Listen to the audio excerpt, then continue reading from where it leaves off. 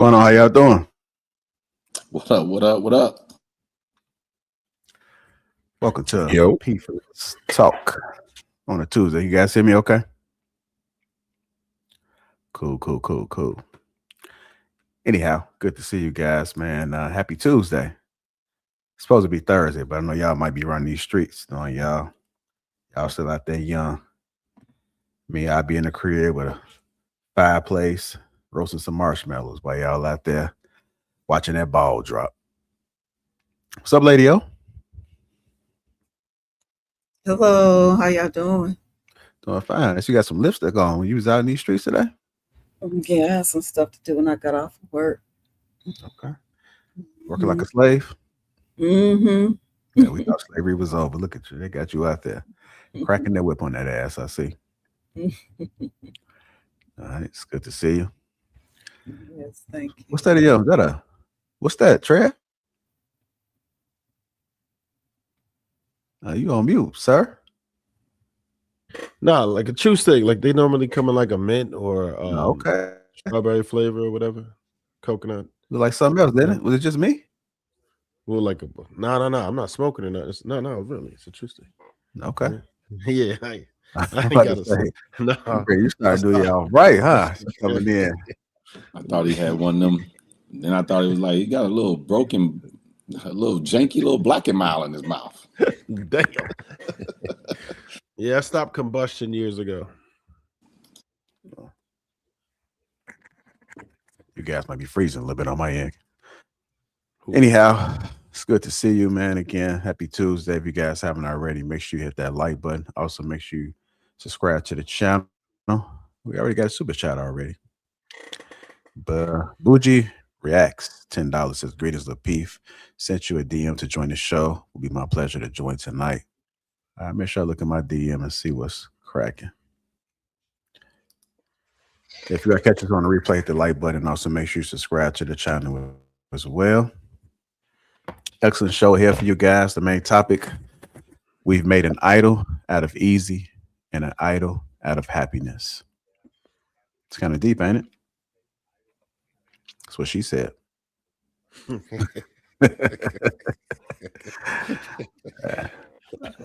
promise I'm going to retire the jokes.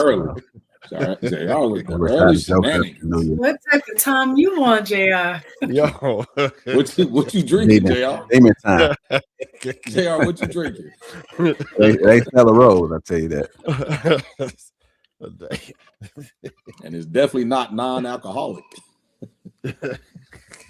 Oh, come on, man. No, we do. Anyhow. Any New Year's resolutions, Will? No, I checked with a few folks already. You turn on a new leaf? You gonna start pandering in 2026? Who, me? Yeah. Stop pandering? Start. Oh, no. I'm gonna make a valiant effort to stay away from losers in 2026. Okay. Oh. And what is a loser? Oh, you don't want to start that, JR. We being nice tonight. We were nice. Yeah, this is a nice broadcast tonight. I don't know about it. We'll see. I don't know what's coming up yet. I'm on the panel with ladies. I got to be nice tonight. Okay. All right. Okay. What about you, Lady O? Anything in New Year's? No, same thing I was doing. Well, just continuing on some things I'm working on in 2026. Yeah. That's it. All right. What about you, Bo? I didn't get your New Year's resolution.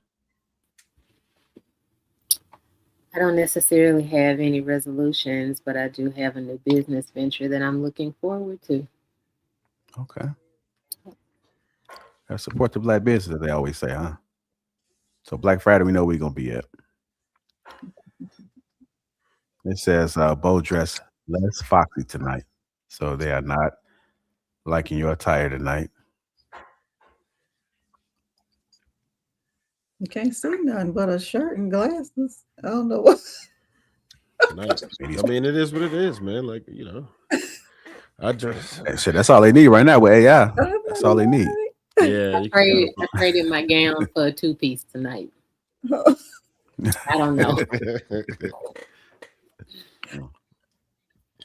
And what's going on with Pretty? What's the status, Bo? I was trying to stall. I can either tell jokes for another 10 minutes so we can hop right into it. Keep telling them jokes, JR. Keep telling them jokes. Mhm. I ain't got no more jokes, man. I ain't got no more. I'm gonna leave that to T.I. I know T.I. doing his thing out there. So Well, Oh, she dang. warned that she would be late, so but she's coming. what you say? I said she warned that she would be late, but she's coming.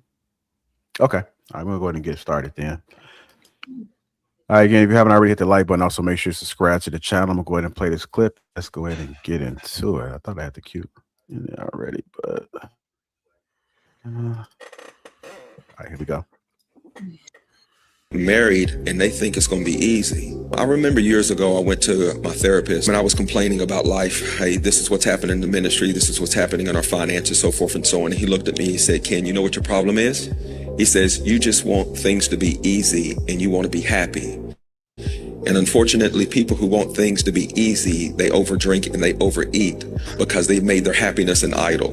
And I sat back in my seat and I was amazed at that statement because he says that the Bible never tells us that we're going to have an easy life. Matter of fact, it says the opposite. Jesus says, as long as you're in this world, you'll have trouble, but be of good cheer, I've overcome the world. And he says, many are the afflictions of the righteous, but the Lord shall deliver us out of them all. And so what he says is that even if you have hard days and hard things, you can still have joy in hard situations. Stop trying to make the hard go away. And I feel like we live in a day and time that if it gets hard, we're ready to run. And I tell people all the time, it doesn't matter what you're doing in life. If it's worth anything, it's going to be hard. You say, I'm about to get married. Okay, that's going to be hard. It's going to be good at times, but it's also going to be hard. You say, I'm pregnant. We're about to have a baby. Okay, praise God, but that's going to be hard. You ain't going to have sleep for like a whole 3 years. You're not even going to know your name. You want to start a business. Praise God, but that's going to be real hard. You say, well, I just want some free time. You ain't going to have no free time for like 10 years. You're going to work 70 hours a week until you build something of substance. Stop looking for something easy. And I think we've made an idol out of easiness and an idol out of happiness. And so when things get hard in our marriage, we feel like we made a mistake. And no, it's just marriage. Marriage takes work. Because it's hard being married and it's hard being single. So it's going to be hard either way. Choose your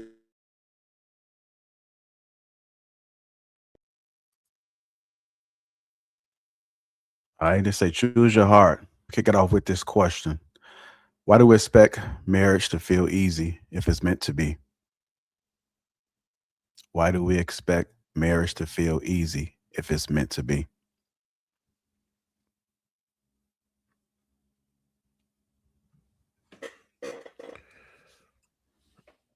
JR Pros. So, I guess if I had to give my opinion, people Ain't nobody gonna talk. romanticize. You can't hear me? Can y'all hear me? Can y'all hear me? Hey, yeah, I can hear both of y'all. Okay. Yeah, both I talking can right only now. hear- Well, I can only hear Trev and JR. I don't even know if anybody else is talking. Bo was Me. talking. Mm-hmm. Okay, I want you to go back out and come back in, Will. People romanticize marriage and relationships. I hear a lot on the internet that you should just stick it out. Do you know how hard that is? And we also don't know what people's relationships are like, but and it's okay that things are hard. But I think that we talk so negatively about it. We don't talk about relationships in the positive aspect and that they are also hard. Like there is positivity in the hard times. And we don't hear that. We just hear a bunch of negatives. We hear a bunch of complaining. I think that if people were more realistic and more positive in the way that they talk about relationships, that people wouldn't romanticize it. So then when the hard times come, they don't just give up. They know how to work through it, or they expect that they're going to have to work through something. So I think we just romanticize them too much.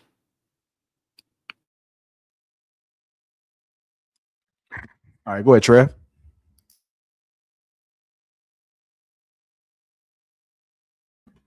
My bad. All right. So y'all can hear me cool? All right.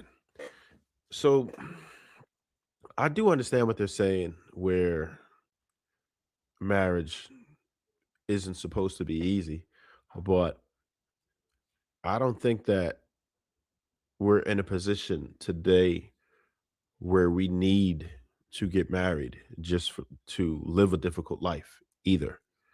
Marriage doesn't have to be difficult. I truly believe that if the communication is done early, people go into the situation in good faith, um, be real, most importantly, stop faking as much as they do, trying to impress somebody, and people just understand their position, whatever that is. If you're matched up well with somebody who's a lot beliefs aligned with you, then yeah. So even when you're going through hard times together, even if there is a financial struggle, even if there are things against you, it's, if you're in a solid marriage, it's still us against the world. Marriage shouldn't be hard. I understand that you are dealing with the person that, they never go away. You're dealing with them all the time. You have to consider them in every single decision that you make. But if you truly married the person that you were supposed to, if you vetted well enough, if you were truthful enough, then it doesn't have to be difficult. I don't think that we should sign up for a life of difficulty. I think that we should take more time to vet this person to make sure that we are going to be good with each other for the rest of our lives. Go ahead, Lady O.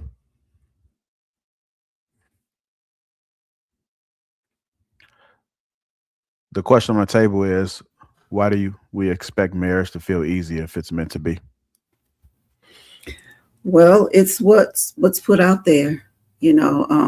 All you hear is either you're going to hear the negative side of marriage, or you're going to hear the ones who only show the good side of their relationship. But they don't tell you the rough times that they've gone through. And it's kind of hard putting your business out there on the internet. And I just think there are a bunch of lazy people out here. People just don't want to work. They don't want to work at nothing. They don't want to be in relationships.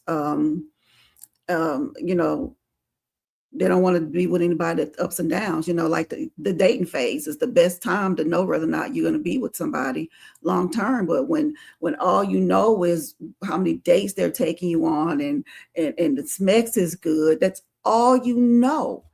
That's all you know. And then when you really lock in with each other and you get married and you realize, Dad, I don't really freaking like you, because now you're living with each other. Now you have kids with each other.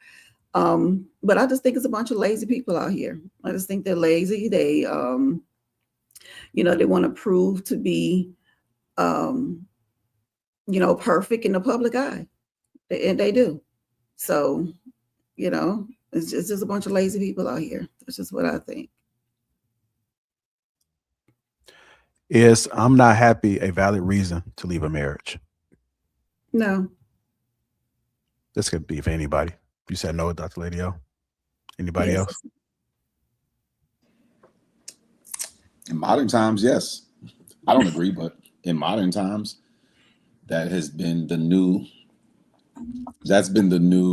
barometer to determine if you're going to stay in your marriage or not. If you're not happy and people support you leaving your marriage if you're not happy. They say you only get one life. Go be happy. Happiness is a choice, but most people don't understand that it's a choice. They think the person that they're marrying has an obligation to make sure that they achieve this utopia called happiness. And they don't realize that they move the goalposts in all facets of their life, and their significant other, people y'all like to call partners. I don't know what a partner is, but the alleged partner is forever on a hamster wheel trying to reach this end zone that has an infinity line, where I don't mean an infinity line where you can just constantly reach it. It's an infinity line where you can never reach it. It's always moving. You're like, where is it? And you would have to reach infinity to find the goalpost. So I think that we have a dynamic that we are all complicit in, every last one of us, because we refuse to shame people. We'll say it's not our business, which it's true, but every time we take the stance that it's not our business, we allow an infraction to take place.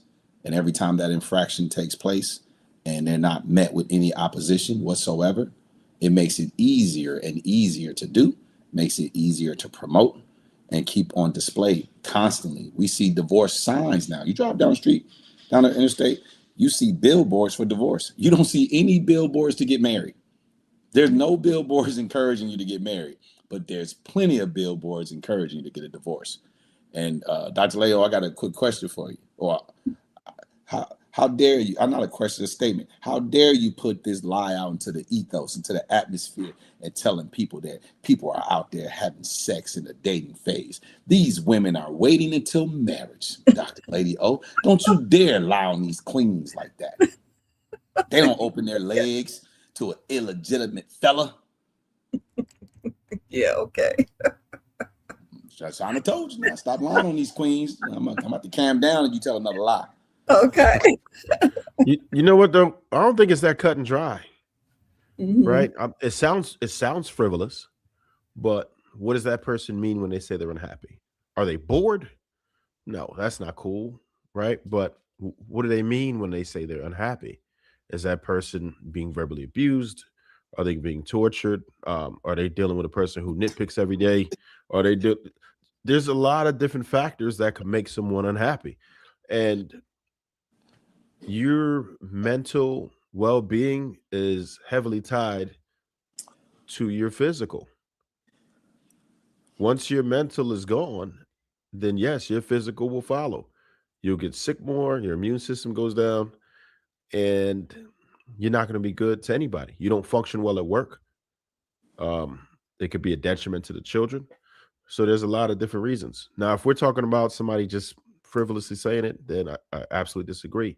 But a lot of times when people say they are unhappy, sometimes we have to look a little bit deeper.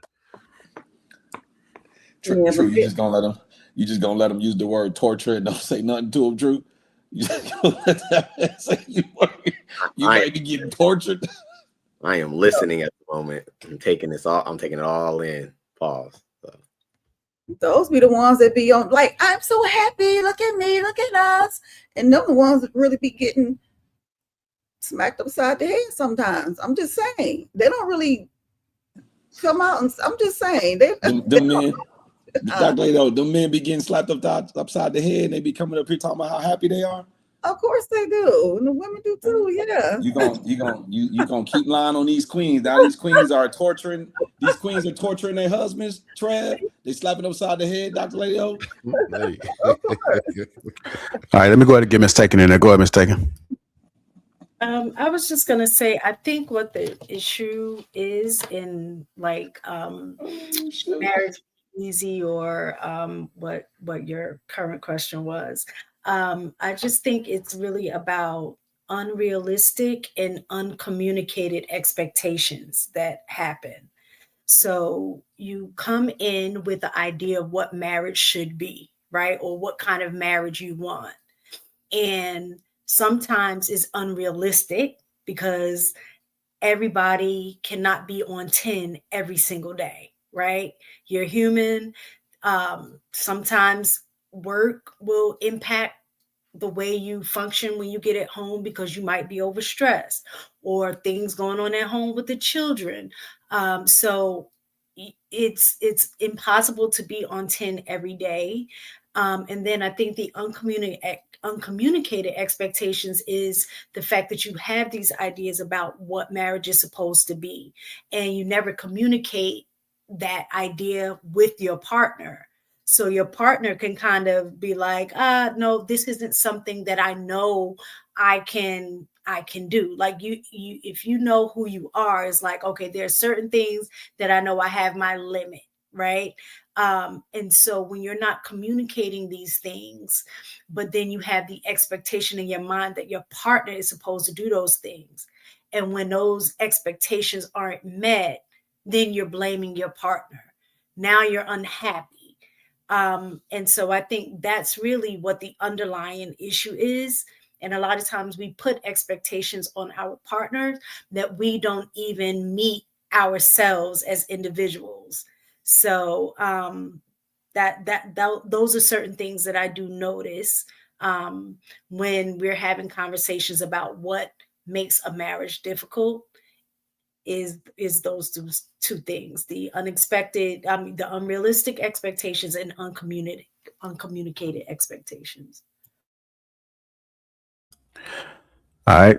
Another question I got for the panel: what does work and marriage look like when both people are exhausted?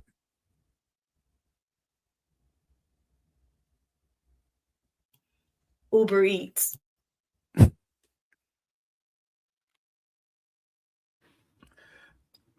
So Well, Miss it's always, Taken, they Uber Eats because most people don't know how to cook.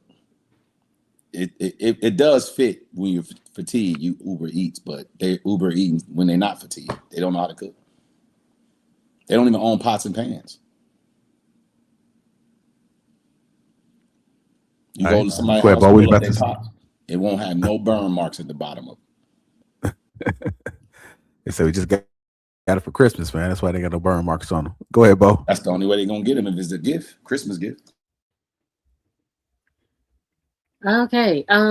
So usually there is some frustration on someone's part when there's work, a lot of work in the marriage. Someone's going to get frustrated. Someone's going to feel lonely. Someone's going to feel neglected. So I feel like, and yes, it's a lot of Uber Eats, depending on who's doing the cooking. But I think that people are not realistic about what the grind really is. Whenever it is, your 20s, your 30s, your 40s, sometimes it's in your 40s and you're trying to work real hard before you retire. And so we underestimate what busy looks like, what careers look like, and it usually looks like someone is frustrated on one end, and then that could lead to unhappiness because that person is not their own person. That person does not understand what busy actually looks like, is not willing to accept it, and possibly do their own thing. So I've seen that. Okay. My next question is: when a marriage ends, who usually rewrites the story to look innocent?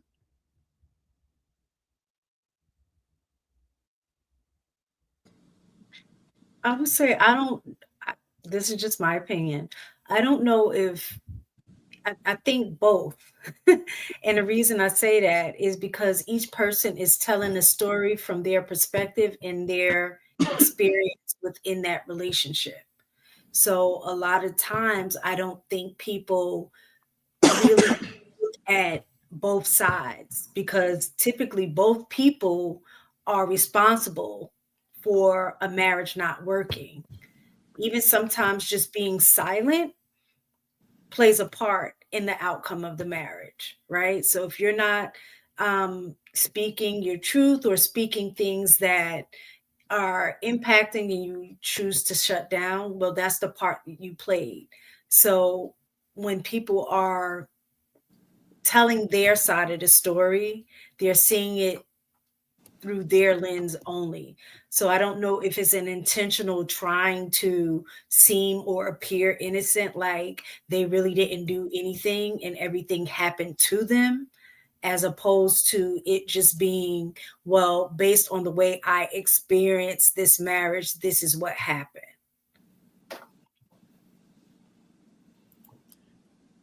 Anybody else want to add to that? When a marriage ends, who usually rewrites the story to look innocent? It's the women. It's not the men. Most men are the victims of a divorce. You got to just be honest. I mean, life is not fair. Life is not equal. Life is not balanced. I won't say it's not balanced. It may be balanced, but the balance doesn't look like equality. The balance looks like men have the upper hand in some aspects, women have the upper hand in other aspects. One thing men do not have the upper hand on is shaping the narrative of why a divorce happened. People automatically assume that if a woman divorces a man, that he did something. That's true. People don't think, oh, she divorced him because she's unfit for this union. They think, why would she walk away from her union? He must have done something. Now, if the man decides to leave the marriage, which is the small end of the scale, right? Majority of divorces are filed by women. If the man files a divorce, people say, see, he ain't ready for commitment. It is never going to be, she must have done something. What will make this man leave his wife? It's like, oh, look at him. Look at him. Married this woman, got this woman to commit, have his babies, and now he just going to leave her high and dry. Until we decide to be real. Oh, you know what, JR? We've also made an idol out of lying. We don't even know when we lie. We just be, we be in such defense mode of women. Like, we have this internal, innate desire to defend women. we keep hearing how independent, how advanced, and how capable women are, yet they need to be coddled and protected so much. I think we should start putting all of our daughters in bubbles, keeping them in bubbles for protection. Like, make sure there's oxygen in there though, but keep them protected from the world, the elements, decision making, harm, sadness. Put happiness in that bubble with them. Make sure you pump a little bit of happiness in there every morning when they wake up. Hey baby, get your dose of happiness. Be happy, you're protected, you're safe. We act like these women, when they grow up, they've been coddled their whole lives. They went through the world just like the rest of us. Cut the umbilical cord, ladies. These women are not fragile. Y'all keep talking about how strong and independent they are. Treat them as such. Stop treating them like they need to be coddled like they're infants. They're not. They're decision makers, and bad decision makers at that. Let them feel the consequences of their actions, and then maybe they'll change their behavior. Quick question. I did have a quick question for the ladies in particular. Men could answer too, but I kind of get the answer for the men. Has anyone, whether it be mother or father, specifically taught you what the expectations of a man or how to treat a man or anything like that? Any information on how to take care of a man? Or was it just, what to expect from a man, what he should do and what not to tolerate? Well, I can speak from just my upbringing, my own experience. And I'm assuming that most people share this experience, that a lot of times things aren't directly said. It's mostly observed, right? So in my household, I did grow up with both of my parents, right? And in that household, my mother never directly said, this is how you take care of a husband. But her actions and what she did for my dad were visual. I was able to observe those things, like her, when she would get his clothes ready and iron his shirts, She might see stuff on his collars, so she would hand wash his collars and his sleeves to make sure they're clean, and then, iron his shirts. She would, make sure that when she made plates, he would get the bigger chicken, a piece of chicken, or, make sure he's served first. Things of that nature. So it wasn't where she said, okay, when you cook dinner, make sure when you get a husband, you do X, Y, and Z. So a lot of the lessons that I think most people learn about relationships is what they observe. So, and my dad never said, okay, when you get a husband, this is what you need to do to, treat your husband right. It was through observation and how he treated my mom. Right. If any other lady wants to answer, go ahead. But I definitely had a follow up. But go ahead. If any other lady had anything. So I wasn't directly taught. I was taught by my dad what to avoid in men. I was taught by my granddad what to not put up with in men. Actually, my granddad was like, "You don't need to get married." But yeah, the men in my family taught me what not to, like what to look out for, what to avoid. Usually, like, these are the men you don't want. They never really taught me about what, they do. So I looked by whatever they were doing, and it was normally monetary. They didn't really do a whole lot, like for my grandmothers, in the way of like taking care of them. He took care of us. Both of them like made sure we were good, but like my grandmothers, aside from like paying bills and making sure that the stuff was in the household that needed to be in the household, I didn't see flowers. I didn't see nothing. I didn't see none of that. So, nope. I guess yes and no. I appreciate the transparency, but this is getting real bad. Anybody else? The men see where I'm going with this. But anybody else? No. Okay. So both of your answers, I'm very happy you were honest about it.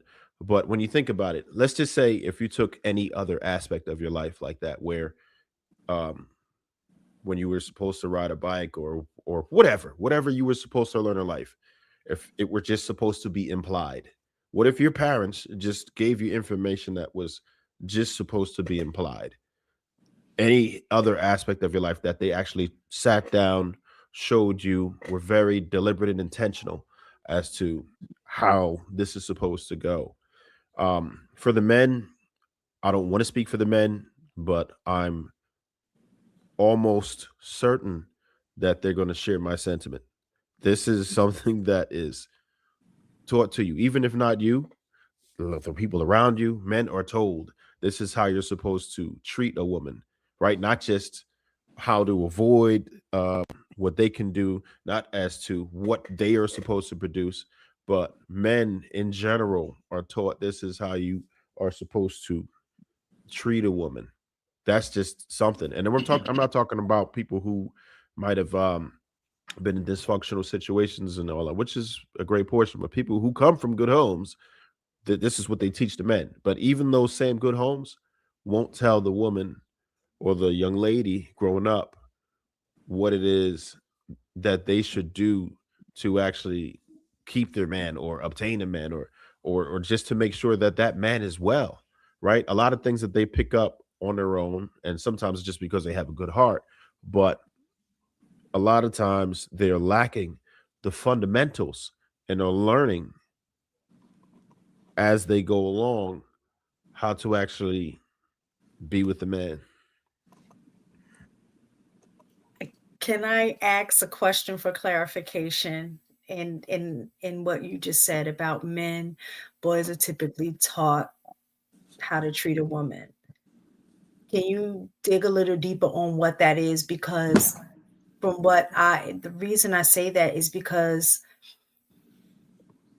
a lot of what I saw growing up again, this is my anecdotal experience. I can't say that everybody else. I also had a brother, and I would say that he wasn't directly taught to be a husband either, right? It was through observation as well. Now, there are some things that he was taught, like, open the door, which, my husband did the same thing to, with my son, make sure you open the door, like when he saw a woman walk through, right? But to say that they were explicitly taught how to take care of or how to treat a woman, again, from my experience, it was the same thing, just through observation, seeing how, like growing up in our household, the things that my dad did and the things that my mom did, to see how those things operate.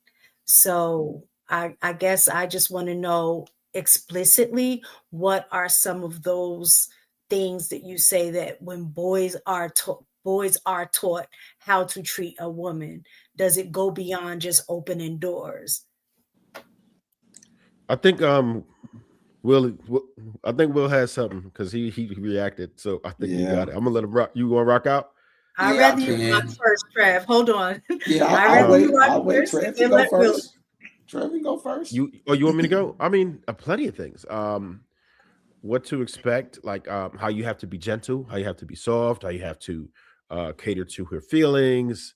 Opening doors is just, that's like the fundamentals. Like even if your parents don't teach you that, your teachers who teach you that, that's just one of them things. I will say you don't get great advice from peers, because your peers will tell you to just go smash everything, right? But your parents, who are supposed to be doing that job, absolutely, they tell you,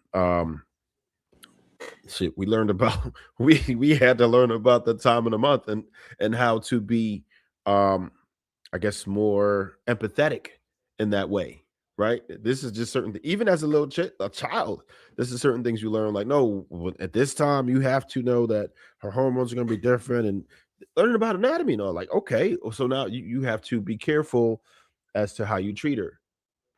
We always learned about that, about how to talk to women, right? Whether it's according to her mood. A lot of it was just I guess, baby psychology. Even as children, this is what we were taught: sugar and spice and things that's nice, and how delicate women were, and how we just had to be with them. That was it. Everything. I could keep going, but I know Will had something. But those are like the fundamentals. This is just from, like, as a child. As you get older, it gets a little deeper. But yeah, We gotta think about what I said a second ago. How we idolize lion, and the lion be intentional and sometimes unintentional, and sometimes we are intentionally or unintentionally aloof. We act like we don't see and or hear what we see and hear. Mistaken. Have you ever heard this phrase? In however manipulate it, however you need to manipulate it to make sure you can be honest with, if you heard this phrase, blah blah blah blah blah, how to treat a lady. Have you ever heard anybody say anything like that? I'm not sure I'm clear on what you're asking me. Have you ever heard anyone say whatever they're saying and then utter the words, how to treat a lady? No. This is how you treat a lady. This is not how you treat a lady. Okay. I'm saying Yes. add Okay. whatever before, right? But Okay. then the Gotcha. phrase, how to treat a Yes. lady. Have you ever heard that? Yes. But I've also heard the What else have you opposite heard? as well, What's the about opposite? in terms of, you better not talk to a No, no, man no, like no, no, no, no, no, no, or no, no, no, no, no. Listen. That's not not the the same opposite. thing. That's not the opposite. No. Okay. The Or you better opposite do would, this or another woman will. if That you're doesn't fall no, under that same thing. no, Okay. no. That's not the same thing. Because see, this one is proactive in showing you what to do. What you're talking about is trying to tell a woman to stop doing something, or to try to shame her into doing something. It's not proactive. Therefore, it doesn't stick the same. You train up a child in the way they should go. We tell kids what to do. We don't just utter what don't. We tell them what to do. Hey, this is how you do this. I'm going to do far better on the test if you tell me how to get the answer instead of you telling me how not to get the answer. Telling me how not to get the answer doesn't tell me how to get the answer. It may help me from making some mistakes, but it doesn't help me do what's right. I think if we're being very honest, I believe from a parental perspective that both man and the woman is taught how to perform for the opposite sex. I don't think that. I said I think that if we're being honest, that both the male and the female at their youthful state are being taught how to perform for the opposite sex. I don't think that when you talk about treatment, I don't think that if we're being honest, that in most cases, it may be isolated, but I don't believe in most cases, parents are sitting down and really educating a young man or a young woman how you treat the individual. I think what we're taught as young men is how to perform from a framework, opening doors, you do nice things. I have witnessed mothers, aunties talking to the young girls. Boys like it when you curl your hair. Boys like it when you maybe put makeup on. Boys like it when you smell nice. So she's being taught and groomed how to perform and appear to maybe be pursued, but that's not treatment. And I think that if you flip it, it's the same thing, because boys are also taught you open doors, you bring her something nice, you treat her nice. But when you go past the performative perspective, you're not taught how she perceives things, how she thinks, how you as a man really ultimately need to show up where it's going to resonate to her. You learn that while you start actually getting to know women on a one-to-one basis. No, true. Absolutely not. See, when you go to the beautification aspect and the hygiene aspect, which you mentioned, boys like when you smell good. Boys like when you curl your hair. Boys like when you wear makeup. First of all, that's women telling them that, and the women don't know what they're talking about. So hold on. Women don't pursue men. Women do not pursue men. Women don't even understand their sons. I could assure you, most women have not seen their sons naked past a certain age, right? When those boys start getting to a certain age, those women don't help those boys figure out their bodies. These boys are figuring out their bodies on their own. Women don't know boys. They don't know the struggles boys go through. They don't understand anything about boys past the age of maybe 5 or 6. So when women are giving girls these instructions are wrong, because most people will tell you they don't like makeup. Makeup is a mask. Now, granted, we may think if a girl got makeup on, she's growing up, and we're like, ooh, we dealing with a girl kind of like a woman now. So we may fall into this psychological trance from that, but that's not like we desire makeup. We love girls in their natural state when we're young. It's not until we get older and we get introduced to makeup. We're not encouraging girls, hey, put some makeup on. That ain't what we do. So how can women tell us that boys like makeup? Because I don't know any boys that prefer women to wear makeup. Well, we get told all the time, we get shamed. Don't no girl want to smell your little musty. Get in the tub and wash up. You think you're gonna be around them girls and them girls' faces? Your breath stink. You musty. You ain't took a bath in days. Boys get told just as much as girls. If girls are told about their hygiene, boys are being told about their hygiene. But boys have to do the physical stuff to themselves. Then they have to have an outward expression. And boys also have to contain themselves. All the things they want to do, they have to not do those things for the benefit, comfort, and safety of girls. Girls are not taught anything to do for a boy. I guarantee you go around this panel and you ask the ladies on this panel, or you ask any of the ladies in the comment section, what were they doing specifically for boys when they were girls? The answer will be nothing. They don't do nothing. Ms. Taken, if you disagree, I would love for you to tell us what you specifically were taught and what you specifically did for the benefit of boys while you were a girl. I don't want to hear about when you were a woman. When you were a girl, what were you taught to do, and what did you actually do for the benefit of a boy? Well, I can't say in my household because I can't hear you. I don't know if it's my end. Can you hear me? It's probably my end. Anybody else? I'll drop you. Mistaken, I can hear you. Can y'all hear me though? I can hear you too, Will. Okay, I'll drop and come back. Is exactly kind of like what True was referring to, the performative aspect of attracting guys. Now, I can't say in my household, because I really grew up in a strict household in terms of like not being able to date and things like that.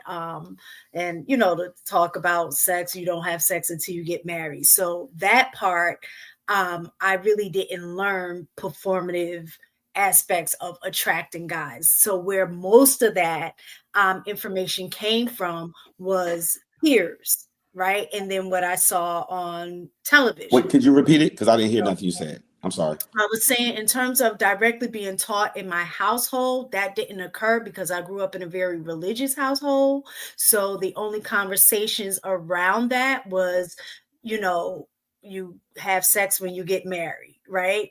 We couldn't officially have like real boyfriends until like around 15, 16 years old, right? So that was my upbringing. So most of what I learned was from my peers and what I saw on TV, just like how kids are using social media today as a guide. That was my guide as well. So specific things were things like some act like you're the damsel in distress, look for guys that, because guys like to help, or put on certain clothing to make you look more attractive. Wearing makeup was one of those things. So the performative being nice, bring, stuff that he's interested, act like you're interested in. So those were some things that I picked up in terms of trying to attract a boy.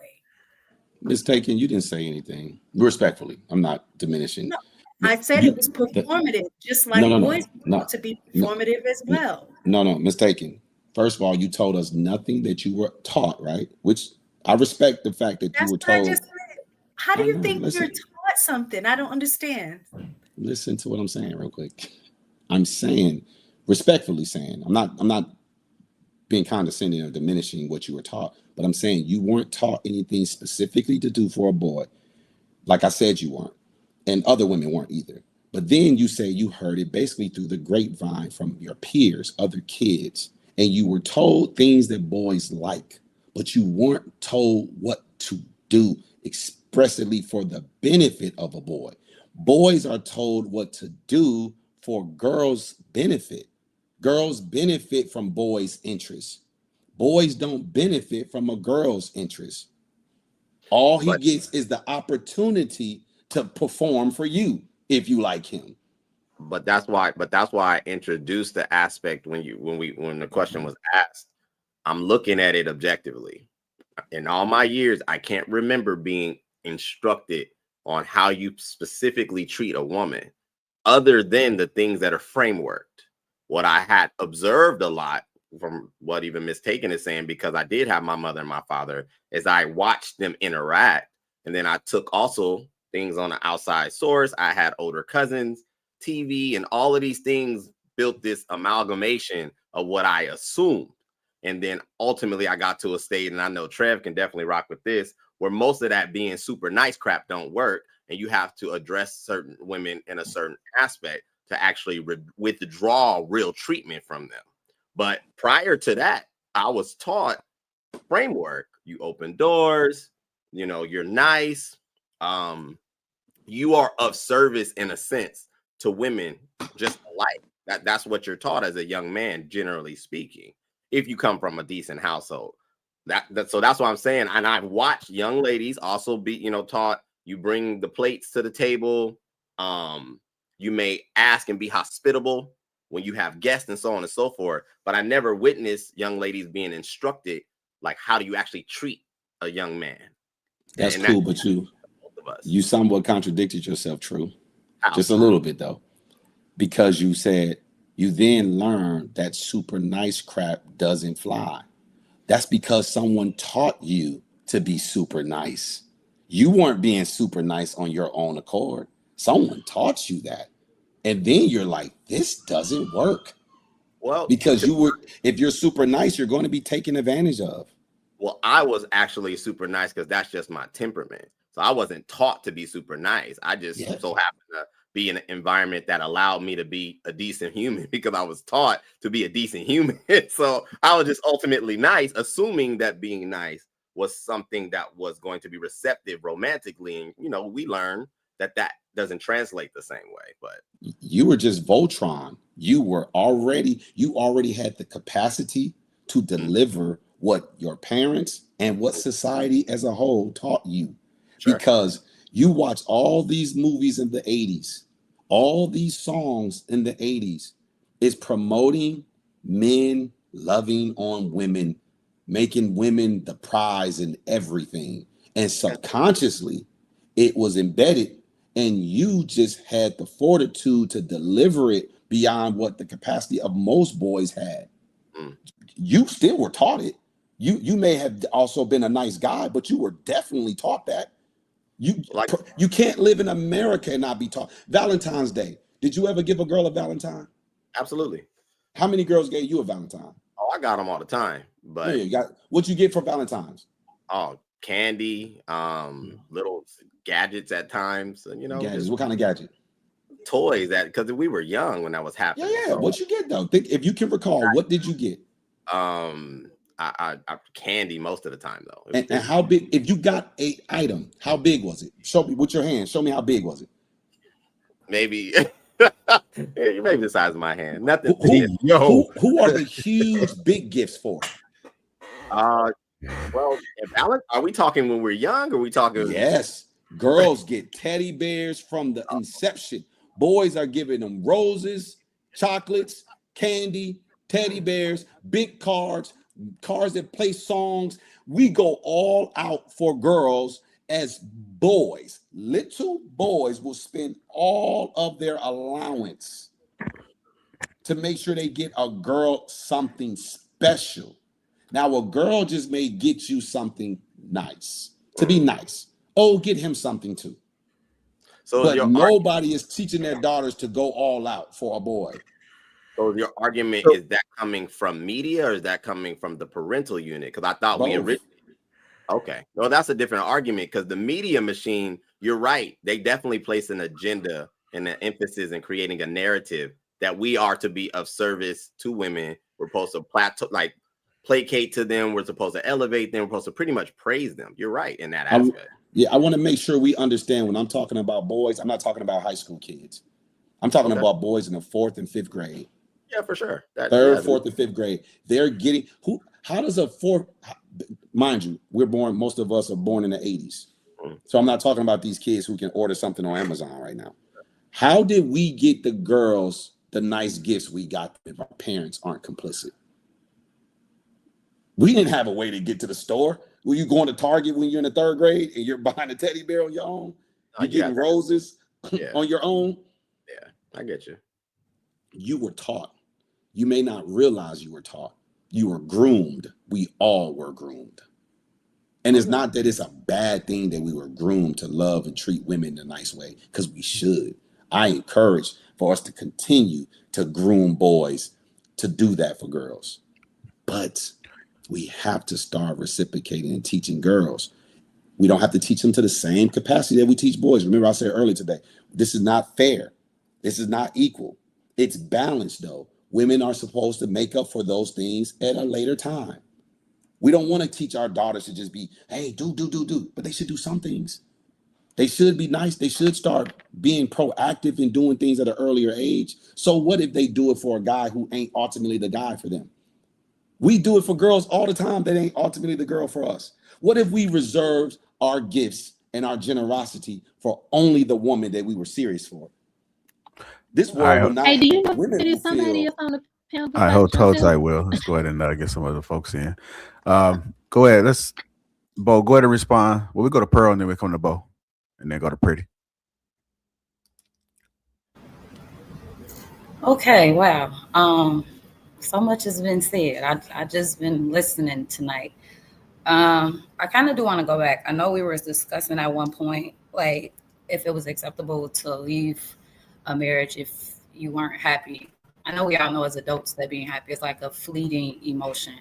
I think we should really center that around a lot of people might leave marriages or have issues with their marriage because they're not fulfilled. Like self-fulfillment, that's something completely different. And that's why you're urged to learn yourself, what it is that you want, to travel, to explore the world, again, to learn yourself, to have different relationships before you commit to a marriage and really understand that. I agree with what everybody was saying. I think that men are taught to be not just providers, but leaders, like pursuers. And when you are saying like you guys are going out getting particular type of gifts, that's more like the physical aspects. We as women, when we're taught, it's more like emotional, how to be there for you guys mentally, how to try to get you guys to talk, to have conversations. And I mean, that could be different in everybody else's household, but we're not taught necessarily to go out and get you guys the gifts. It's kind of awkward. Not to get them for you, but almost like your responses to that. It's like, I'm supposed to be getting the gifts. So I get what you're saying, but I think we're just taught how to reciprocate differently, and maybe we're missing each other. Again, maybe that's where the forms of communication can come in, that like your love language, your parents are so busy telling you what to get, they're not telling you how to actually admit and show love. So I think that a lot of our parents, because you mentioned a lot of us are born in the 80s, and we are, right? But a lot of our parents and our grandparents weren't communicators like that. Like, they were doers. They showed us things. So we were learning. We were learning through what they were showing us. A lot of us didn't have those conversations. We were taught things in aspects of like not to do them, right? So I don't want to talk too much about it, because I think I was like hitting a lot of it on the head, but I just think we're missing a lot of the points. And I think the main point is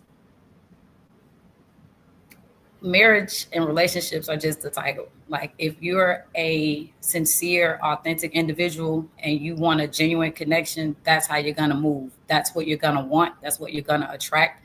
And then if you know how to communicate and you have your boundaries and you know how to stand on what it is that you want in a relationship, then I don't see you having an issue. Like, it would naturally progress to a marriage. So I don't think a marriage or relationships are just this envelope that you're going to hop in and everything's just going to be A-okay for you. It doesn't work like that. We spoke about that earlier. You have to be an individual willing to do work, and then you establish those relationships based on who you are. So, I mean, I'm just laying my plane. I'm hoping we just can proceed and go to another topic, because at this point, I think I'm a little lost. I digress. I'm gonna respond to that before we go to another topic. Oh God. Okay. But I'm gonna shut up because I guess I hit my talking quota, so I'm gonna wait a minute. Go ahead, Bo. Jesus, you met everybody's talking quota. Now, here's the thing. For all of the men that need to hear it, let me get this out of the way. Women are terrible. We need to learn to be better partners. Better girlfriends, wives. Definitely not partners. Do not learn how to be a partner, right? You need to learn how to be a better girlfriend and a better wife. And please ask these men how to treat them, because your father didn't teach you, right? Ask them how to treat you. How to treat them so that you can be better. Now, for the people who have a brain, here's the thing.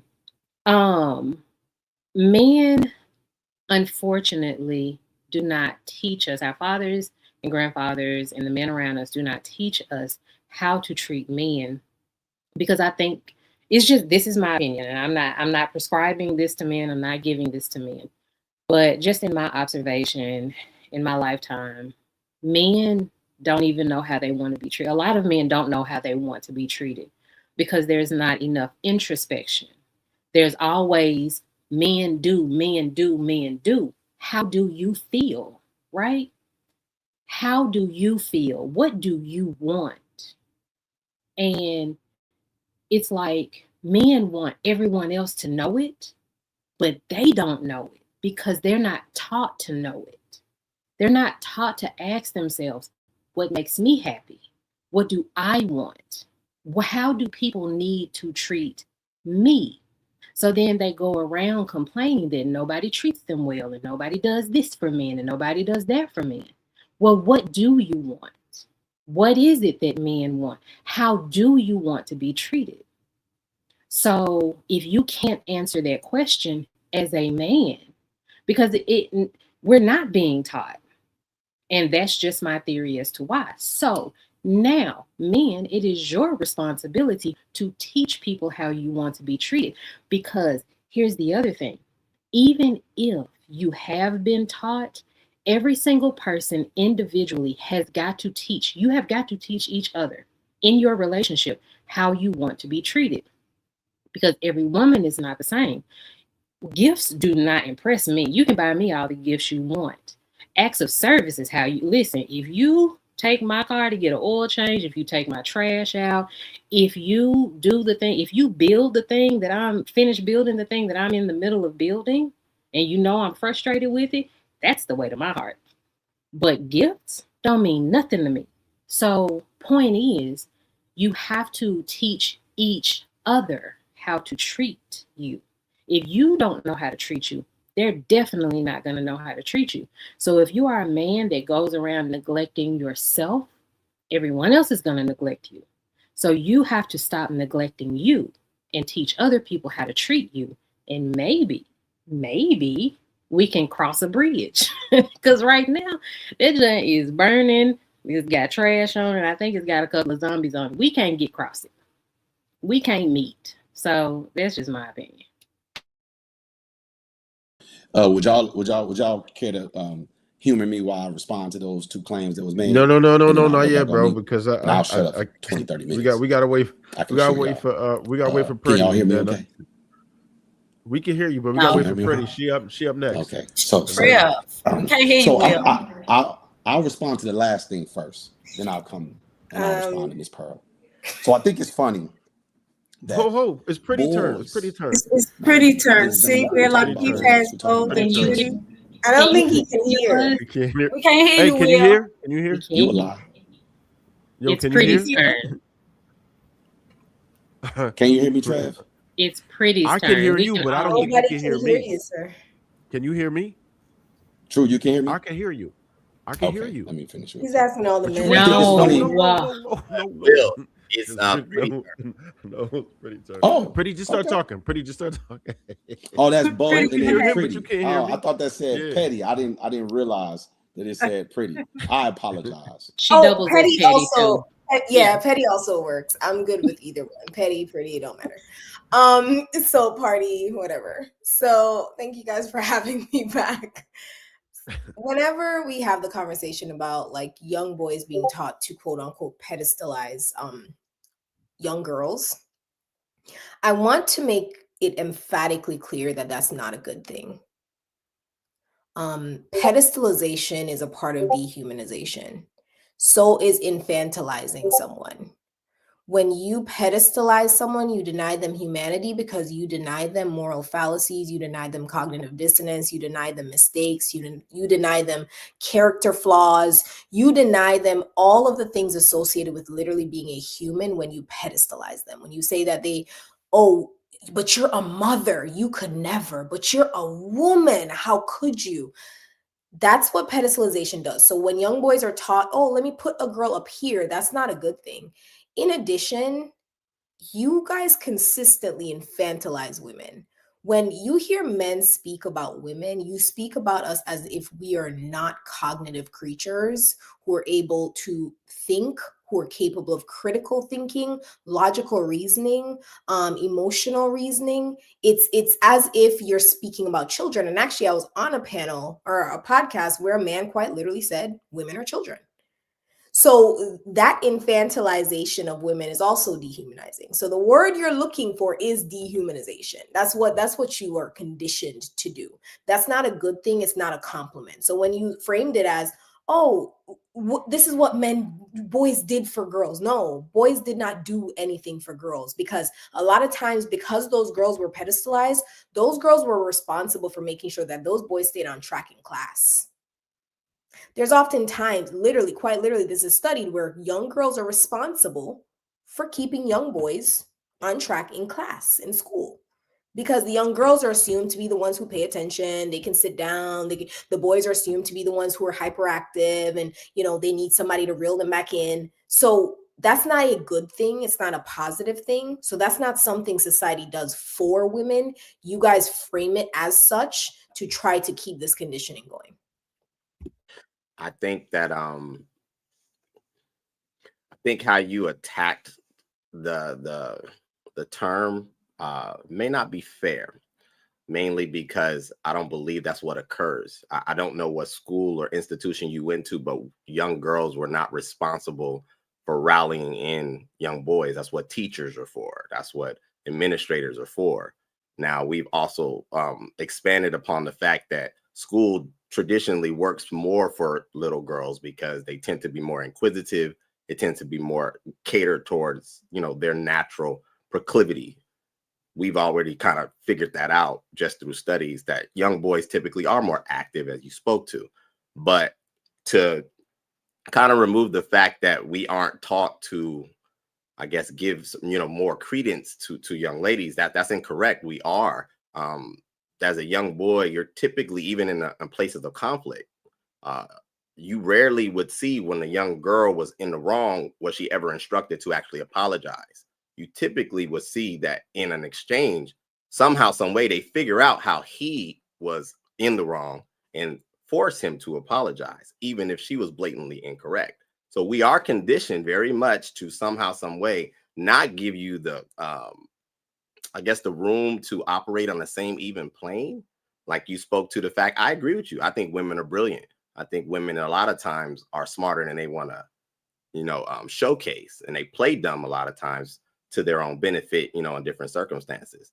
But at the same time, we can't deny that society does create a divide amongst us, even at an adolescent stage. And what you find is that as young boys grow up, they are not encouraged to actually speak their truth, because their truth typically is not tempered. It's harsh and it's direct. This is where you'll see a little boy say, "Why is your head so big?" Or "Why are your teeth so ugly?" Or "Why do you smell like that?" And he's immediately instructed by an adult that that's not correct. You do not talk to young ladies like that, sir. You do not do that. But you do not see the same thing on the adverse, typically. And I'll land.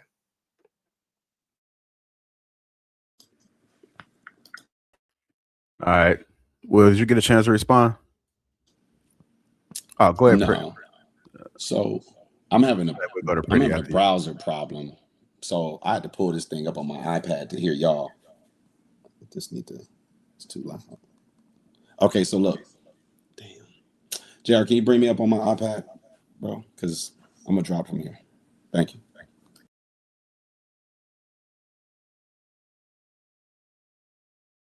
You're on mute, just so you know. Can y'all hear me okay? Yeah. All right. So it's interesting. And we're talking about teaching. We're teaching. So you would think if we're teaching, then we're talking about children. We're not talking to adults. We're not talking about adults. We're not talking about teenagers per se. You can still teach teenagers things, but we're definitely not talking about adults. For a person to say, "You can build something for me," I don't think little boys is out here building things to help girls figure out things that they're frustrated with. So you have to first keep things in its proper context. And if boys weren't taught that they should be loved and they should be cared for and that they're valuable, if boys have to learn this as men, have to refigure out how they're valuable, then that means they weren't taught by their parents. And who's largely responsible for raising little black boys? It would be mothers, right? Mothers will have the obligation to teach boys. And if the boys don't know how to love themselves, it's probably because their mothers didn't love them. Their mothers didn't love on them. Because if your mother was loving on you, if your mother was a loving person like y'all claim these women are, then why is she neglecting her son and teaching him how to value himself? You know why? Because she's busy perpetuating a problem, teaching him also how to value girls. I think it's really rich. I think it's extremely rich that we were taught. Ms. Pearl, you say y'all were taught how to be there for us. Y'all were taught how to get us to talk. If y'all were, how were y'all taught to communicate and taught to be there for us, to get us to open up to talk. When you say the parents weren't good communicators, you say the parents weren't talking. When do bad parents with bad etiquette, bad communication skills, when do they teach kids how to communicate? When do they teach kids how to be there for other people and have proper empathy? I think, again, we're idolizing lying. Maybe we're conscious of it. Maybe we're subconscious of it. We may not realize what we're doing, but there's multiple things that were said tonight that's not true. Fundamentally not true, because the people who said it contradicted themselves while they were on their soliloquy. I don't understand how you can contradict yourself, yet perpetuate it and promote it like it is facts. It is true. It's reality. No, it's a fantasy world that you ladies are somehow tapped into. Purgatory. It's like your mindset is stuck in purgatory. You can't escape from it. But hey, I digress. Go ahead, Pretty. So there's a couple things that I find to be interesting. Number one is that learning doesn't end when you end adolescence and when you become an adult. Actually, quite literally, there's multiple adult learning theories because learning continues until you unalive. So no, when we're talking about learning, there is no assumption that we're talking about children because you should continue learning. What I often find is that maybe because y'all have peaked when it comes to your cognitive development, you assume women have also peaked, but that's not the case. We continue to learn, hopefully until we unalive. The next thing I do want to say is that when you talk about the obligation of raising a Black boy because you're primarily raised by a Black mother, once again, every single time we have this conversation, in 2026, I hope single mothers can escape a conversation without a stray. But because we are now talking about single Black moms again, let's go ahead and bring up the fact that if a single parent is a working parent, maybe they're not able to fully teach their child because they're working and trying to make the money for two parents or two adults by themselves. And that is often the issue. If that woman is a single parent, she does not have the support of the other parent. So that absent father and her needing to work to pick up the slack is probably going to be a greater determinant, meaning she has less resources. That has nothing to do with her intentions in, oh, she intentionally didn't teach him the proper etiquette and the proper things because she wanted to make sure he was going to be taken advantage of by women in society. That is not the case. Oftentimes, a lot of single mothers baby their sons, if anything. They baby them. They will love on their sons. They will make sure their sons feel all of the love and none of the punishment. They're oftentimes a part of that issue. But make no mistake that the majority of times they're not sitting around trying to make sure their sons treat other women so great that they neglect them. That is an asinine statement, and there's nothing that you have to prove that. Well, I'll say this to you, and I don't want to argue with you women tonight. You know, if y'all feel the need to throw insults my direction, you can. I won't respond to them. But we're talking about it's interesting to me because we're talking about you never stop learning, as if we're talking about learning. We're not talking about learning. We're talking about teaching. See, I can learn through observation, but I can't be taught through observation. Not without verbal direction. You cannot just teach, because I have to first engage you to teach you. I can't just be like, oh, you know what? My son is watching me. I'm going to do X, Y, and Z. He's paying attention. I know he's paying attention. I know he comprehends what I'm doing. I know he fully understands why I'm doing this. I don't have to check for understanding. I can just do it. I know he's observing, so I'm teaching him. No, that's not how teaching works. Teaching is deliberate. You have to first engage your audience, explain to them what you're about to do, then oftentimes show them what you're doing, and then check for understanding. And then you may have to do it multiple times. That's teaching. Someone just observing, they can learn from observing, but you can't just teach because you don't even know if people are paying attention to what it is that you're doing. So we like to, again, say things that's not true. Or sometimes we just are unaware that what we're saying is not true. But what I'm going to do tonight, JR, my dog, I think you got enough people on the panel. I think we've engaged each other enough. I'm not going to let these women start to, build up their meter to start just getting more and more comfortable with my docile approach to their disrespect. So I'm going to go ahead and bow out. Listen, y'all have yourselves a fantastic New Year's, okay? Hey, I wish you y'all gonna leave all us the by best in 2026. Hey, Will, you gonna leave us by ourselves like that? That's what you doing? Absolutely. I'm gonna leave you and True and JR to y'all selves. All right. Y'all far more comfortable in these spaces than me. Little old me. I can't be in these spaces. I might start to shrivel, But you ladies, those of you out there who ain't got a man, just understand in 2026 for sure, if you don't have a man, you are a bona fide loser. I want y'all to do yourselves a favor. Shed that loser cocoon, okay? Come out of that makeup, that costume, that mask, and show those blemishes to the world. Allow us to accept you for who you are, flaws and all. Don't be ashamed of it. Don't be ashamed of it, ladies, because guess what? We're gonna love you anyway. When you're yourself, flaws and all, we're gonna love you anyway. So stop losing in 2026. Get yourself a man, all right? Don't start this year off as a loser. JR, my dog, I'm glad that 2025 was good to you. I hope 2026 is even better. Gentlemen on the panel, man, y'all do y'all thing, man. I'm going to be in touch with y'all in 2026. You ladies on the panel, I wish y'all the best this upcoming year. For those of you who are married, love your husband, be treated well by your husband. Those of you single, get yourself a man. And those of y'all who are losing and can't figure out how to get out your own way, keep losing. I'll holler at y'all in 2026. Y'all have yourselves a good night. Yeah.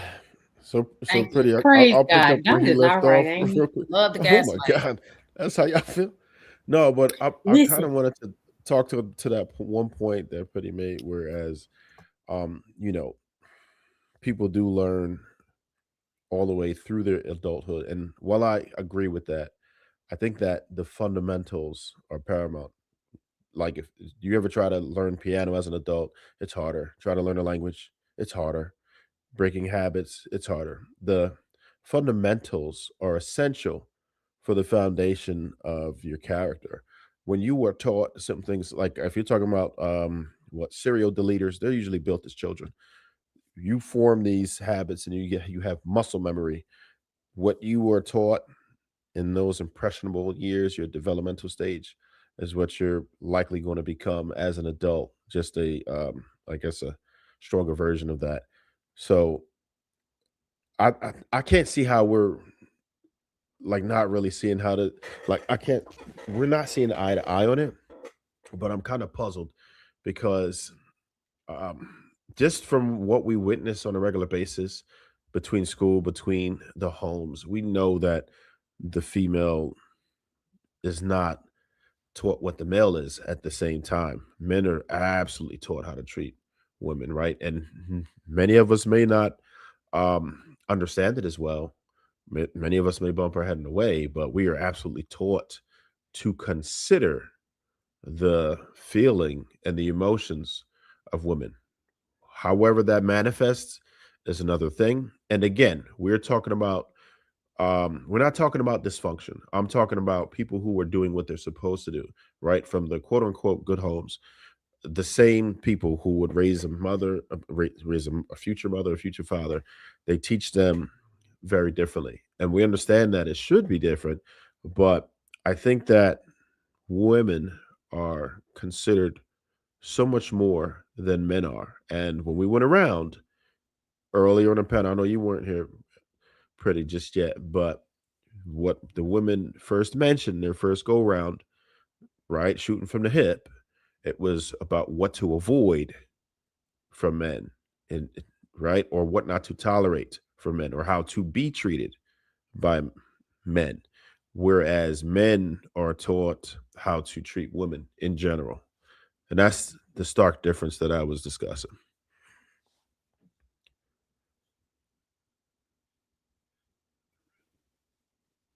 I just got one thing to say.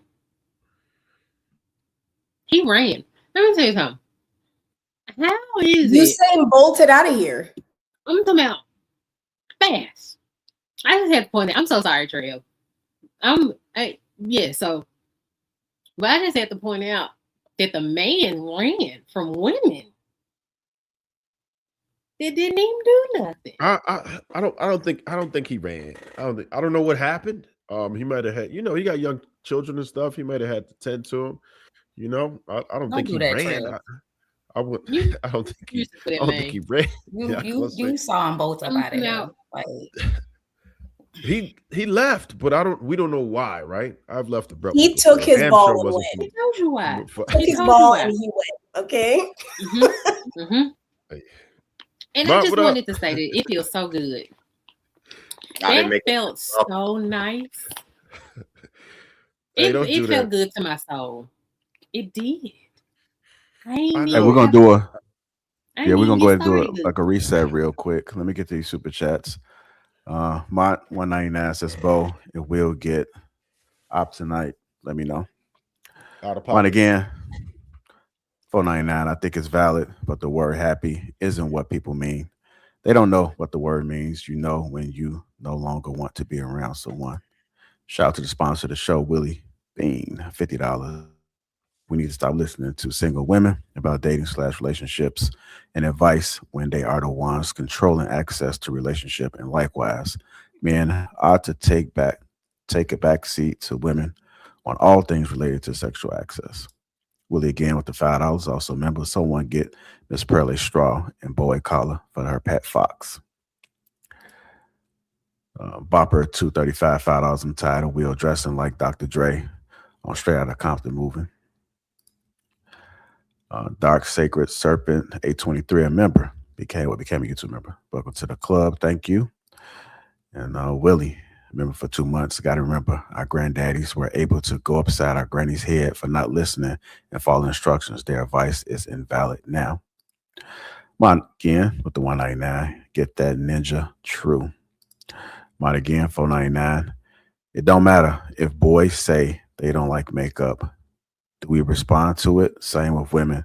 It's not what you say, it's what you respond to. Mine again with the 499. In the hood, women are taught to be ride or dies. They are taught what to accept from men, things they shouldn't accept. Mine again with the 199. Mistaken, don't listen to him. You did the same. You did say something. JD Thompson, a member for 6 months. Boys are generally taught to be men, which could lead to husband attributes. Women weren't taught as much the same. Mine again.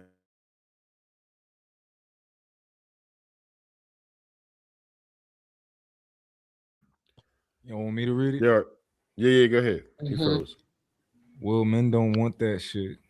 Men would prefer not to celebrate holidays if we choose. Women value that nonsense. We don't, so we do it.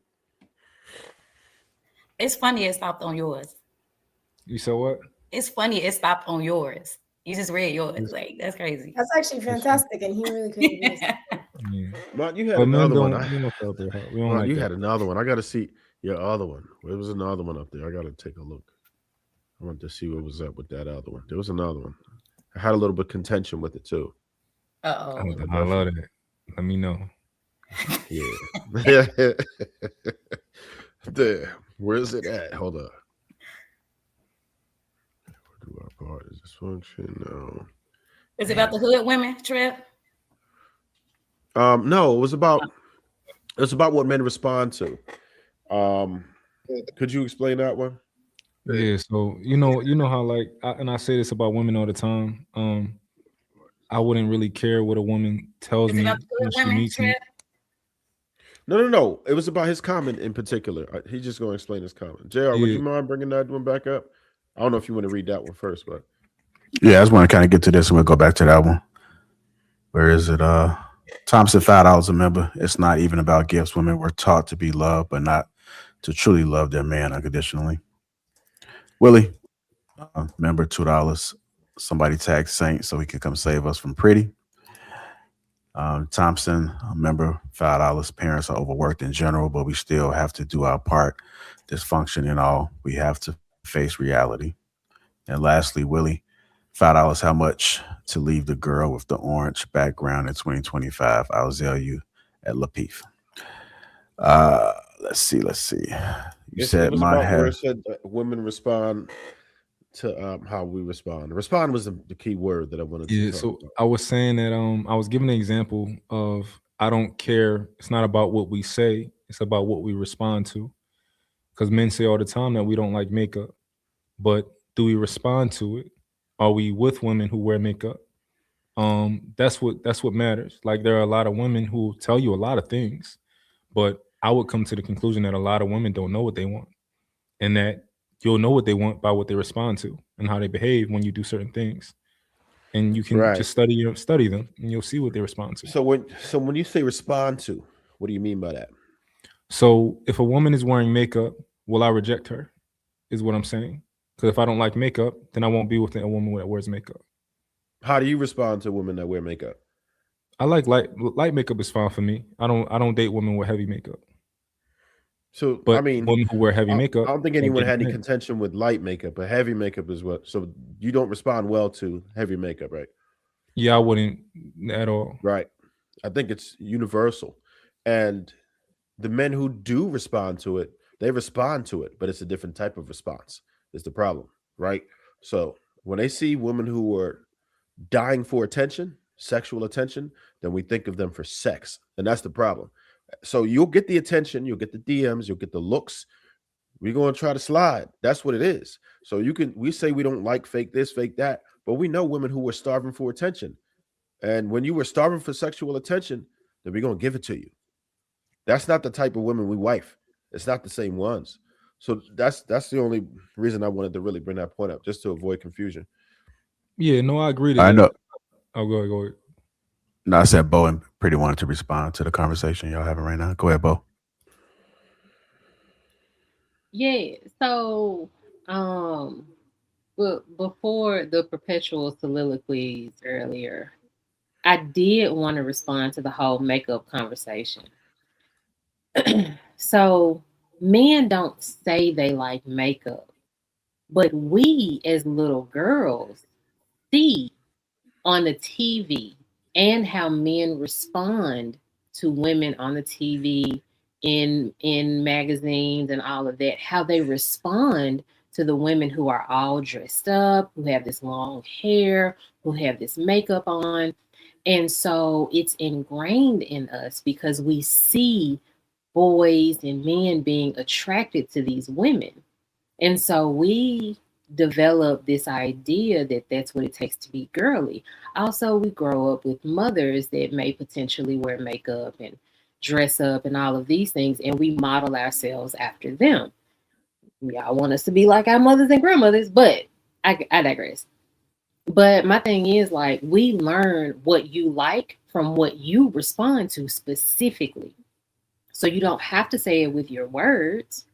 And then too, it makes us feel good. Like, I'm in the beauty industry.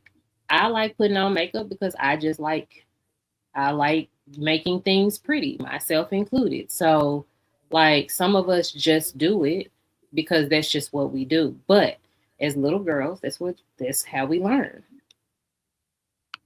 Okay, but before you get off that point, real quick, makeup. What does makeup mimic? What does it mimic? You said you into the makeup, right? What does it make? What does it mimic? Why they first come out with that? What does it mean? Female sexual arousal. I don't know. Female sexual No, arousal. makeup came out for men. Flush cheeks. Well, this is why. Well, this is the direct correlation to makeup and why men will give you sexual attention when they do makeup for women. That's a flushed face, flushed lips, those type of things to exaggerate that. It is about sexual arousal. That's why men will think of sex when they see women with makeup. Go ahead and check it. Don't take my word for it, but that's the main reason. That's why when men see makeup, that's the first thing on their mind. It's by design. The only reason I question, I'm just questioning that. I know we got to let. That is Okay. incorrect. Makeup has been around since ancient times.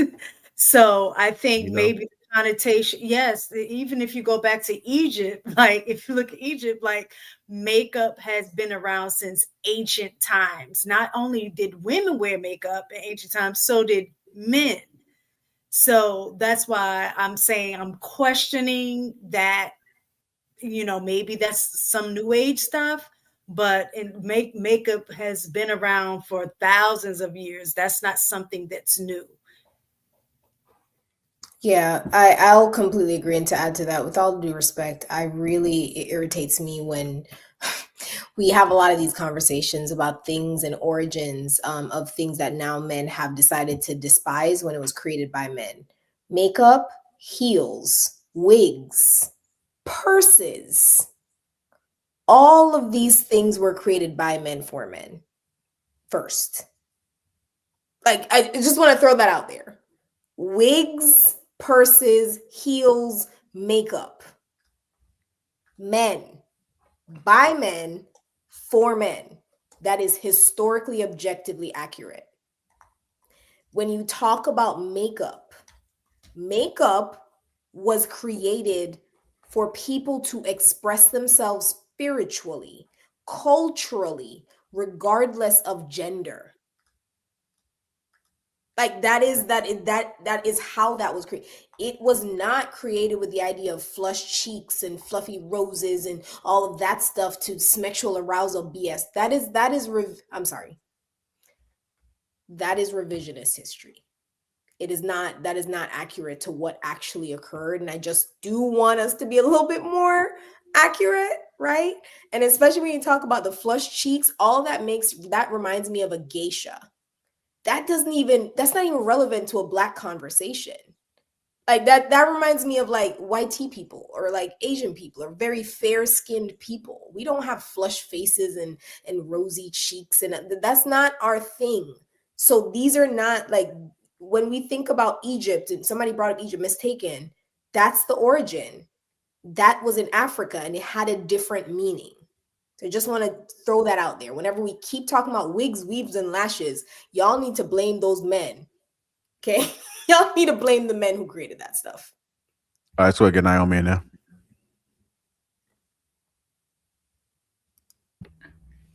So as far as like the makeup conversation, I don't really wear it. Sometimes I'll wear mascara, but like pretty much how you see me right now is how I like walk around a lot of the time. I actually get told by men that I should probably wear makeup and then I wouldn't be single. um so there's that. Sometimes I'll wear like mascara and eyeliner and like a red lipstick or something, or lip gloss. But I've kind of gotten to a point to where I don't think, to be honest, I don't think men really know what they want either. So because you see a lot of men respond sexually with desire to women who are, sexualizing themselves. You won't wife them, but you'll give them attention. And I think what we're failing to realize is that attention is like currency to women. And if you're willing to give a woman who you don't want attention, but you don't give the woman who you do want attention, then how are we supposed to, it just like men have to decipher women, it seems as though women have to also decipher men. Because, on one side we're told, we love a natural face, but then on the other side it's like, oh, well, you should put something on. And then on one side, men are told, they want that 6 foot, the tall man, that's what women want. And then on the other side, we're told, well, men want a woman that only is like a size 2 with a big butt and big boobs, like that Coke bottle. So it's actually a caveat to the same. I think unless you're having a conversation with someone who's actually into you, we're ultimately giving attention to people who we don't and do desire, because at the end of the day, where you put your attention is where you'll end up going. Yeah. I think that this is one of those things where men are more similar to women than we like to admit. And the example that I'm thinking of is when a woman says like, "Hey, men don't talk to me no more. Why don't men go out and talk to women?" Right? But the reality is, you only it's harassment when an ugly man does it, but it's welcome when an attractive man does it. I think it's the same with makeup. When a beautiful woman puts on makeup, you like, why are you wearing that? I don't like that. I'd rather you just be natural. But you want it on an ugly woman. You're like, yo, you should put on makeup when you come outside. So I do agree with Naomi. It's a lot of us men who don't know what we want. We don't necessarily know. We probably can't put our finger on what we even talk about. I think men are fine with makeup, but just light makeup and certain things versus heavy makeup. I think that's mostly what we mean to say when we say that anyway. Yeah, I'll double down on that. I think that a lot of times what you find is, to Mon's point, we share that in conjunction, male and female, because typically the more clean cut guy, at least at one point, was heavily desirable as long as he had a job, a car and those things. And now you've seen that as we transition, now all women want is like plugs in your ears, tattoos, long beards, long hair. And that's the guy. And you're like, you want to have kids with that dude? Like when he gets 50 with the face tattoo, you do realize like he got to go to daycare. Like it's weird, right? So I do understand that there's somehow, some way mixed messaging. But I will say, I don't think men don't know what they want. I think when I talk to men collectively, there is something about effort. If a woman refuses to like wear makeup, typically that translates to what she wears on her body. So if she doesn't wear makeup, she probably don't comb her hair, or she probably won't put on like form-fitting things. Generally speaking, like if she's that comfortable walking through the earth barefaced and she can't afford to do it barefaced, she probably gonna walk out the house with slippers on. She probably gonna walk out no. I know you making the faces, Miss Pearl, but I'm telling you what I observe on a regular basis. Okay, so basically, I assume men are saying, just show some effort, because that's really what it is for most guys. And anyway, I'll land there.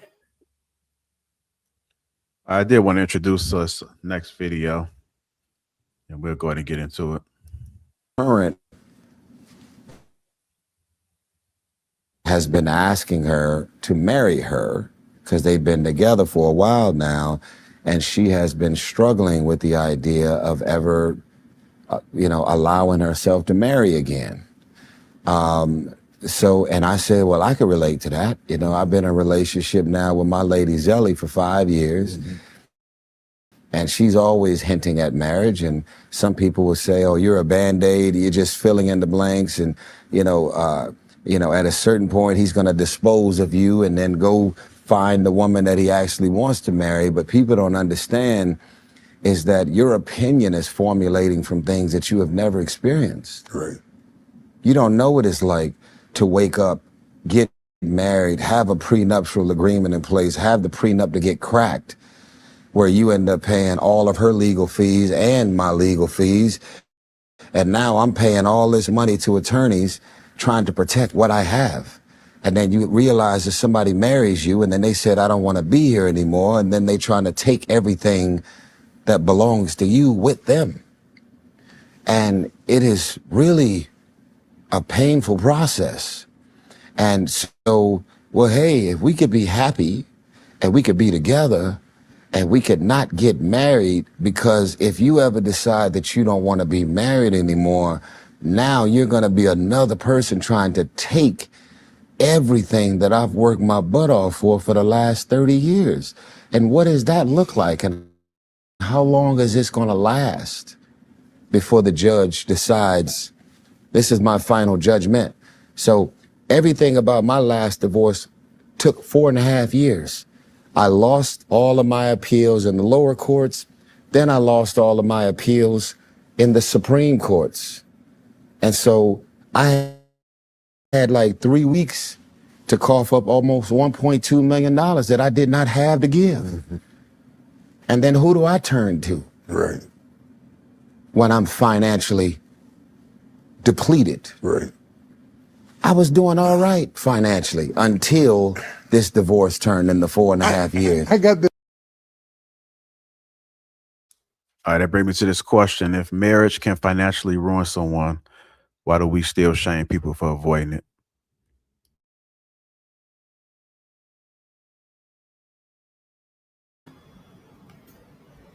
I'm going to venture to say that this is this is a man's like this is a man's fantasy. Like this is an average man's fantasy. Average men fantasize about what rich men go through. You all are not getting divorced and losing everything. Because you don't have anything. Or you have equal as much as she does. Because like you don't, it's not the man that's like, these are my financials. And then they split your money. Both of you have to show your financials. And you split both. And not just your bank accounts, but your retirement, all of your assets, if you have any. Some of y'all are renters and don't even have it. So, like, let's just be real. Like, this is not a conversation for average men, yet average men are having this conversation all the time. Also, if you're losing something in that divorce, then that means that you had more than her. And then isn't that how it works? So I'm just saying, like, I don't I I don't think that there is any shame in it. Like, if you don't want to get married, don't get married, but like don't play like you want to get married. If you scared of divorce, don't get married. But don't play like you want to be with that woman like that. Like just tell her, I don't want marriage. And then just move on and let her move on instead of wasting years of her life.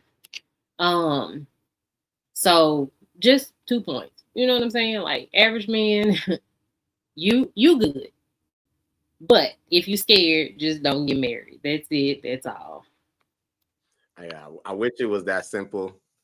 You know I love you, Bo.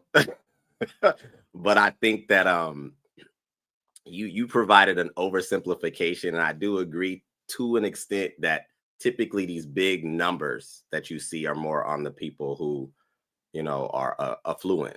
However, the courts are filled and funded by average men through divorce. They're not typically funded by your rich class. It numerically doesn't even make any sense. The retirements and things of that nature, those are significant if you spent the last 20 plus odd years working, maybe acquired, I think your average is like 200,000, 300,000 in a 401k, give or take. To split that down the middle, yeah, you don't get that time back. So I just think that it's fair for men to be a little bit more cautious. I personally advocate that men should be aligning themselves with women that have something to also lose in the event that a relationship comes to their demise, because a lot of these conversations seem to change when women have property. Maybe they have a mortgage, like you were stating, Bo, or whatever they have worked for. But it's interesting that it's shamed when they're the one on the financial side that's minimal. And then now it's like, oh, well, if you're scared to marry, it's like, nah, I think men have a valuable reason to be a little bit more cautious nowadays. And I'll land. You know, Bo made a point that when you said that men are like fantasizing about kind of being like guys with money. I agree with you, but I also think like women do the same thing on other topics. Like I can go outside and I can tell girls, you know, I'm not really interested in dating a woman who makes more money than me, and all these broke women will get mad at me. You know what's crazy? I had that conversation with my woman a long time ago, and she was like, "Why?" And I'm like, "Yo, you don't have nearly as much money as me. This is never a problem for us. This will never be a problem for us. Why are you upset?" Like, you know, like average women will argue you down, and you can be making well over $1 million. An average woman will argue you down, like, why can't you date it? Like, that ain't shit. You don't gotta ever worry about that, baby. You don't gotta ever worry about that. So yeah. Been pretty wanted to respond Go to. ahead, Pretty. Go ahead. Now, if there's one thing I don't believe happens is that, I'm sorry, like y'all just be out here making shit up just for the sake of it. In 2026, we just gotta stick to the facts. There is just no reality where a woman will hear a man say, you know, I want to be the breadwinner in my relationship and get mad because of their own pockets. That does not have, like, if a woman hears a man say, I'm not interested in dating a woman who makes more money than me because I would like to be the breadwinner in my relationship, the average retort from that woman will not be, oh my gosh, how could you want to make more money according to the patriarchy and the wage gap system that we currently live in today? That's so typical. That doesn't happen. So I don't, like, that's what I mean. And I understand, like, if you're interviewing people on the Miami Strip, because those interviews do be fire, right? But they're lies. Like, when people are interviewing people at 3 a.m. and they say anything, but in real conversations, that's just not reality. More often than not, you hear people complaining about expectations versus reality that don't make sense and don't align. Like, when you hear men say, I want black women need to be stay-at-home submissive women, and you're like, the state of reality does not exist in that scope, meaning the majority of men cannot afford that. That's probably what you hear more so women arguing. But if you're a well-off man and you say, I would like to date a woman who makes less than me because I would like to be a breadwinner and I actually have the money to supplement that lifestyle, I do not see a bunch of women coming at you and arguing with you about that. So Pretty, are you open to being wrong on this topic? Absolutely. Yes. Okay. I think men have a different experience. I know for me, at least for me, and I think a lot of men will tell you their experience. If I'm having an average conversation with a woman and I'm telling her, like, I would never date a woman who makes more money than me, she's going to think that I'm an insecure man. And she might think that I have a fragile ego. She might say it to me also. I think that I would wager that if we even just did a social experiment where we had that conversation with women, that she would say, you have a fragile ego. I'm pretty positive she'll throw something out there at me that, some sort of disparaging remark. And let's ask the other guys. I want to know your opinion. So how do y'all feel? Am I wrong or? So I think, like, if you come out of the gate and say what you would never date, oftentimes when you speak about what you don't want instead of what you do want, you get an adverse reaction from people because you start with a negative. It's kind of like when you hear people say, I don't want to date Black women because they're aggressive. Instead of just saying, hey, I like these women because of this thing. Like, you usually would get an adverse reaction when you start with what you don't want rather than what you do want. So I'm just kind of throwing that out there, but I also still do believe that if you say, I want to be the breadwinner, I want to be the one providing for my family, you're not going to get an adverse reaction as a majority. Well, what you said is a little bit different. So what I said was, I'm not open to dating a woman with more money than me. That's unappealing to me. I won't do it, right? A lot of women will be like, you won't do what? Why? What's the reason? What's the issue? As if they had more money than me, almost, So what is the reason? I am curious to know, what is the reason that you wouldn't date a woman that makes more money than you if she has the qualities that you're looking for in a mate? So it's very possible that maybe I would be open to it, right? Most likely I wouldn't do it. Most likely it'll never happen. I know that me as a man, I take pride in being a man. I take pride in providing. Like, it makes me feel good to open doors. It's not an option. You can open your own door if you're with me. I want to do it because it makes me feel good. It makes me feel good to provide for you. It makes me feel good to, take you on vacations and do these type of things. It makes me feel warm inside. So that's one of the little things in life that I'll make sure that I have. So, So how does just for clarification, how does her financial standing impedes any of those things that you said you want to do for her? And the reason I say that is because I did read something one time that said a lot of women that do make money, men tend to forget that they still want those things done for them as well. But men automatically assume because they have it that they'll just do it themselves, and they tend to get neglected. So I guess I'm asking you, how does that impede your ability to do all of the things that you just said that you wanted to do for a woman? Yeah. So I'm not saying that there's not no woman on earth that does not make a substantial amount of money that doesn't allow it to corrupt her in some way, right? But what I'm saying is that most women who can provide for themselves and who can do all of these things, at least while they're young and they're around my age, they get a certain vibrato about them, and they have a certain energy of like, yo, I want you, but I don't need you, you know. But once they get a little bit older, I do think that they kind of are more open to, like, you know, they mature and they're like, you know what, I just want a partner. I want a life partner. I want somebody to go through life with. I don't care about the money. I don't care about all that type of nonsense. And the money is insignificant. But I think most women that would be around my age would probably still be going through that phase where they, you know, they kind of, you know, they want to pull their dick out too, you know.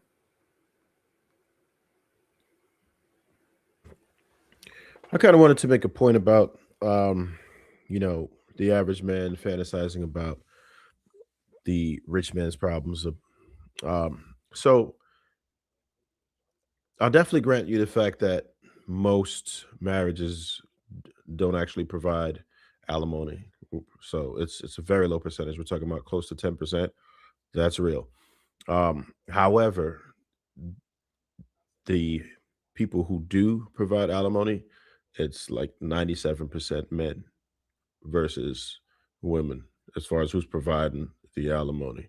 If in the cases that it does happen, but it's only like 10% of cases. So the reason why it's a concern is because people have seen men devastated, right? There's and contrary to what a lot of men would say, once they actually lose that woman in their life, they're devastated. There are far more men who die lonely. That's a fact, right? They find way, way, way more men. It's like 84% of men that they actually find who die of loneliness. So it's plenty of issues that men have, you know, loss of their children. That's a major thing. Now you have a custody battle and their assets. And to be honest, it's way worse. If you have nothing to begin with, it's way more detrimental to you to lose the little bit that you do have. Because now you're living, if you're living check to check, you're at the threshold. Just imagine what that devastation is going to do to you. You have alimony, God forbid, child support. It's a wrap at that point. Now, what are you going to do? Where are you living? Expenses are getting worse.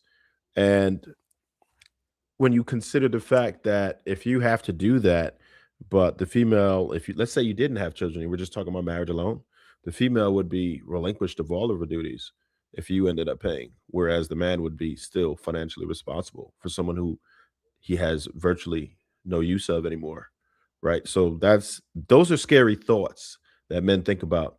If I told you that this job had a 10% chance of you dying, I don't think anybody in this panel would take it. So why would we make a life decision where 10% it could be a catastrophic failure? That's the fear. It's logical for men to fear that. If you know you have a 10% chance of failing and your whole life being in ruins, then yeah, it's a scary thought.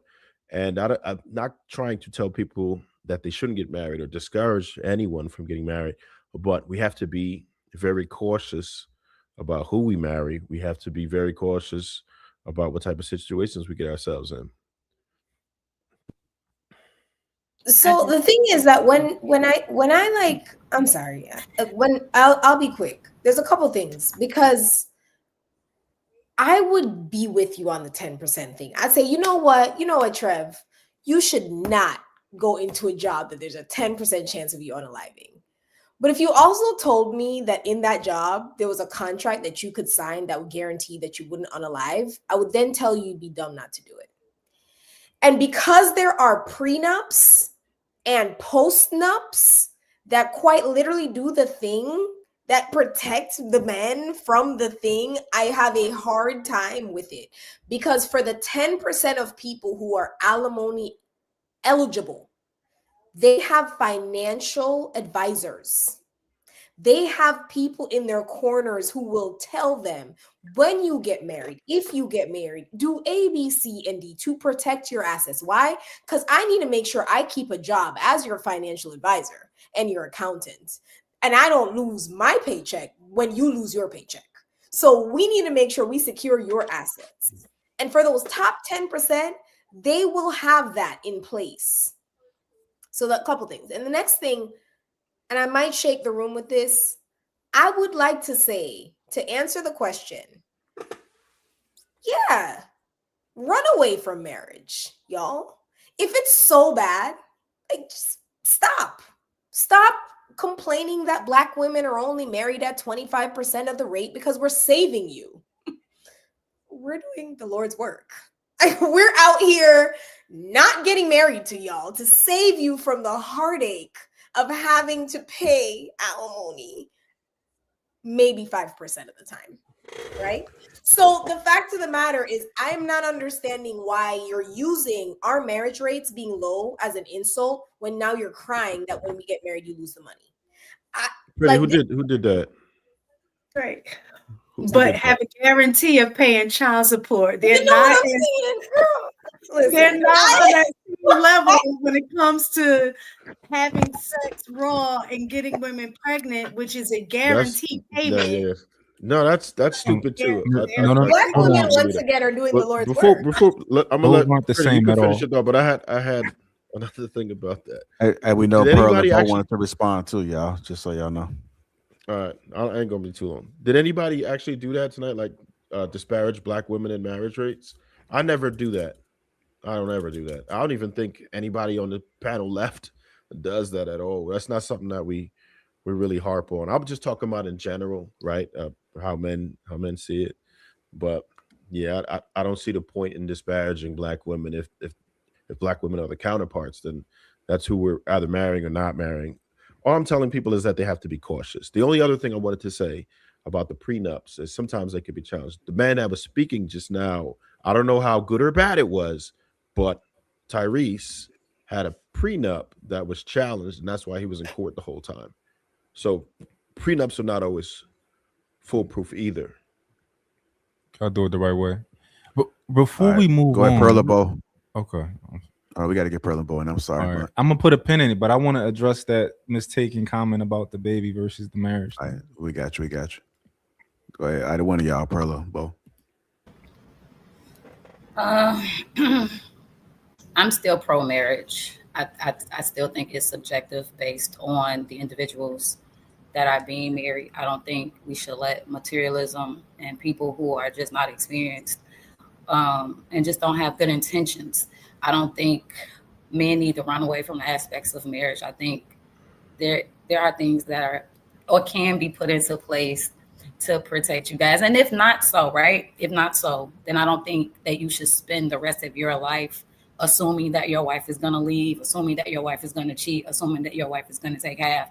If you've done that necessary vetting, if you've done the necessary building, then I think you will have that necessary assurance moving forward. And if she proves otherwise, then you move accordingly. But if fear is going to stop you from moving forward, then why are we even having these conversations? I thought we talked about that already. It's like if those aspects are going to take precedence and stop you from making that decision, then you probably shouldn't be married, because the aspects of you going into marriage is not to be divorced. It's literally for you to stay together. And if, again, that is your intention and your partner's intention, why we talk about divorce? Because y'all both will be moving with the aspects of the union. So you wouldn't just be thinking, I want to be married. You will be moving. So when you're outside in the world, no matter who you're into, right, who you're seeing, who you're talking to, communicating with, interacting with, you're solid. I think we had that discussion before. I don't know if I was on the panel or not, but I remember, true, it's like you were saying something to that extent, like if a man is moving in a certain way, then there are just going to be certain things that he's not going to do, he's not going to engage in. And if things are happening within that marriage, it's because there are gaps within that marriage. So again, that is something that those individuals would exclusively have to discuss. But to just make this general blanket statement that people shouldn't get married, like, understand the legal parameters around it. And again, maybe you got to be smart and outsmart the state as well, because they should never be involved in your marriage anyway. Like, but again, that's a whole nother conversation for another day. The aspects of a relationship and a marriage, I would never say not to do that, because we need that. We're humans. We need somebody. Like, it feels good to be in a relationship with people that you can trust. And if I could do that for the rest of my life, I absolutely would. So if anything, when I'm about to land my plan, I would say, just again, if you're gonna vet the state as much to save your money, use that same energy or more to vet the person that you're with so you can save your money. I just pro marriage, like, vet, get it together, y'all. I land. Let's go to Bo and then Mont. And then Naomi. I agree with Pearl. That wasn't going to be my point, but I definitely agree with her. That was the point that I was trying to make the Sunday, the infamous Sunday. Is that why is it that every time marriage comes up, we got to talk about divorce? If men want to be married, be married. Don't be divorced. Definitely agree with it. I get so sick of it. I want to be married, but divorce. Okay, so those are two different subjects. And now you have to shut up talking to me. So anyway, I want us to realize that the numbers for what happens in divorce are going to change. These numbers have been very like male leaning because men have been making most of the money all of these years. I think that we're going to see a trend of that kind of like not so much male leaning anymore. It's still going to be mostly men losing things, but the numbers are going to dwindle because women have more now. Also, I want people to realize how things really work in divorce from a person that is divorced. I got the house, but I also had to pay him money for this house because he owned half of it. He had to get half of the equity. Like, let's not act like women are just getting houses. She got the house. Yes, you got money. You know what I'm saying? So, like, I don't know what it is about men's brains, and I'm not talking about y'all on the panel. These men that live in this fantasy land about what happens in divorce. I don't know what turns off, because men's supposed to be logical. That's a whole other conversation. Something clicks and like doesn't work anymore. If that woman gets the house, you got some money, unless you made a bad investment. See, my grandfather taught me how to make a good investment in a house. You never buy a house you can't make money off of. So immediate equity as soon as I moved in, because I'm smart. Now, and in that case, that man got money. So we're not having an honest conversation because unfortunately, men like to play the victim. These men that live in this fantasy land about divorce, they love being a victim. And so I'm going to let y'all have it, but I know how divorce really works. So y'all want to say I'm losing at life. But I have the facts on divorce by lived experience. So, Bo, not to kill your whole joint, but do you feel like that's like a little bit dismissive? No. What do you mean? How? The last part that you just said, you'll let y'all have it. You're saying you have a fantasy. I know you're really big on listening to people, right? So when men have gripes, I think it's important to actually listen to it, right? I felt like it was just completely dismissed. I could be the only one, but I don't know. It just sounded relatively dismissive to me, not me personally, but just as a man listening to that verbiage, it absolutely felt dismissive, as if we're delusional about what's happening or the hurt that men actually feel. Like if people are being vulnerable and saying, you know what, this is men are actually using their voices now, and voicing their gripes, and it's being dismissed. And this is what women often describe.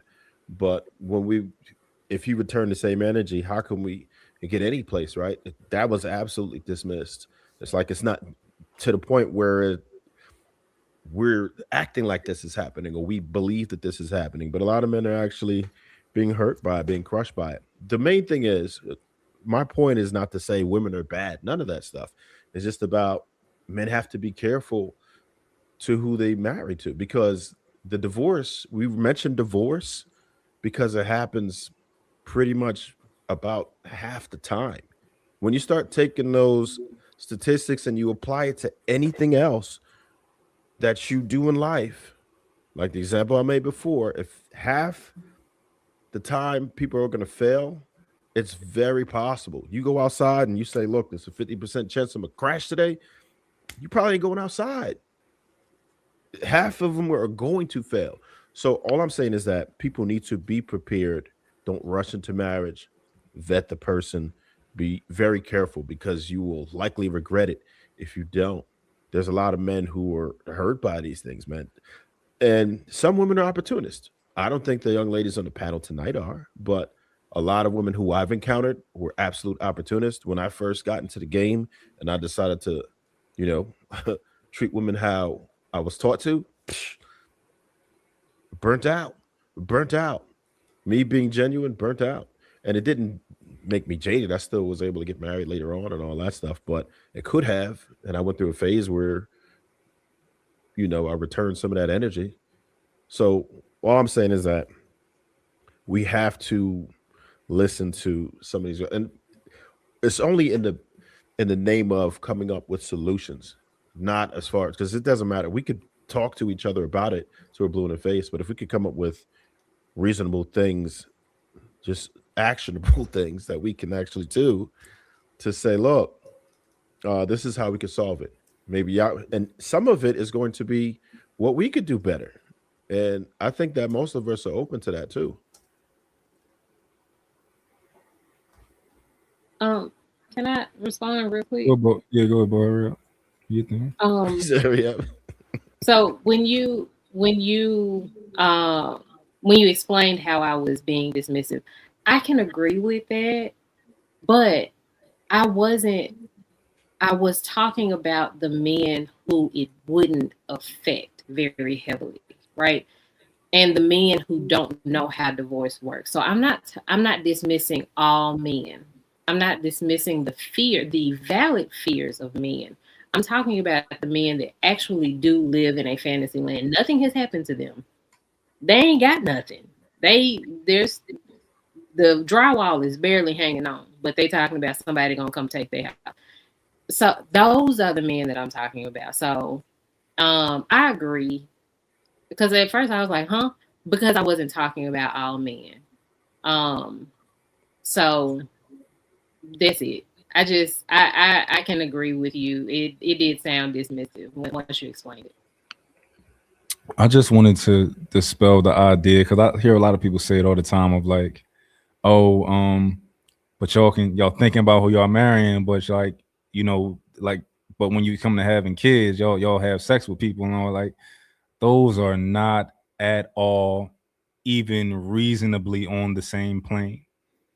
You don't have a biological motive to get married at all. You don't.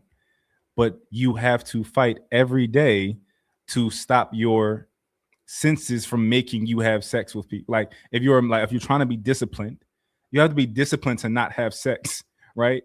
You don't have to be disciplined to not get married. Getting married is a process. You have to have a wedding. You have to find a woman. You have to get on one knee. You have to buy a ring. You have to, it's so much. You have to plan the wedding. You have to plan the proposal. Like, you don't fall into getting married, right? Versus we're human beings. We eat, we breathe, we use the bathroom, and we are supposed to be having sex with each other. It just is what it is. That's just how it works. Discipline is unnatural.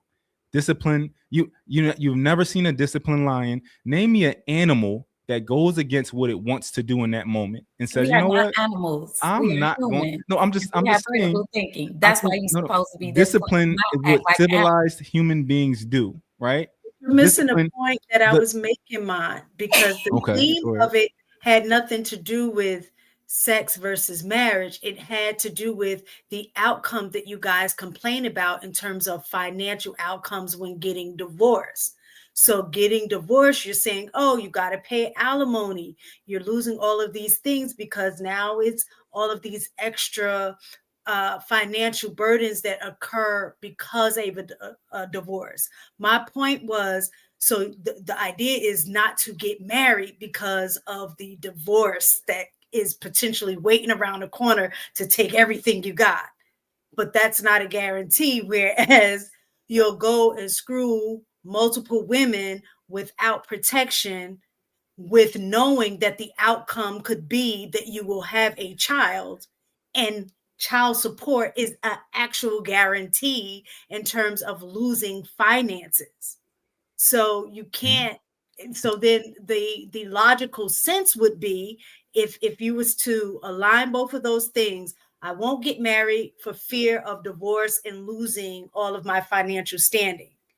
Then you would think that the same concept, the logic will be, I better not go screw a bunch of different women without protection, because I'm going to end up losing my financial standing because I'm going to have child Yeah, support. That's I the understand. point that I was correlating, Yeah. not what you saying No, about the. I understand exactly what your point was. I'm just saying it's like having a favorite food, right? And some people they lactose intolerant, but they're like, I'm gonna eat this ice cream right now. I'm gonna eat this ice cream. It's gonna kill me later, but I gotta eat this ice cream, right? There's nothing that tells you I'm like, oh man, I just want to get married so bad. Like, it doesn't happen, right? Getting married is on a completely different plane than having sex. Having sex is like, yo, sometimes men they going to risk it. They going to risk it because biologically I want to we're play men, and child women will support too. so bad. Maybe that should be the focus. I'm looking forward to paying this child support No, so bad. I completely agree. I think men should be judicious with who they pick to have babies with, who they pick to get married with. Absolutely, 1,000%. I'm just trying to articulate how you're fighting against something when it comes to choosing somebody to have sex with. Like, maybe your body's saying like, oh, she got a fat ass. God damn, like I want to have sex with her. But then you got to think, oh, she may not be a good person. It's like it's not like that with marriage. Like, marriage is something that's easy to avoid, right? You got to talk yourself into doing it. Yeah, we got to get Naomi in I'm there sorry, yeah. and Pretty, and then True. Go ahead, Naomi. You horrible, man. Okay, so I do want to say a couple of things. One, I've noticed that the people who shame people who desire marriage is because they don't have access to one. That's one of my biggest things that I've noticed, especially on social media. People who shame people like, why do you want to get married? It's they're either bitter because they came out of a marriage, or they don't have access to be able to get into one again. Both on men's and women's side for different reasons. Then second, I did want to say, so from what I know, and I'm just speaking from things that, not really anecdotally, but things that I've learned and heard from men. In 2025, the reason why men don't want to risk marriage is because of the loss that'll come with it. And that's outside. I'm not even going to mention alimony, but even access to children. That's why men no longer want to be stepfathers.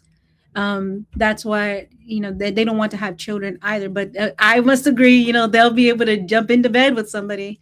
But when it comes to like a marriage, the way that I see it is that majority of men are building, whether it's through owning a business, whether it's through owning a home, they're building and working toward the marriage. And if the woman is able to be at home with the children, he's going to lose half of what he put into it. Unless the man is much older, then that's a different concept.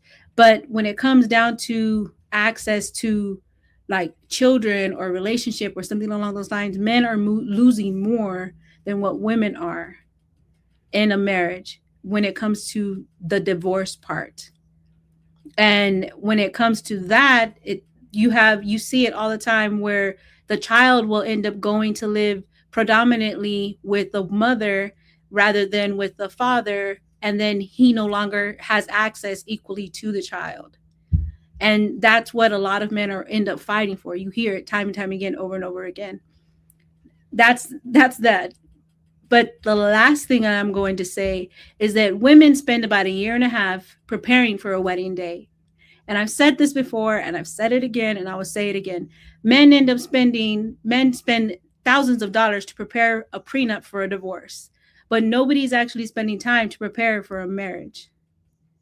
You know, if you are going to prepare, if you're going to prepare for a divorce or prepare for a wedding day, but nobody's going to prepare anymore for the marriage, that's why the longevity is ending. There's no more community.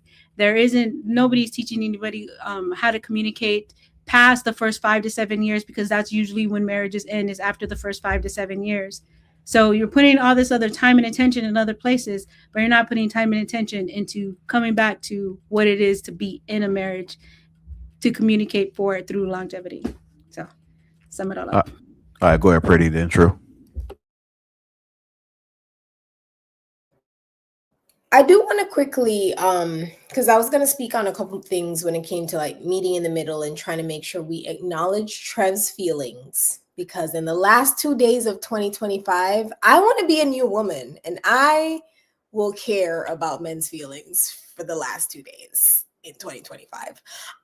So real quick before I get to that, I do kind of want to touch on a little bit of something what Naomi said when she said that men lose more in divorces. That's not true. The person who typically especially when there's a child involved, maybe if there's no child, I can reason with you. But if there's a child involved, because the vast majority of children go to live with the mom, being the custodial parent impedes your ability to to gain wealth, like exponentially. Like when a person is the custodial parent, they cannot work overtime. They typically are restrained by children's activities. They typically have all these other things they have to do, that they have to make the child a priority. And because that is most often the woman, and when they divorce, she gets custody. No, he does not suffer more. We live in capitalism. So that means we have to think about the financial constraints of things before we think about the emotional constraints. So yeah, before we think about that, and that is a huge effect on a woman. You cannot say men suffer more in a divorce. No, they do not. Both parties suffer. Both parties are heartbroken. Oftentimes divorces end. There is no person who is at fault. There's simply a person who files. That does not mean the woman is at fault. No.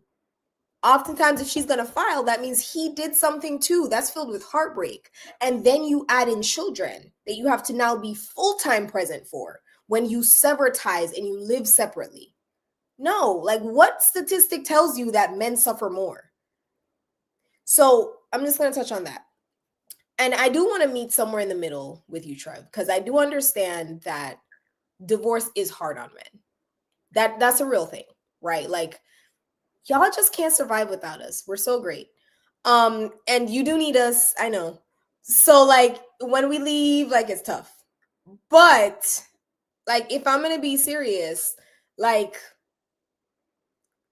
you are conditioned and socialized to not respect emotions, because being logical is considered the masculine thing, i.e., the highest currency. Emotions is considered here when it comes to logical reasoning. And then somehow you now are committing your life to trying to be with an emotional being, according to y'all. Somebody who is emotional, right? And you don't understand why that doesn't work out.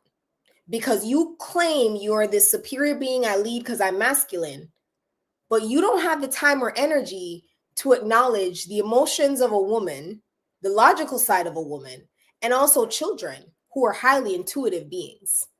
So you can't connect with your child because you're not emotional, and children are intuitive and emotional. You can't connect with a woman because she's emotional. You were told that's GAY, so you can't do that. And then you wonder why the marriage doesn't work out. That is fundamentally a flaw in the system of patriarchy that men have created that y'all have to recognize. That's the root cause of it. And if you want to solve the overall problem about men being so sad, you really need to like consider that.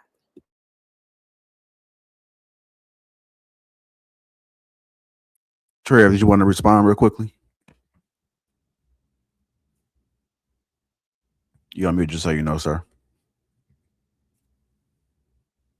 You on mute. You on mute. No, I said I'll let everybody go. I'll Okay. All right, go ahead, True. Yeah. You know, I appreciate Pretty trying to attempt to be a decent person with 48 hours left in 2025. That just speaks to her brand. So, you know, shout out to you, you know, showing up with the buzzer shot at the last minute. We're not gonna do that, right? I think what Trev said is extremely valuable. And I'm glad we're having these conversations because ultimately we're trying to find results, right? This is a new regime. Men are at a place now to where we're trying to convey to the women of the world, according to Pretty, we can't live without you guys, but that's fair. That's her opinion. Miss Pearl seems to agree. So I think that people are starting to get back on track on seeing that life really only matters around relationships, that's the significant part of life. You know, all things aside, we need each other, cool. But I do believe that there still is a divide because whether it's patriarchy, whether it's media, the entering into a relationship looks very different from the man's perspective as well as the female's perspective. So I don't know if it's accurate to say that we're incapable as men in order to arrive at knowing how to nurture a relationship. I believe that both parties do need to develop and grow in the current conditions that are relationships now, because there's things that men are dealing with now that they didn't have to deal with at one point. Mainly things outside of relationships, you know, business structure, media, technology, so on and so forth. And we have a class of women who are arriving at a place to where they're bringing different things. From what I remember growing up, most men didn't even really socialize with women outside of instruction. So this whole new, well, tell me how you feel is new for most men in mass, right? And I think that, a response like Trev gave, maybe myself, maybe even mine, will be more consistent, because one thing we are trying to do as developed men is speak to the pain and the discomfort that men are experiencing, you know, to even create the divide that, well, if you're not rich, don't worry about it, is extremely dismissive and is extremely visceral in a lot of ways, because we know that numerically most people are not rich. So that's almost a irrelevant talking point.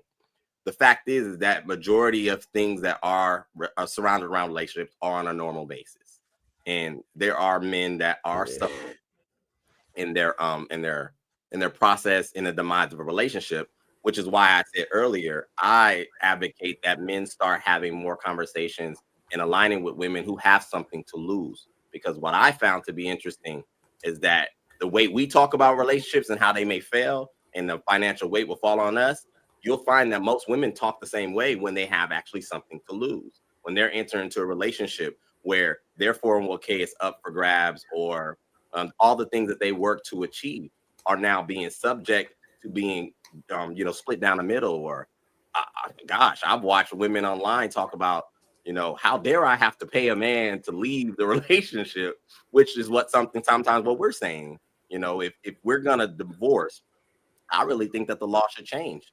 If I have to pay you alimony and we no longer going to be together in a marital state, then I should be able to have access to your body. I should be able to drop by whatever address you live at and still get a meal, get my clothes washed, and bust it down if I'm still paying for your lifestyle.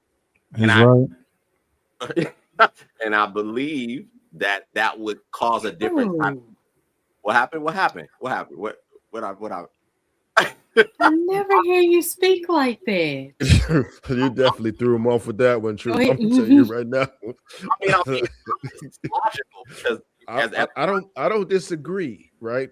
Per se, right? But I'm just saying you definitely threw them off saying that. I think he was trying to finish.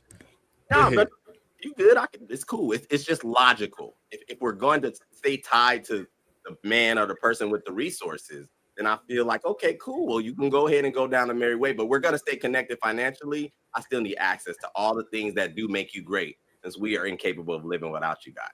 And I'll let. I just so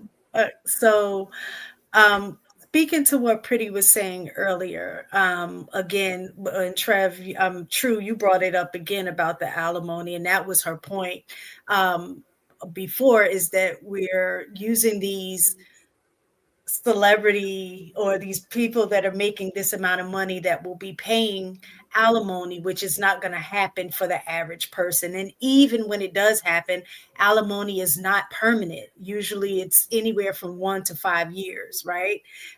So that shouldn't even be a thing that men should concern. Most men, majority of men, should even concern themselves with in regards to divorcing and thinking that they're going to have to continue to pay for a woman's lifestyle through alimony. Yeah. What's a guarantee? And then another thing is that they mix up alimony and child support. Those are two different things, right? When people are getting divorced, they're looking at, they try to substitute child support as alimony and continuing to finance a woman's lifestyle, which is not the case. But just some of the statistics based on when you're looking at divorce and outcomes, and men are like, oh, well, that's why I don't want to get married, for fear of divorce. It really should be women that are saying they fear divorce because of the outcomes that occur after divorce. Because when you look at it statistically, men typically bounce back quicker after divorce financially, even when paying child support. Women typically, if you end up in a poverty, they increases their likelihood of them ending up in poverty after a divorce. They in terms of childcare and career development, all of those things, it hinders women. The likelihood of them getting remarried, decreases after a divorce, whereas men are more likely to end up getting remarried and get remarried quicker after a divorce. So when we look at those things statistically speaking, it appears that it would make more sense for women to be afraid to get married. And a lot of times men try to say, oh, women are doing that because they're trying to get on a come up, like through a divorce. But again, the numbers don't lie. The numbers don't support that reasoning. So that's all I'm saying is just that if we're looking at it from a logical sense, it would make more sense for women to be very cautious about getting married for the potential of it leading to divorce. So let's take it real quick. Why do you think that men bounce back quicker? Typically, I think that they bounce back quicker because of the fact that they don't have the same responsibilities as women after divorce. Like y'all said, a lot of times women are the ones that are ending up with children. So even if you do have to pay child support, the day-to-day care financially of children costs more than it does when you're paying child support. A lot of times, because they are caregivers, they don't have the option of being able to invest more time at their job because they have caregiving responsibilities that take away from being able to be at a job longer and invest more time. So they're able to do that. They have more flexibility in how they spend their money because they only have to look out for themselves. So they can cut back on certain things and invest more, where more women, their finances are going to take care of the household because they are with the children. Another thing is they're able to they typically remarry quicker, right? A lot of times women struggle afterwards because, like y'all say, y'all don't want to date women with children, right? So their options in dating and getting remarried decreases. So all of those things contribute to them being able to not bounce back as quick as men. So men are No, I remarrying just women who don't have children. Say what? So men are when men get remarried, they're remarrying women without children. No, he just asked me what makes it why the impact is different for women. No, I know that part, but I'm Telling so you just specifically to that. specifically to the remarrying part. Why women don't get remarried? One of your reasons was because men don't like women with children. My question was, okay, so the men who remarry fast and quickly, are they marrying women without children? Was my question. It can be. I didn't look up the stats for that, but typically what I've come across though is that the older they are, the older the kids are, that plays very differently. Because the older the kids are is not really looked at as on taking on a father or parental role responsibility versus when the kids are younger.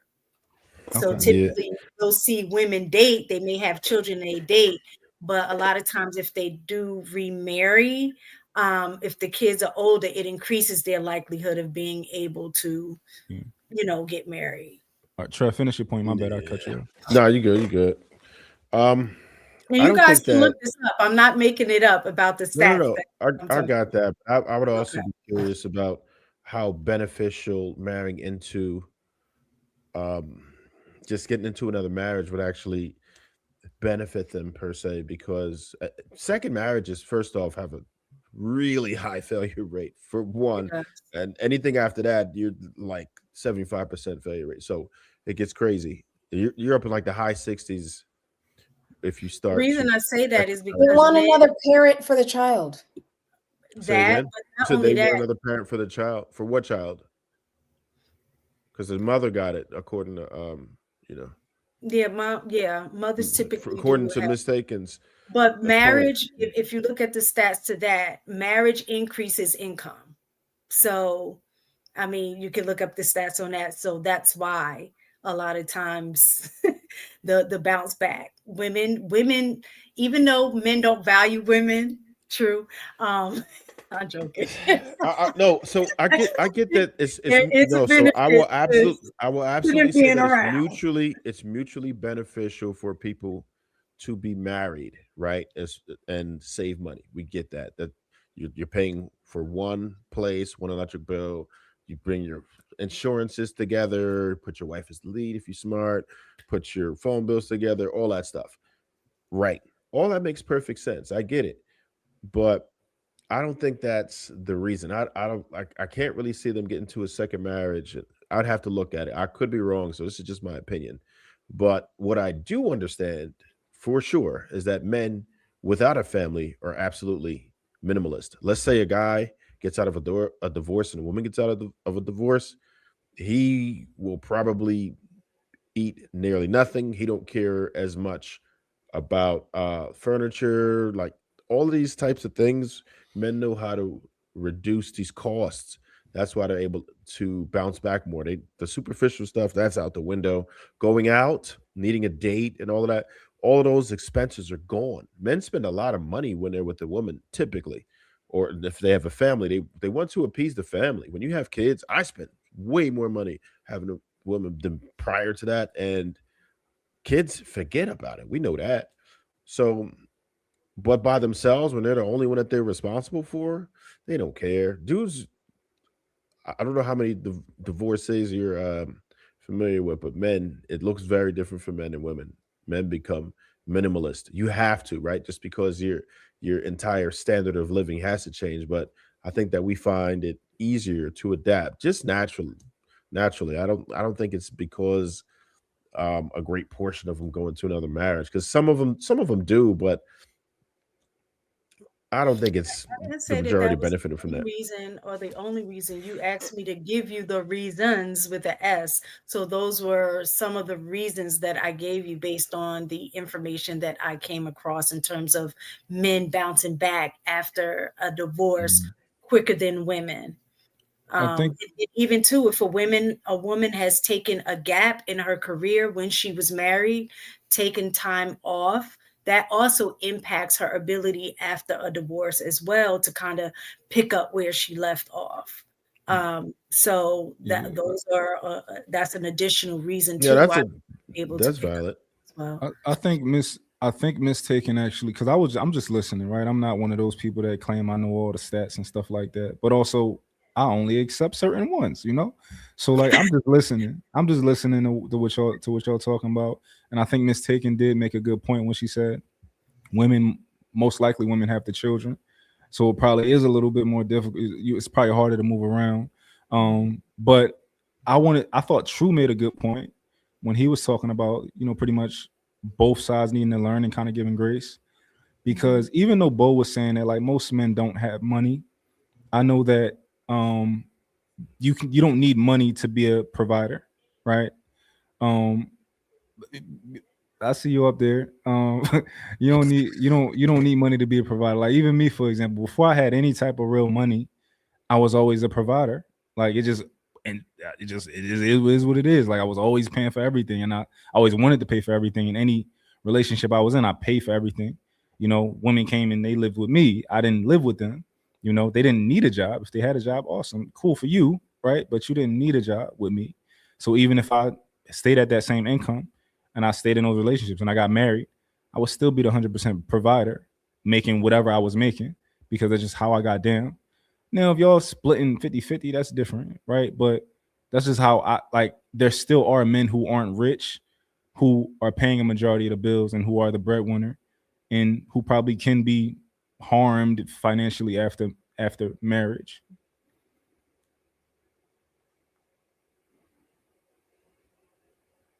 All right, let's go ahead and go to Pretty. I don't know if the money to be a provider is the argument.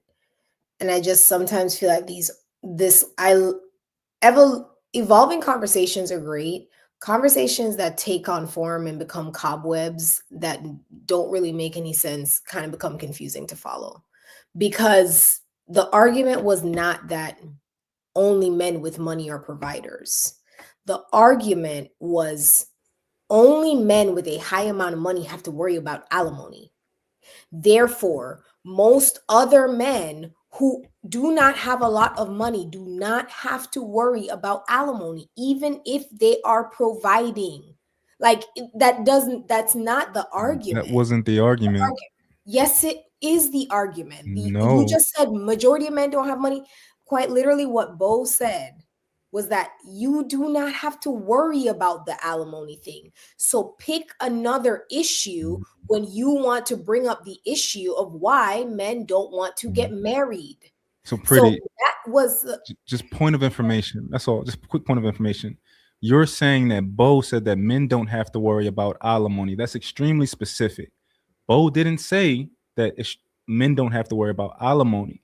She was saying that men don't have to worry about financial harm or just because they're not rich men, so they don't have to worry about divorce, right? Pretty much is what she was saying. It wasn't financial, yes. Yeah, it wasn't specific to alimony because you can have the house and you can lose the house. You can lose a lot of things. You can lose whatever things that you have. And she spoke about dual impact of a divorce. Both parties will lose parts. If you get the physical house, you still have to pay out portions. You have to pay the person out if you both own the home. Yeah. All of that was spoken about. Yeah. But I don't see what the conversation that got back to I'm a provider and I paid everything because that's what I wanted. That's kind of that doesn't have it is reductive in this specific conversation because it really does not have to do with the point. Yeah. I truly think you're missing one second. Let me just go ahead and finish. The point is when we're sitting here talking about statistics, which is what Mistaken was speaking on. Actual stats, not personal experience, not anecdotals, not what I do when I want to provide. She was quite literally, very objectively saying men fare better in certain situations. That is objectively true. It just is. And unfortunately, when we're speaking to the logical gender, y'all just are not logicking well. You're not speaking on the logics. You are speaking on anecdotals.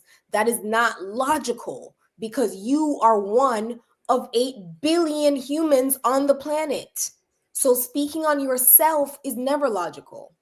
I just want us to like get to that. And I just want to touch on one more thing that True said earlier when he spoke about, if I'm going to keep providing after a marriage, then I need access. Y'all need to stop admitting on Beyonce's internet that you guys are tricks. You need to stop admitting on this internet that you guys want to pay for cootie, right? Stop it. Because the fact of the matter is that when you stick to this argument of, if I pay money, I deserve someone's body, you're admitting that you are pro prostitution. You do not get access. You do not get access to a woman's body because you give money. If you're speaking why does she about, give it to us? you're speaking about Hold on, darling. We gotta let her finish on the speaking time. about sexual relationship. Two people are giving access to their bodies consensually. Two people have to enthusiastically consent. When you guys introduce money into it, you're quite literally telling us you have to pay for it. Stop. That's weird. If you're saying that you have to pay a woman, most likely it is because there's a lifestyle she got when she was married to you, and because you were an overwhelming breadwinner, you need to upkeep that lifestyle per what men created under this patriarchal system. Once again, y'all created that. Or B, she has custody of a child that needs to be taken care of, that is now in her care, and you need to financially provide. It does not mean you get access to her body. That is weird behavior, and y'all need to stop admitting to prostitution on this app. Stop it. It's weird. All right, go ahead, Bo. You want to respond real quick? I just go ahead, I just wanted to respond to what Pretty said, because I know I introduced that. So I want to be very specific so we're not confused. I wasn't speaking from the standpoint of the financial exchange for sexual access explicitly. I was speaking for the fact that the way that the law is framed is that I am still financially responsible for you in the event that you are removed from my life in the dissolution of marriage. And it's structured in a way from a place of responsibility, meaning it's still holding the person financially responsible. So I'm saying that the law should be rewritten to where, if we're going to go ahead and carry out that narrative, then I should be able to still experience the marital privileges that I had as you are experiencing some of those marital privileges, i.e. in the financial position. So therefore, I should be able to get my clothes washed. I should be able, in the event, to get buns if I want to. And if I want to. Yeah. Well, maybe that's the reason you got married. Prostitution again. That's exactly the reason why men don't want marriage. You finish. That's exactly the reason why men don't want Let marriage. them finish, y'all. But that's the reason why it is being treated and reacted in a way, because from a logical perspective, it doesn't make sense to have to pay you and endorse and hold your lifestyle if you're no longer here, especially in the event that you decide to leave. If you do not want to be married, that's fine. Let's part ways. Let's separate. But under no circumstances, and I get what you're saying, because I'm going to be genuine, if there are children involved, then we need to figure out what's equitable. But the law is not structured in that way, and we need to stop being disingenuous. True. The law is structured in a way to benefit, in this situation, the woman in the event that she leaves. Now, True. when we can I sprinkle something on top of your point, True? Also, because what she's Really saying quickly, is man. like, Really quick. men. But if you told your wife, hey, I'm no longer paying the bills, your wife would withhold sex from you. So does that make her a whore and a prostitute if she withholds sex from you because you're withholding money? If a woman withholds sex from you just because you are withholding money, that, first of all, that's weird. But you saying you're not going to pay the bills anymore in a house you live in is even more weird. Please answer the question. So, like, yeah, very good. like, why would you stop paying bills? You want to turn off the lights? You didn't answer the question. Women weaponize sex all the time. You need to quit being disingenuous. And it happens all the time. And it's talked I'm not about. being disingenuous. No, you are being disingenuous, because the fact of the matter is women weaponize sex more than what you're actually saying that they don't. So stop playing. I'm not playing. You know you You are. didn't answer the question. It's cool. All right, go ahead, Bo. Answer the question and go ahead and get your turn. Answer the question. Yeah, just answer my question and then go ahead and respond to whatever you want to respond to. What was the question? It was for Pretty. I was pretty much asking if your husband says that, hey, I'm no longer financially providing for you anymore. And then in turn, you say, okay, don't think you having sex with me anymore. Are you being a prostitute and a whore because you've declared that to your husband? No. I agree, but based on pretty intellectuals No, it's logic, not the same you logic. have to say that you're a whore. No, it's not. That's not true. Not at all. That is not my logic in any capacity. Okay, If I'm your open. husband decides to come home and say, I am not paying the bills anymore, there's so much more to be said there rather than an actual full-fledged divorce to where people have severed ties according to True, and the woman gets alimony based on the financial standing of both parties, and that man is sitting here pissed like, well, I still want cat. Like, that's completely different than you coming home gainfully employed and deciding I'm not paying bills anymore. That's not the same thing in any capacity, Monty. And I appreciate what you tried to do, but no. When you say gainfully employed, what does that mean? If you can define it. I don't know. I'm supposed to talk. Go ahead, Bo. I'm sorry. I'm like, golly. I think that everyone wants. I think that men want to be like. Sorry if I'm using this word. I really don't mean this word, but it's the best word my brain can come up with right now. It's like men want to be like the best victims in divorce. I told you it's not the right word. It's just the word that my brain could come up with. But since the chat think I'm dumb anyway, I'm just gonna use dumb words. So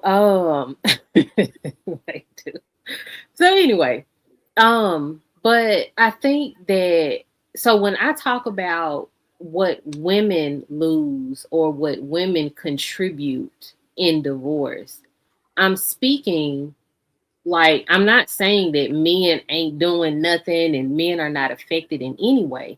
What I'm saying is it's not as bad as some men try to paint it. From a woman's perspective, we are also affected. My everything was on the line. My business was on the line. Like, so my retirement, my everything. And if he didn't say, no, she can have it. And if I didn't say, no, he can, whatever he worked for, he can have it. We said the same thing. If we didn't say that, then we would be, well, put your financials on the table. Now we got to split them up. You want her retirement?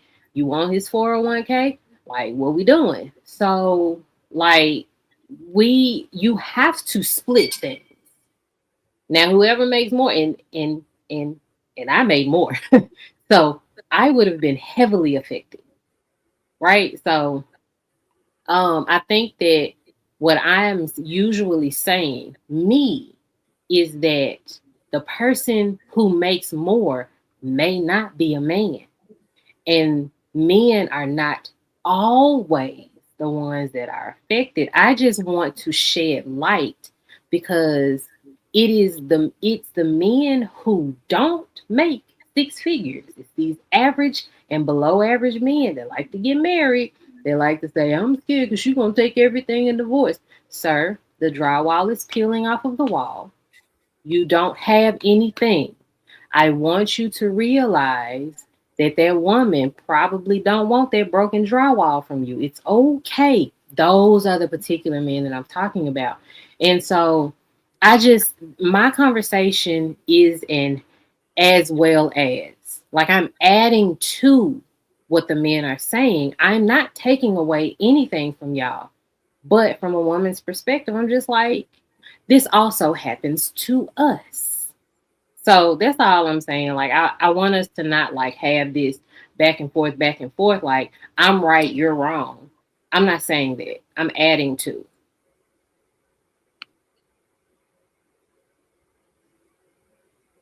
All right, go ahead, Pearl.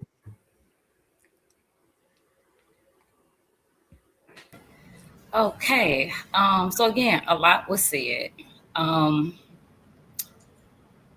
still pro marriage. I think so in a marriage, I think it is logical.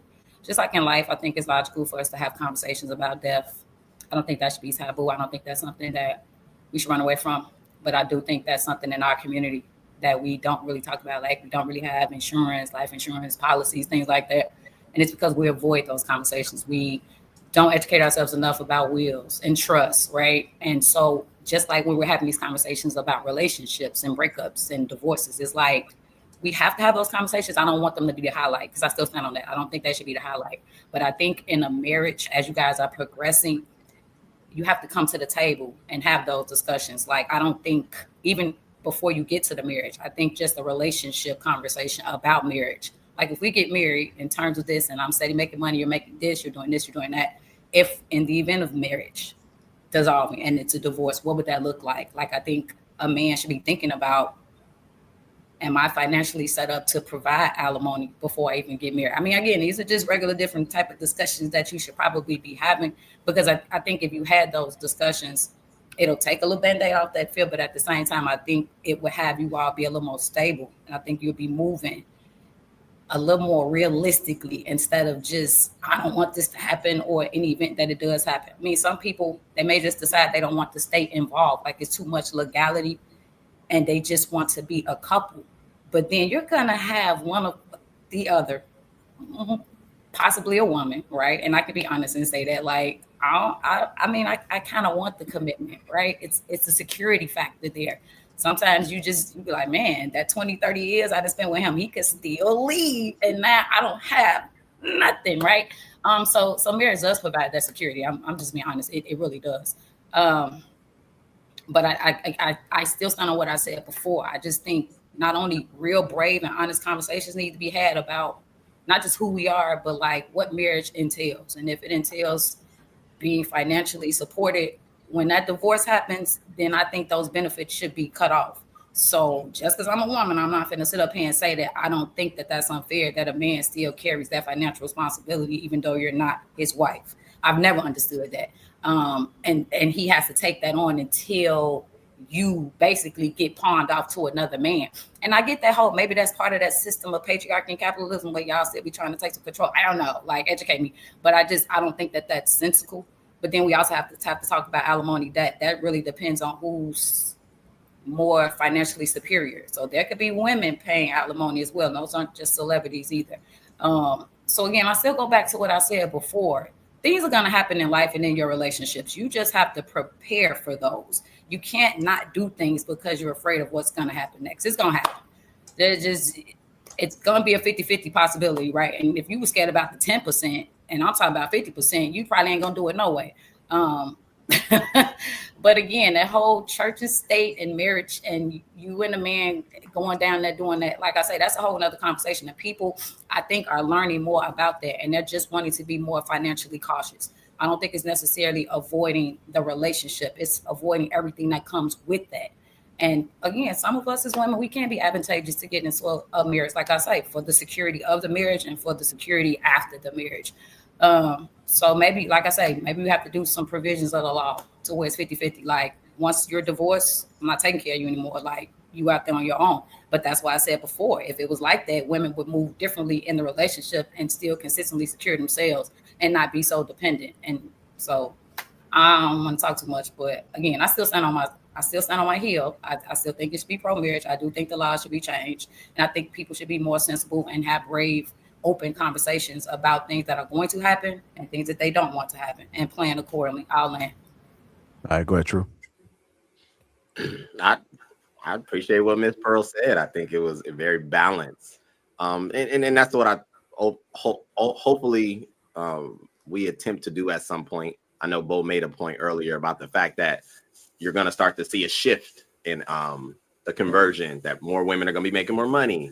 Great. I hope I'm alive to see so, because what I know, yes, Pretty, I hope I'm alive to see so. And the reason why is because I do find it very, very interesting that the logic of sorts comes up from the female demographic once she actually makes money. The only time it is a divide or she's offended is when the fact that she's not in a position financially. So it just speaks to the point that it's not so much male or female. It's the fact that it's just, there should be some things that are fair. And to what Ms. Purr was saying, a lot of those laws are just predated to current conditions. That's just what's going on. Things have changed. And I think that we are just kind of trapped in the middle, us 80s babies, you know, because at one point I never heard about alimony as much, or all of these things. You never heard about this stuff in mass, you know.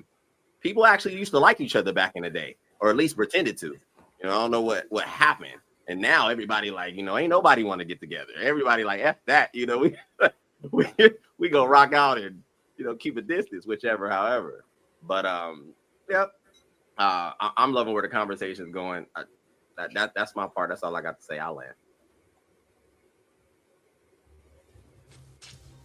I don't even know what the question is. I did want to interrupt at one point, but I know y'all got the hard moderation lever turned on. But what is the actual question, the topic at hand? We way off. Yeah, I mean, but I can give you a question. Well, I did have a question for Pretty Intellectual, just to help. Okay, go ahead. You said we need to stop revealing that we are into tricking or we support tricking. Did you say that? Why? Because then you wouldn't be able to stay on that. It comes back to the cognitive dissonance, right? Like on one side of it, if you support tricking, you support all that stuff, then stop complaining about OF models. Stop complaining about IG girls. Stop complaining about bottle girls. Stop complaining about the girls who basically use their body to their advantage. Stop complaining about SWs. Just don't complain about any of that stuff at all. But what I notice is that the same people who support tricking in their ideology complain about those people. So it's just a little bit of a hypocrisy. So that's why I say that. Not because I actually think y'all should stop. I actually would love for y'all to just be honest and say you have low self-esteem and you have to pay for it. I think that would be great. But y'all just don't want to say that. You think it's a matter of, so you think us supporting tricking is a matter of us having low self-esteem? Yes. Us, the ones who have the, well, yes. How do you suppose us deal with the women who are not worth anything more than tricking? See, we got women that come in this very space that haven't showcased that they can be worthy of maintaining the foundation of being a wife. So the only thing that is left is for a monetary exchange. So if you want us to do away with tricking, then you're not being fair to the women who are not worthy of marriage. Well, I think you just tried to create a false equivalence there. And I love the soft voice that you tried to just do that, like with the honey butter or whatever that Try was. not to get hung up on my charm. Focus on the conversation. It wasn't charm. But let me just kind of just be clear. If a woman is not worth something, you wouldn't pay for it at all. At all. If she is not you worth, twisted my words. well, hold on. I said she wasn't worthy of marriage. Doesn't mean she's not worthy for $50 and a couple of back shots. What? Oh, $50. STIs. Oh boy. So here's the thing. We're getting real low. This conversation is getting a little bit cheap for me. But let me go ahead and try to engage. Oh, what's your price? Let me go ahead and try to engage. So if we're going to be honest about this dialogue, I do not believe relationships should be transactional. I do believe in reciprocity, right? However, because we live in capitalism and thus in this system, everyone is dehumanized. Everyone is a dollar and cents. Everybody. And so every relationship we have, every friendship, every marriage, or whatever, it comes down to that.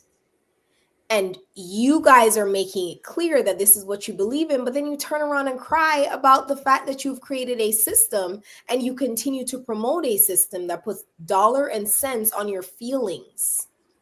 No one cares about your feelings if you have created a system that requires women to survive by proximity to you guys when you guys are the ones who control the money. So, yeah, no, I don't really I don't feel bad for you. But what I will say is I do not believe it's in any way indicative of what it should. To Truth's point, he said, if I'm paying alimony, I should have access. That is what I deem to be problematic. And you're telling me it is not problematic, but then telling me about $50 hookers. I'm confused. I don't recall speaking on alimony and access, but you can ask me a question about it. That's what I was speaking on when you chimed in and asked me a question. So are you insinuating that Truth saying he should have access to the box if he's paying alimony? Has he got a strong Well, yeah, if argument? you were listening to the context of why you asked me a question, yes, that's what I was speaking to. Is it a strong argument? It's a weak argument. That's why I was contesting it. How is it weak? I think I maybe want you to catch up because I don't know if you weren't listening, but now you want me to re-explain something I already explained why it was weak. Well, just pass it. Just pass off of it if you don't have the pretty intellect to be able to. No, it's not intellect, it's energy. Okay. It's patience and energy. I don't have But I recall Pearl saying something about pro-marriage. I think you just, and this ain't a dig at you. I think I'm gonna just piggyback off of you. It sounded like that was a question at hand, whether or not you pro-marriage or whatever. I'm pro outcome. Whatever outcome you desire, I think you should go after it, and you shouldn't care what nobody else think about it. And if that's marriage, that's marriage. If that's tricking, trick on.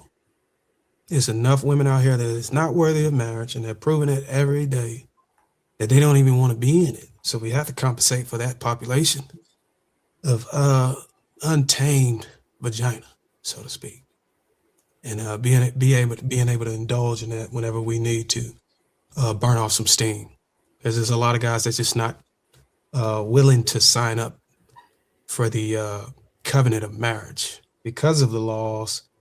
And I think if they do make a drastic change, some of the changes I think Pearl listed or somebody, then you might see an uptick, uprise in the increased rate of people signing up for marriage. But until then, it's pro outcome and it's tricking. Your tricking is up. Go for it. That's your prerogative. And I'll yield.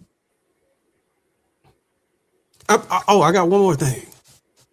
I'm shocked that we was able to. I was shocked when I heard y'all talking about the divorce. That's a surprise for me. I thought that was like territory that we couldn't touch on this network, but I'm surprised we was able to humble ourselves and embrace that indeed is something important to talk about. So I got to say I'm very, very proud of this panel for embracing the concept that we do need to talk about divorce when we're talking about marriage and relationships. I appreciate it. I think my job or task that I sought out to fulfill was completed. And I yield.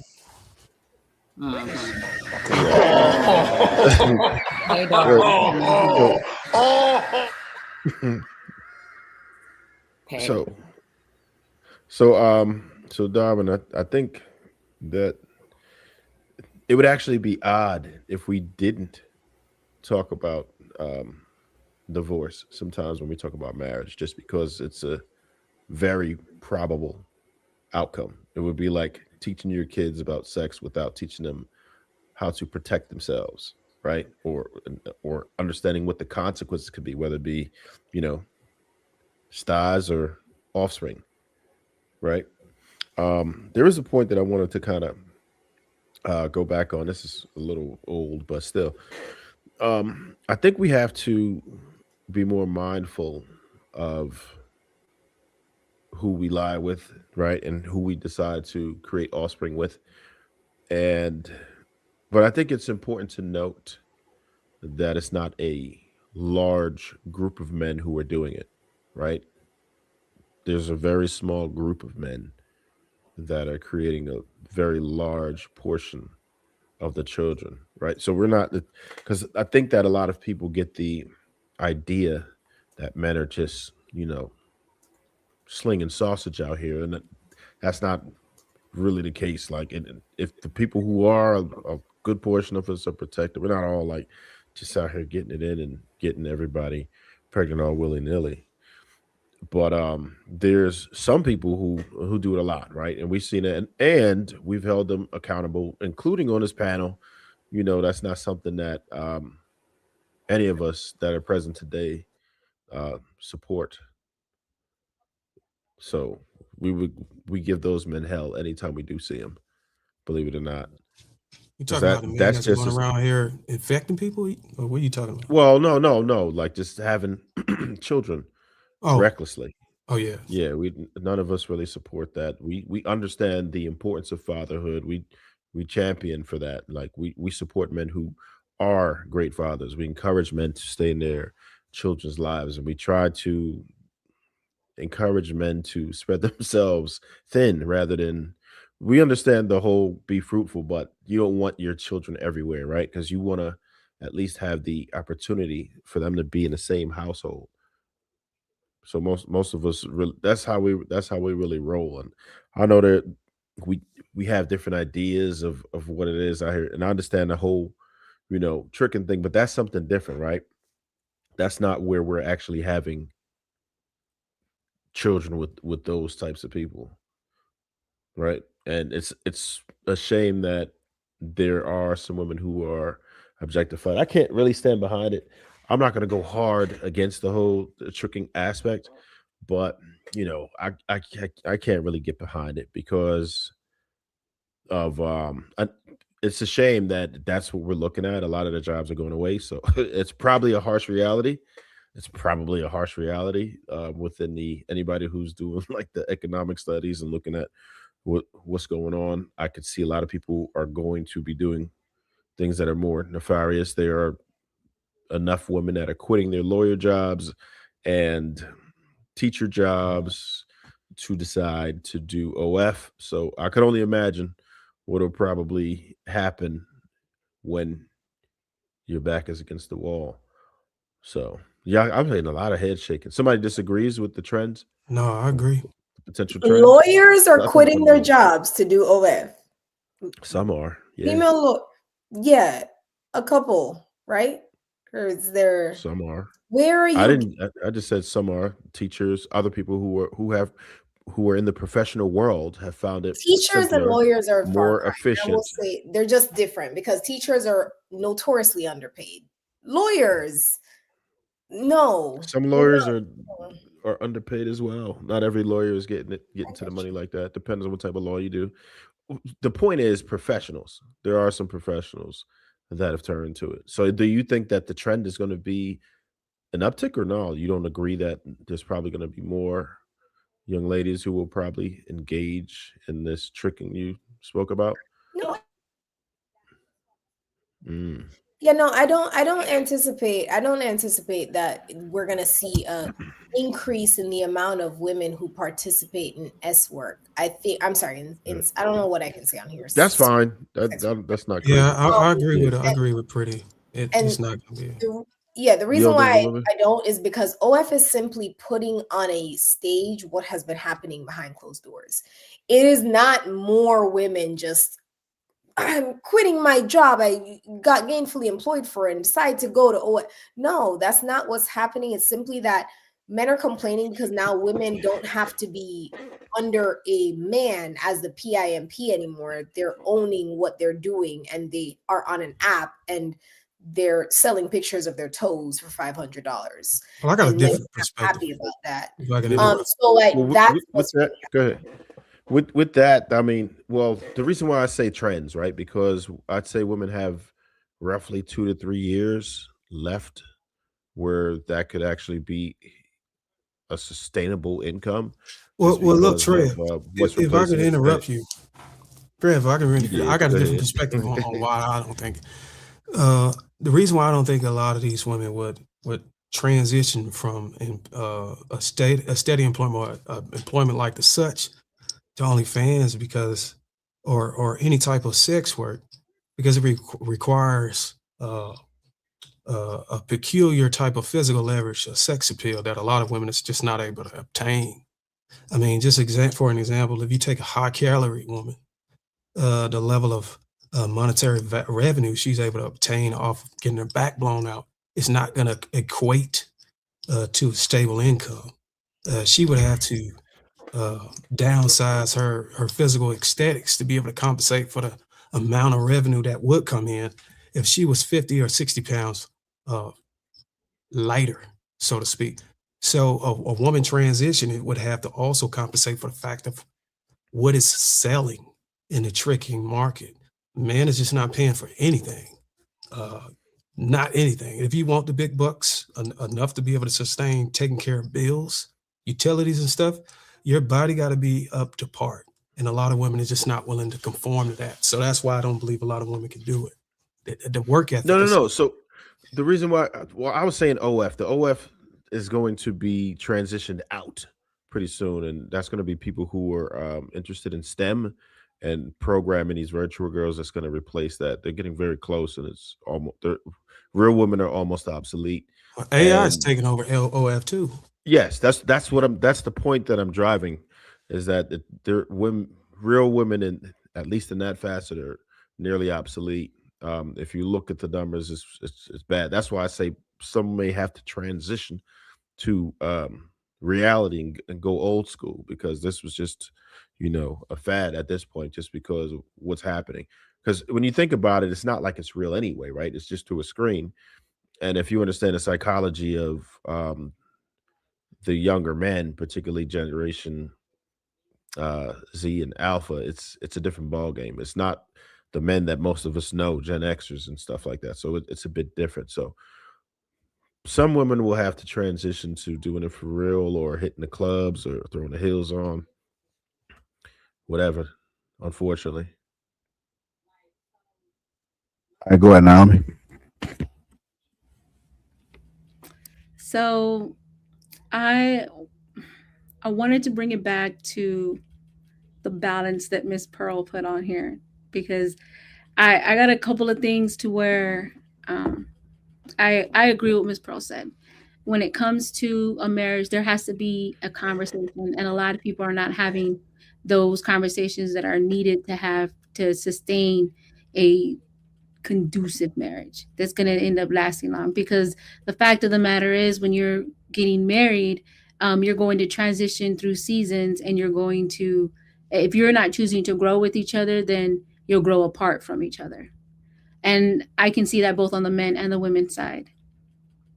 Although I did want to say, as responding to Pretty, is that when women are having custodial rights over the children, if they would be willing to give men 50-50 custody truly, then, and remove the cost, because if the child is living with the mom and equally with the father, majority of the time I'm seeing that more men would actually parent equally.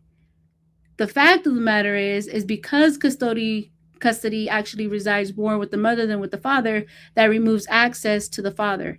And majority of men, when they divorce a woman, they don't want shit to do with her. But they do want to be able to be a father still. The fact that they can't comes from the mother, and the hard part of being able to still be present. Most men want to still be fathers. I did also want to point out, Bo, as much I before I say this, is I love and respect you dearly. Although what your circumstance was when you got divorced is not the majority of the average woman's circumstance. And I hear your example of the example of, women can pay, women do pay. That's not the average woman, not majority.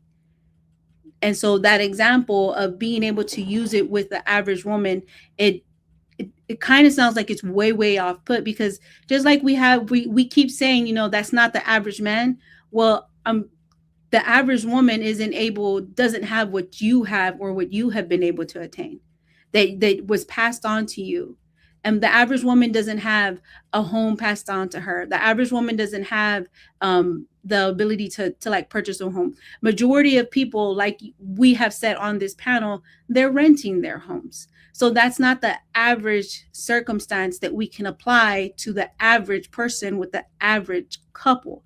If we're going to speak to the point of the average person, majority of the time it's a woman and a man who maybe together collectively make anywhere from 70 to 90K, because most of them are able to retain the child tax credit at the beginning of the year. And then from that, boom, all kinds of other things that we don't need to go into that type of conversation. But that's who we're talking about. So just like we're talking about the average man, we can't sit here and use the example of, well, the woman can pay, that's just not normal. That's not what's happening like right now.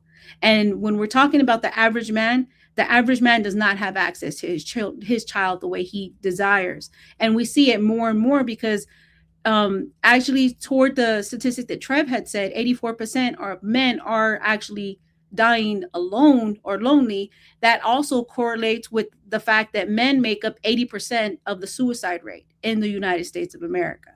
And so if we keep sitting here telling men, you don't matter, and it doesn't matter because of your choices and mistakes, then the opposite side of that would be to tell women, keep your legs closed on who you're allowing to dip, because the fact of the matter is a man doesn't have access to dip into a woman just like that. It's not by force. And if we want to talk about those statistics, that's something totally different.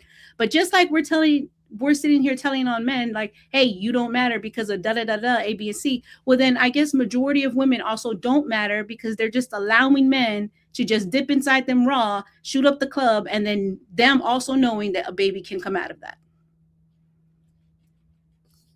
I'll end there. So I agree with you, Naomi. I was speaking because when I started talking about that, what I was saying was there is going to be an uptick in these types of occurrences that are happening. So I know that it doesn't happen in large numbers. I wasn't saying that it does. I was just saying like this also happens. Like there are instances of this happening. I know about average people. The average woman does not make that much money, just like the average man doesn't. That's why they're average. I get that. So no, I wasn't trying to say this is what, this is the majority or this happens a lot. But my point really was, and sorry for repeating myself again, that it may be larger numbers in the near future, or we may see on another statistic, some type of, study that it has increased. That's all I was saying, because things are different now. Okay, so what you were saying, then I misinterpreted what you were saying. What you were saying is that it's not the majority, but it is something that happens now that may increase later. Yeah. That's really what she said twice. Go ahead, Pretty. So, I think these are one of the conversations, like when you say being, earlier you kind of spoke to me being dishonest and disingenuous in the conversation. And I try to be, I will say I'm admitted very biased towards women, but I try to heal my bias, like my natural proclivity to women, with statistics. And one of the things that I will say when it comes to statistics that show that the majority of times when a relationship severs, custody is determined out of court. Over 80% of the time, people decide on custody without court at all. So most of the times when we have conversations about people being upset with custody, they never went to court. They never did. And then when we're talking about the ones who did go to court, if the man files for custody first, he gets the best outcome, meaning he gets the outcome he desires over 80% of the time. They just don't.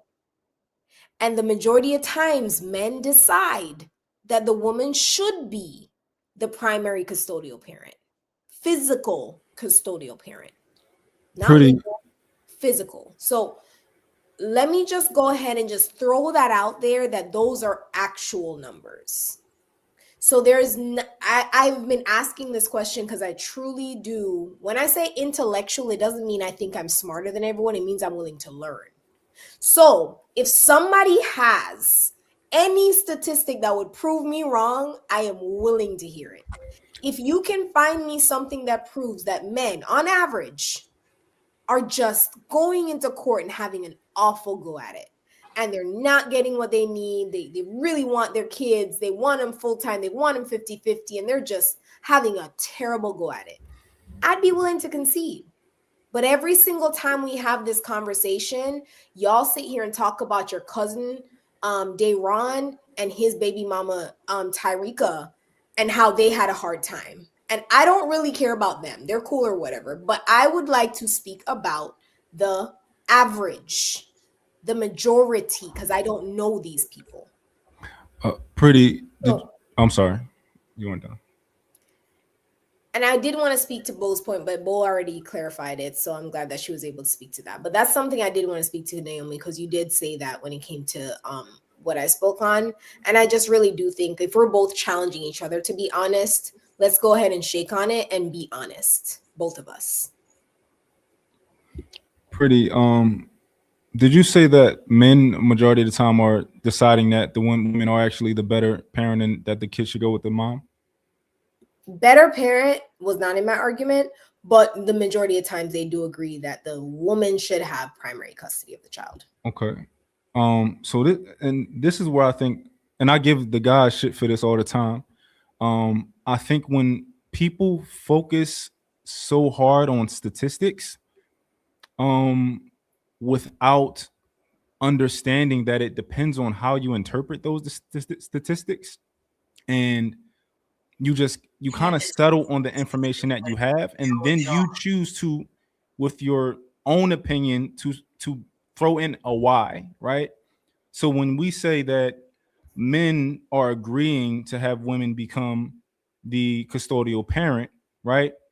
That's not actually true. That's an assumption, right? And I know the numbers say that women happen to be the custodial parent and that men, but a part of it could be that men are just conceding because they don't even think that they can be the custodial parent. And a lot of there's a current structure that we have. Like, for example, right? One time I had a domestic situation with my sister, right? And I didn't do anything wrong. But when I called my friends, they said, yo, when she said she gonna call the police, you gotta leave. I said, I didn't do nothing. I'm not about to leave. They said, yo, you have to go because you are a man and you're going to get arrested, right? Now, this is the mindset of the vast majority of the people where I come from because there's a precedent. Now I understand that that's not true. I should have never left because she got an emergency restraining order because she talked to the police. And the next day, I couldn't live there no more, right? Now, that's just the mindset because of the precedent, because people think that's how it works. So when we jump to the conclusion that, oh, men and women are just deciding together, most cases, that the kid should be with the woman. That's not true, but you're saying it because you're looking at numbers and you're fixating on them and you're creating your own why, which is your opinion. That makes sense. So you created another why, and I was looking for you to contest me with another statistic. Yeah. So I don't know if you heard what I said. I think what Mark was trying to say is that the statistic is lacking a lot of context, and the context that it might be lacking is the fact that the statistic is not compensating for the fact that a man has said, I actually think she is better off with the child, versus the man just conceding and bowing out just to maintain peace and refrain from having a dispute, an ongoing dispute, and having the kid dangling in and out of the courtrooms. It doesn't. I don't believe the wording or the language in the statistics compensate for that type of understanding, and I think that's what Mark was trying to point to. But that intellectually went over your head. Yeah, so let's not do that. Let's not throw in the shots because it intellectually did not go over my head. It intellectually didn't land. So when That's we're even sitting worse. here, so no, don't do that. Because you couldn't say the word statistic. So you're not about to sit here and talk to me about intellectualism and anything like that when you were like, let's not do that. It's just, let's keep it cute. Let's keep it cute. Give We had a credence. conversation. Go ahead. Let's keep it cute.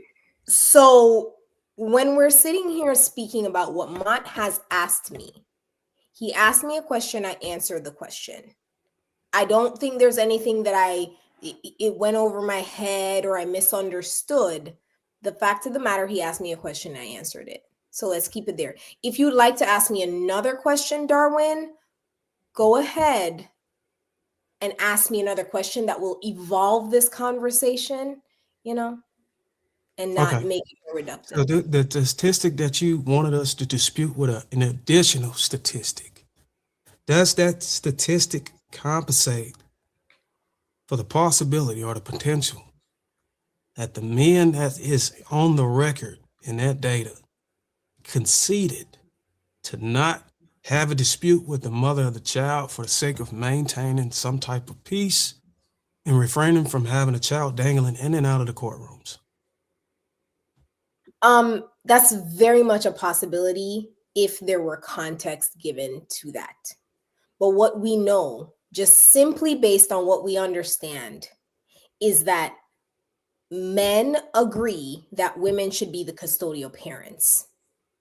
When men divorce and they are the custodial parents, they often remarry very quickly.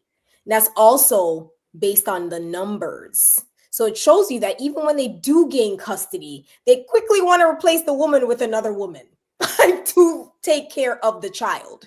So that is something that we see based on the actual numbers. I keep asking, we can give context and you could say, oh, the men are agreeing that the woman should have it and they just want to concede. But also I could say on the other side, they just wanted to throw their kids away and start new families. Real quick, if I can add something, I think you painted that narrative, and I don't think that that's actually very valid.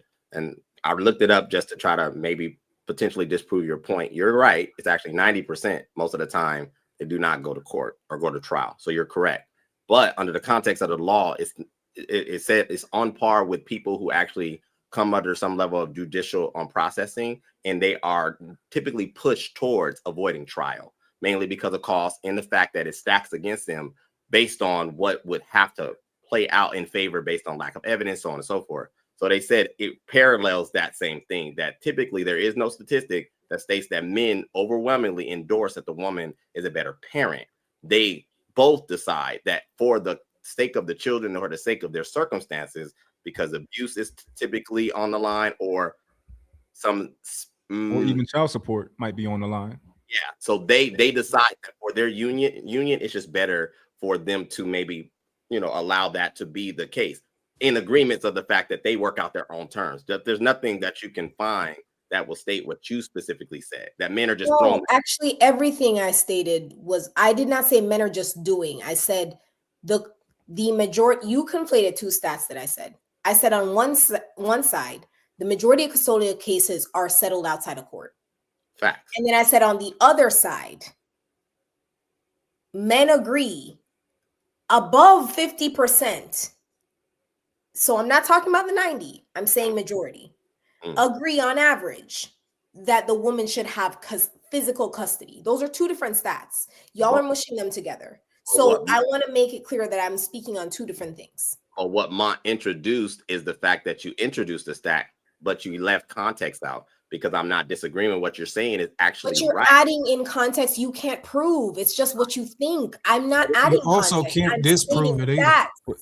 But I was just removing the context you added. That's what I was doing. What is the context I added? Where is it? Because you were saying that. And I wish I could go back and get the exact words. Let me try to give her a different scenario so she can No, understand. hold on. Please let Mont finish. I wanted to hear his thought. Yeah, I wish I wrote down exactly what you said, right? Because it was a little bit more than just men and women happen to agree most of the time that the woman should have the kids.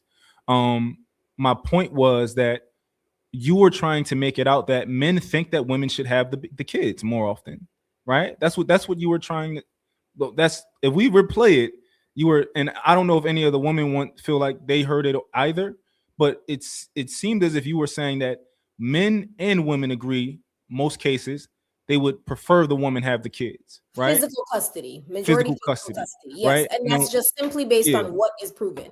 Yeah. Now, it's not proven that that is the preference. It's proven that that's what happens, right? Now we don't know why that's what happens, And but you made a claim as to why. I did not no, make a no. claim as I to just why. gave examples. I didn't say No, why it you happened. said I'm removing context, and I'm telling you, you're adding context that you can't prove. I was just giving you examples because it's a spectrum. It could be a ton of reasons why, right? I never pinpointed one reason for it, right? And I'm not, but you were saying that, oh no, men think the kid should go with the mom too. And we don't know that, is all I'm saying. But just because you can't prove the context don't mean the context can't be accepted. So like for example, just follow me, pretty intellectual. I think a woman by the name Pearl made a claim on here that 2/3 of black males had a felony or something. Did I get the stat right? Or convicted of a felony by the age of something, whatever such and such. But she didn't compensate for the fact that there's false convictions. She didn't compensate for the fact that there's a movement called the Innocence Project that is unraveling past investigations, and they're actually pulling people out of prison from being wrongly convicted. And that's only the percentage of the files that they have access to.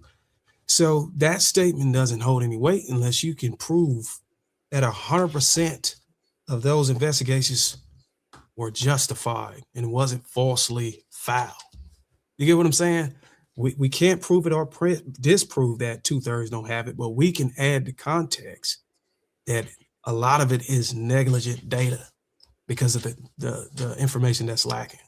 You get what I'm Yes, you're saying? explaining systemic racism, and a correlative to systemic racism and white supremacy would be patriarchy, which would put women at the disadvantage, not men.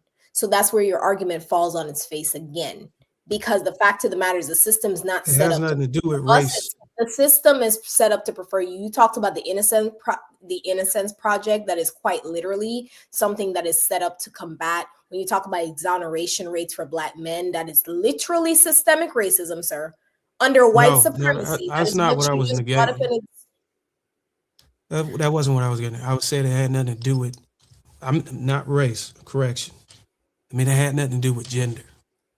It all I has. know it doesn't have anything to do with Okay, then gender. so why did What you I'm have to saying bring is a patriarchy and women into correlative it? to white supremacy would be patriarchy. It would not be, women do not hold a system of power that could disadvantage men in the criminal justice system. In the family court system. Everything in the family court system was quite literally created by other men. Every single regardless law of- that y'all are upset Yeah. about was created by other men. So therefore, there's nothing to advantage women in that system. You cannot compare the Innocence Project, which is related to white supremacy, We can. to Pretty, the are you saying- family court system, because that is under a construct of patriarchy that is favoring men. So you're saying patriarchy doesn't harm men? It literally like white people crying Okay, well, reverse. just because it was created by the patriarchy doesn't mean that it can't favor women. You're saying patriarchy can't harm men, Pretty? I'm not saying so I don't like that you keep I'm just creating asking. these false equivalencies. That's a little question. I Patriarchy don't think- yeah. absolutely harms men. Well, Absolutely. so here's an example of how patriarchy has But it's created a created by system. men. Here's a example of how the patriarchy benefits women in an unfair way. A woman gets to walk in, and depending on what state she lives in, and I think in most states, I would have to fact check. She could walk into, she can point out any man that she think impregnated him, and he would be liable for child support until he can prove that that he is not a father by a DNA signature. And sometimes that won't even work unless he can find the biological father to absolve himself from responsibility, child support responsibilities. That is unfair to men. And that cannot happen in women because a maternity test is by default automatic. Until you enforce mandatory DNA tests, that is when you can level the playing field. Do you agree that that's unfair? That a woman can just name drop anybody and he have arrears. You agree with that, right? Yeah, absolutely. I agree. Y'all should take that up with the men.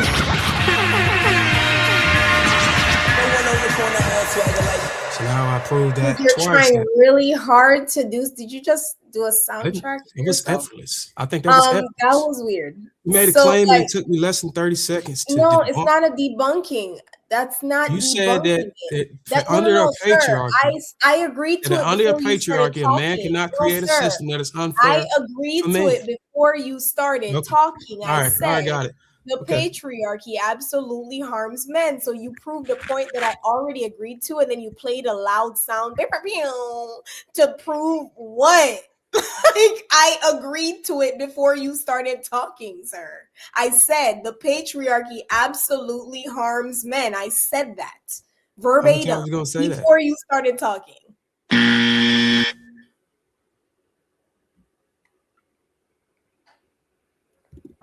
Can I just say something that True was speaking to No. about the custodial parenting and divorce rates and stuff like that? The only reason I know a little bit about this is because when we had, our show previously, we discussed it. So, but speaking to what you were saying, in rebuttal to what Pretty was talking about the majority of court cases being settled outside actually going to court. But there was a study, it was a study that was done for that was over 2,000 men. And basically it was saying that within that study, 92% of the men who asked for custody either got it or got joint custody.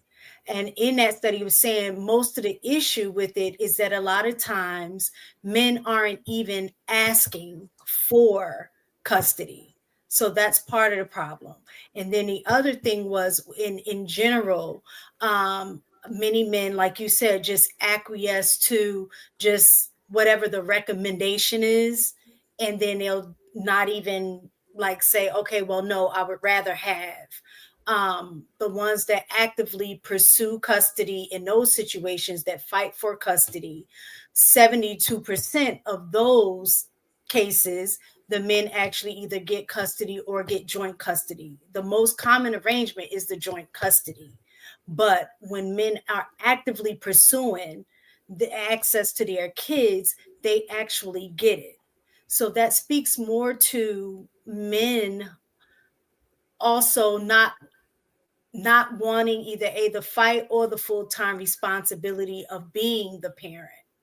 So in that regard, you have to look at both sides. So is the court only giving the custody to, or majority custody of the time, to the mother because the father is saying that they don't want the full custody or would prefer joint custody or some arrangement that they don't have to be the primary parent? So that's really what we're looking at. Who wants to be the primary parent and willing to fight to become the primary parent versus the parent who doesn't fight and is okay with the recommendation of child custody arrangement. So I just wanted to bring that up because I just remember that from when we did our show previously, because we kind of researched the topic so we can have a deeper discussion about it. Go ahead, Pearl. Go ahead, Pearl. I got you, Naomi. Look, I'm not even gonna hold y'all for this one. I'm gonna just wait for the next one. I think I didn't kind kind of said enough for what I want to say. I don't want to repeat. I don't want to reiterate. I think everybody made some great points. One thing I will think about is like you guys were making great points here about the system. I know some of us are saying like, you know, we could make like little tweaks in systems and things like that. But I just want to remind us about that movie Soul Food with Big Mom and that gangrene that was in her leg.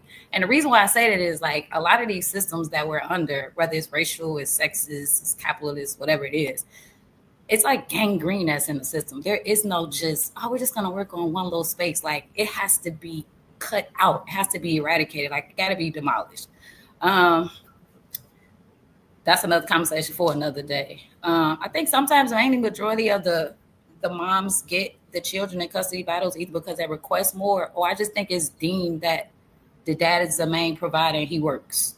I mean, it could be subjective. They're like Mont was saying, like it varies. But like I say, I'm kind of just honestly waiting for the next topic. I'm kind of past this. I wasn't fully sure if my position really landed with Pretty, so I just wanted to give a small attempt to with another example of maybe she can kind of see my point of view, and you know, maybe start to look at statistics a little bit differently. So if we're talking about like let's say there was a statistic that said, you know, boys and girls under 20, you know, have consensual sex, you know, 80% of the time, and then somebody said, well, that means that 80% of the time the girls want to do this, you know, want to do the deal with them, right? And that would mean that, and I know from my personal experience, I know women who, especially in that age group, who just don't know how to say no, and they're uncomfortable in a situation. They just didn't say no, right? It happens a lot, and a lot of women have that experience where they just didn't know how to say no. They didn't want it to be awkward. They didn't want to disappoint somebody, so they ended up doing it, right? But if I looked at a statistic and said, hey, look at this statistic, everything's fine. You know, the girls are agreeing. They want to do it. You know, I think that's what happens when we ignore context, we ignore what people are saying, and we don't do the research. We just stop at the number, and then we just make a statement based on the number, if that makes sense. Are you equating No, like rape I answered it. and essay no. to parenthood and custody? No, I said no. Okay. Yeah. Boy, did you understand what I was trying to say just then? No, clearly not, because what my impression was that you I was were asking Bo. I'm sorry. Bo, did you understand that? The point I was trying to make? I have to be honest. I checked out a little bit. Oh, got you. I was just making the point of the statistics. Like when we look at statistics and we stop there, and then now I'm gonna just make it real quick.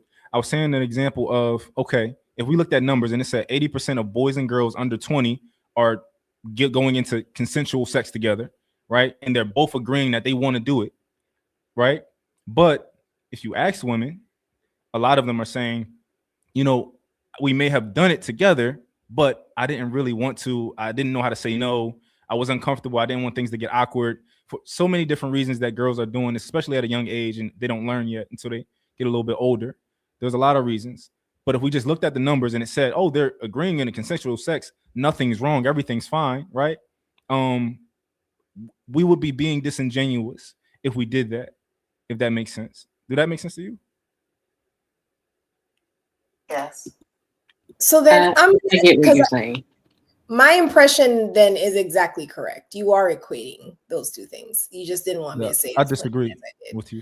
That is what's being equated. Yeah, You're saying that essentially the assumption that men agree to the woman taking custody is the same as assuming that because the stats say that 80% of people under the age of 20 years old are having consensual sex, it means that the women agree. Where when we would talk to the women, they would say that they did not agree, i.e., it was unconsensual. So what about what I'm saying? Like that's unconsensual sex would be Great. Like, what are we like? This is. I don't like the Pretty, tiptoeing around what it is that you're the one who you're brought. going that down the in. wrong direction. You could have chosen credit score. You could have chosen anything else. You chose under the age of 20 and consensual sex. That's what you chose. So because you chose that, let's go ahead and dive into that. Everybody sees what you're doing. No. You're trying to weasel your way out of it. You chose it. I'm speaking. Everybody sees what you're trying to do. You chose it. No, I'm speaking on it. As I said, you could have chose credit conversation. score, home ownership. You could have chose like baseball. Oh, the majority of people playing basketball doesn't mean that they wanted to do it. Their parents made them do it. You could have chose anything else. You chose sex with underage children. So let's go ahead and do that.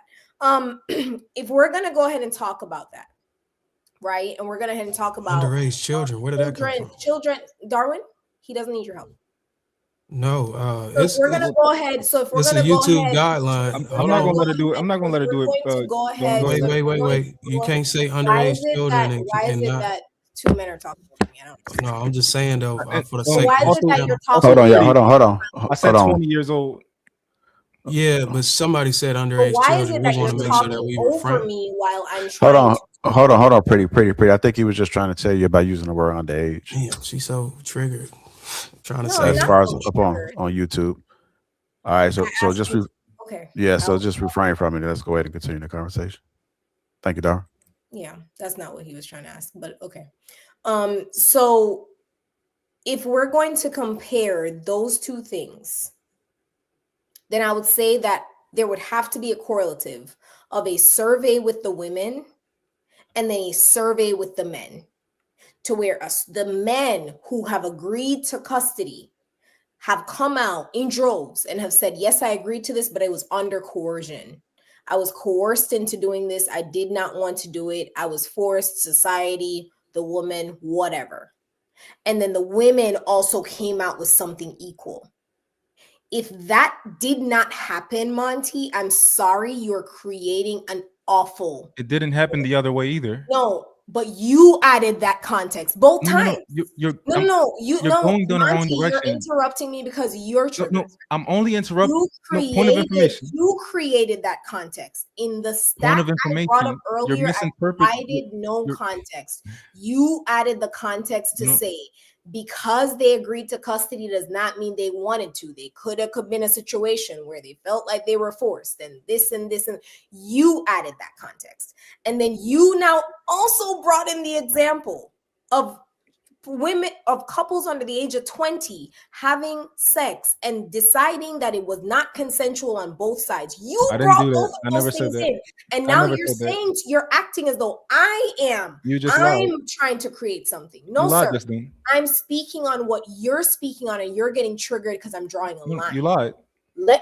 No, I didn't. How did I lie? I never spoke on unconsensual. You I never said spoke on unconsensual. We spoke to those women. They would have said it wasn't consensual. No, I never said that. Go back and you'll find that you're a liar. If you would like to bet me money, we can bet money right now. Yes, let's bet money. Let's bet money. How much? Why don't y'all just re-ask the question and clarify? Let's go ahead and do it. No, I'll tell you exactly what I said. I never said the woman said it was. No, we don't have to. I never said that the woman said it was unconsensual. I said that they said they didn't know how to say no. That's different than non-consensual. They said yes because they thought it would be awkward. I said that they truly just didn't want to, but they didn't know how to say no. They thought it would be awkward. They didn't want the guy to not like them. Those are the things that I said. So you're going to owe me $5,000, and I don't expect you to pay me. I don't think that would be unconsensual. That's not unconsensual.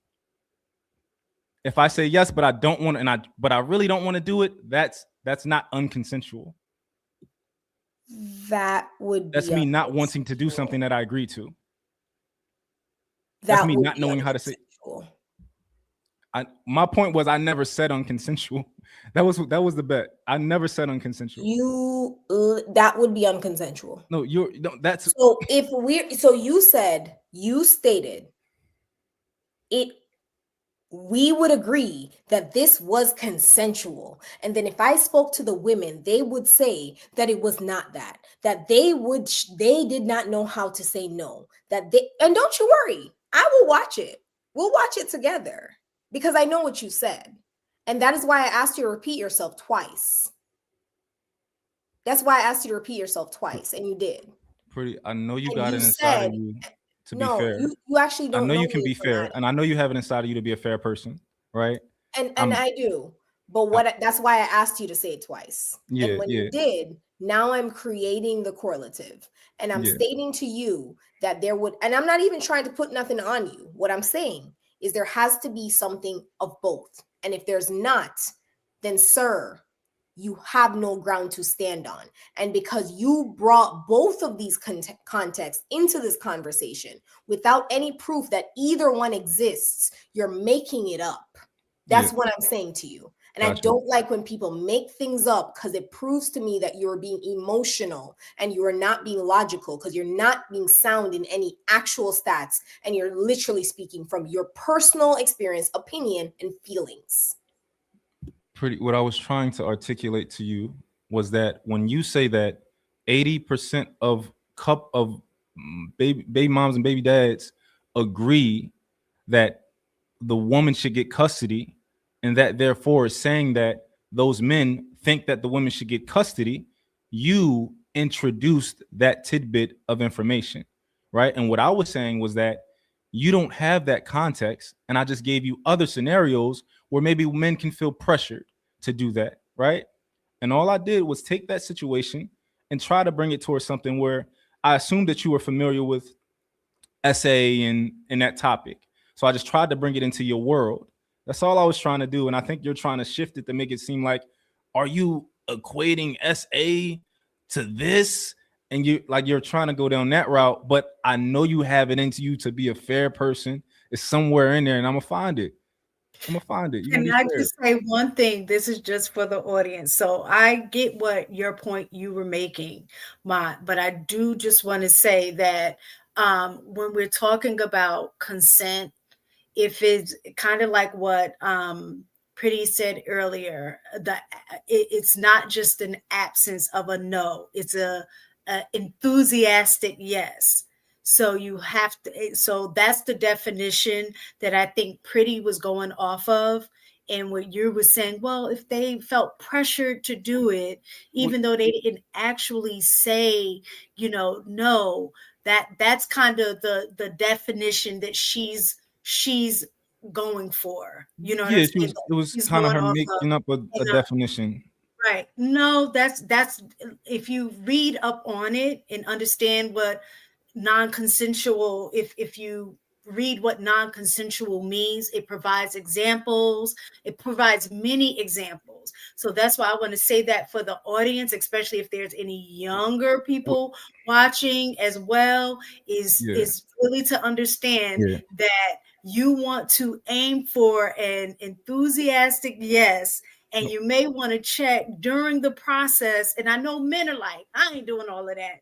But that's how situations happen, right? Because maybe initially, like you said, she felt pressured and then went ahead and did it. But in the middle of that, decides to say, no, I don't want to, or stop, or what have you. And then it just doesn't necessarily stop like it should. So all I want to just say is to the audience, just make sure that the giving consent is an absolute yes. There's no doubt, no guessing about it. It's an enthusiastic yes, like, yes, I want to do this. That's all I'm saying. I understand what you're saying as a best practice. Absolutely. I 1000% agree with you. But when we're just talking about definitions of consent, right? Consent means that that person agreed by whether they signed something or whether they, it means that that person agreed. And maybe you're talking about maybe some sort of authorities, they, have their own definition of where it goes more into like, teaching people about these things. But just the basic definition of consent is, somebody agreeing to something. And I'm just being honest when I say that a lot of people, not even just in this realm of SA, a lot of people agree to things that they're not really, sure about, or they didn't really want to agree to. Like when you in cell, they teach you about an amiable personality, somebody who just agrees to something. You might get somebody who's like, hey, yeah, I'll buy that from you. And then, turn around and they tried to run out the door because they agreed to something, but they didn't actually want to do it. Or they told you they want to buy it and they never came back because they didn't actually want to do it. They just had an amiable personality, if that makes sense. So, But So let me when ask you you this. say Let me ask. consent means that you're saying yet, like when you give consent, if we using that definition, if we give consent, does that mean that it's clear, right? Like to the other person that's receiving the consent. Yeah. Either you're signing off something saying that you agree, or either you say, yes, I agree, where there isn't no ambiguity between the consent or not consent, correct? Okay. Yeah. I was gonna ask you, man, do you feel like a husband who's trying to get his needs met by his wife, you think that there's an occasion where it is non-consensual if she say, well, I don't want to do it, but I guess if you want it, let's go ahead, but I really don't want to do it, but just get it over with. You think that's SA? Who was that question to? You can answer if you want to. I don't look like Mark want to answer that. Oh, it was for me? Trev, like, don't do it. No, I think it was for you, Mark. No, I'm, what you I'm asked not me? against it. I would answer. Which I didn't. I'm sorry. What you asked? But Trev, I think Trev heard it, so he can go ahead and answer.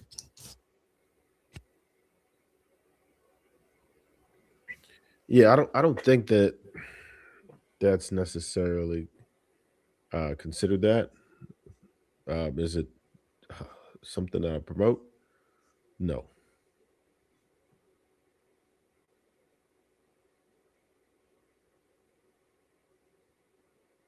I'm just curious. What was the question, Dorian? So the question was, do you think that it's considered SA if the husband wants to get his needs met by his wife, and she lays there and spread that thing open, but she really don't want to do it. She really don't feel like doing it, and she's like, get it over with. No, I don't think that's SA. Because I think a lot of wives feel a sense of duty. Some women do it. Some women don't want to do it, and some women do want to do it. But a lot of wives feel a sense of duty when it comes to their husband, and they think that, okay, as a part of me being in this relationship, sometimes he's going to want to have sex, and sometimes I'm not going to want to have sex, and it's a sacrifice that she's willing to make. So what's the difference between the 20-year-old saying she don't know how to say no, but she says yes, and she's like, well, let's get it over with? Well, can I ask you a question with that question? Do you think a husband can essay his wife? Yeah, I was in the military. I had to counsel and process a soldier for doing that. Okay, so then that answers your question then. Oh, it answered it No, oversimplified. it was a different question because he gave circumstances where she said, okay. My question was on a collegiate level. You kind of took it down to middle school. And by definition, assault has to have a few things happen, and nothing that, again, not something I support, but is it technically assault? No, because none of those factors that deem it assault are there. She put the question on easy mode. She took the difficulty off. No, because you're trying, I think you're trying to make a point based on the context of the relationship, but the context of the relationship is not really what's at play. It's the action that's occurring. So it doesn't matter which relationship it is. If a woman, whether married or single, is engaging and she does not want to or feel pressured, then by definition, what you're saying that can happen in a marriage as well. You can't change the scenario in terms of saying, well, if in marriage we do this action, then it's not considered SA. But if they're single and they do it, then it is SA, because the actions are still the same. You now you answered it on you brought it back up to the level of that I asked the question on. You had downgraded it, but now you added, you answered the question with the context of it. Yeah, you took the nuances out of it at first. You try to oversimplify, but I appreciate you re-engineering it. Go ahead, pretty intellect. You look like you had your hand up. Explaining what I was getting at. Go ahead and pretty intellect or PI, whatever they call it. You're not running the panel, dude. You're not running the panel. All right, we give it any final thoughts? Anybody want to say anything? Anything they want to address? Get off their chest. Go ahead, Bo. Y'all better than me. That's all I want to say. Yeah, and y'all listen, Mistaken and my pretty, y'all are some amazing women. Not that Pearl and Naomi are not. But I'm saying this for a particular reason. Y'all are some strong women, and I strive to be like y'all one day. But yes, I survived tonight. And I really enjoyed 99% of the panel. Mm-hmm, I did. Hey, I really bro, you appreciate said survived. Thank I did. you. Did. I love you, Bo. And And I love you more. as my last words, coercion is sexual assault. Stealthing is sexual assault. What I love about new age, because we're not Neanderthals and we're in 2025, is that we get to expand definitions. And it's not just the typical alleyway, drag you in the alleyway and pull up your skirt while you're screaming, "No!" That's not the only version of sexual assault anymore. It's been expanded, right? And when a woman is worn out by you and she's like, I guess I'll get it over with, and spreads that thing open for you to stick your dry peen in without any kind of lap and nothing, you've done nothing, and you just, You spit on it. that would be, yeah, I know you do. You are the type. So what No, I you would spit on say is, so I would say is, what I would say is that yes, it is. Yes, it is. And the hard part about this conversation is a lot of y'all have to admit that y'all have done it.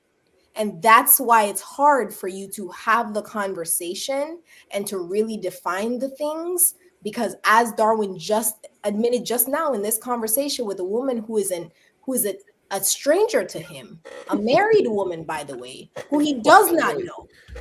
And as he has tried to push his inappropriate language on that woman, is the same way I can imagine he's done to his ex-wife. So what I will say is that that's why a lot of these men aren't married anymore. That's why a lot of these men have failed at relationships, is because they do not understand consent. They do not understand how to listen to their spouses. They do not understand what coercion is. And I'm so happy that the definition is being expanded. Can I ask you, hold on, real quick. It's important, Trev. It's important. I gotta do it right now.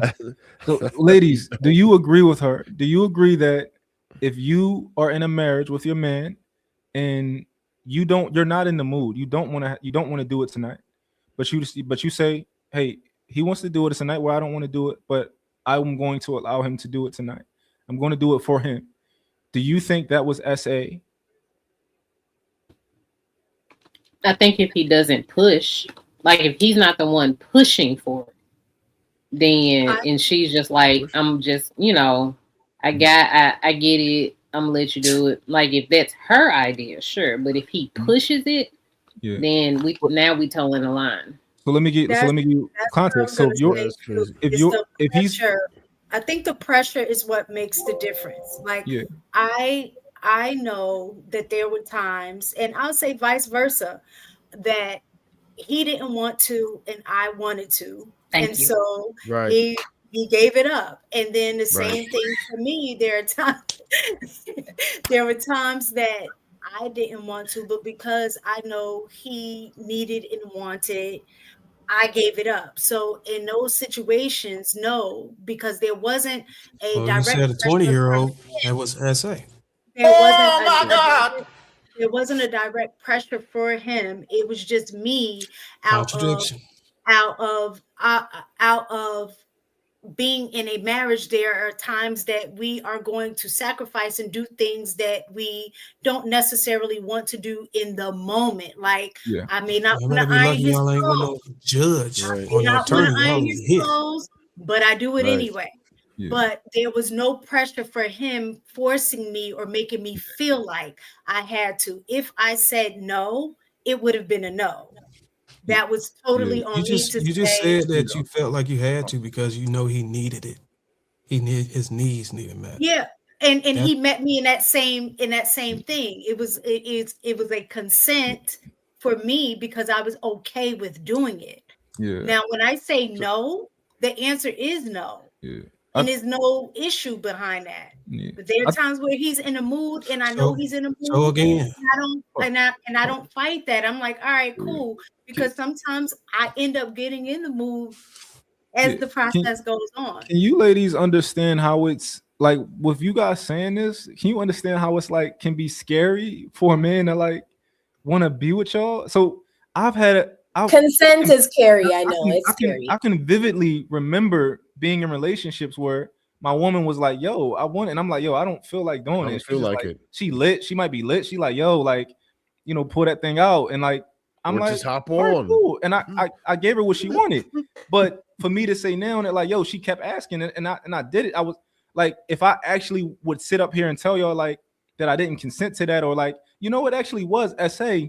I think that's crazy. We were in a relationship. We were in a union, and we were essayed. A lot of men, they don't understand it, and to a this lot new of times definition. they are essayed, but they wear it as a badge of honor because of the way society is. A lot of times when you ask men their initial sexual experiences, a lot of times, oh yeah, I was 9 years old and I was with the babysitter. I don't want you to conflate these things.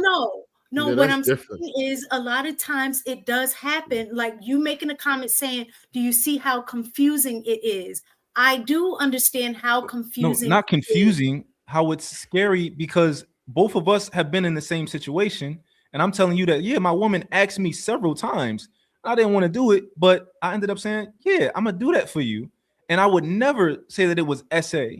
I know that she was my woman. I know that I didn't want to do it, but I know that I wanted to do that for her because she really wants it at this point. You're saying that if you're a man, your husband, your lover, your lifetime human being, the same person as you got one, if he asks you several times and you're going to say it was pressure, but if he asked you several times and you gave in to like, yo, yeah, come on, you want to do it that bad, let's do it. You're saying that he SA'd you. Earlier, y'all said it, y'all essay, but then y'all made it a difference based on the relationship status.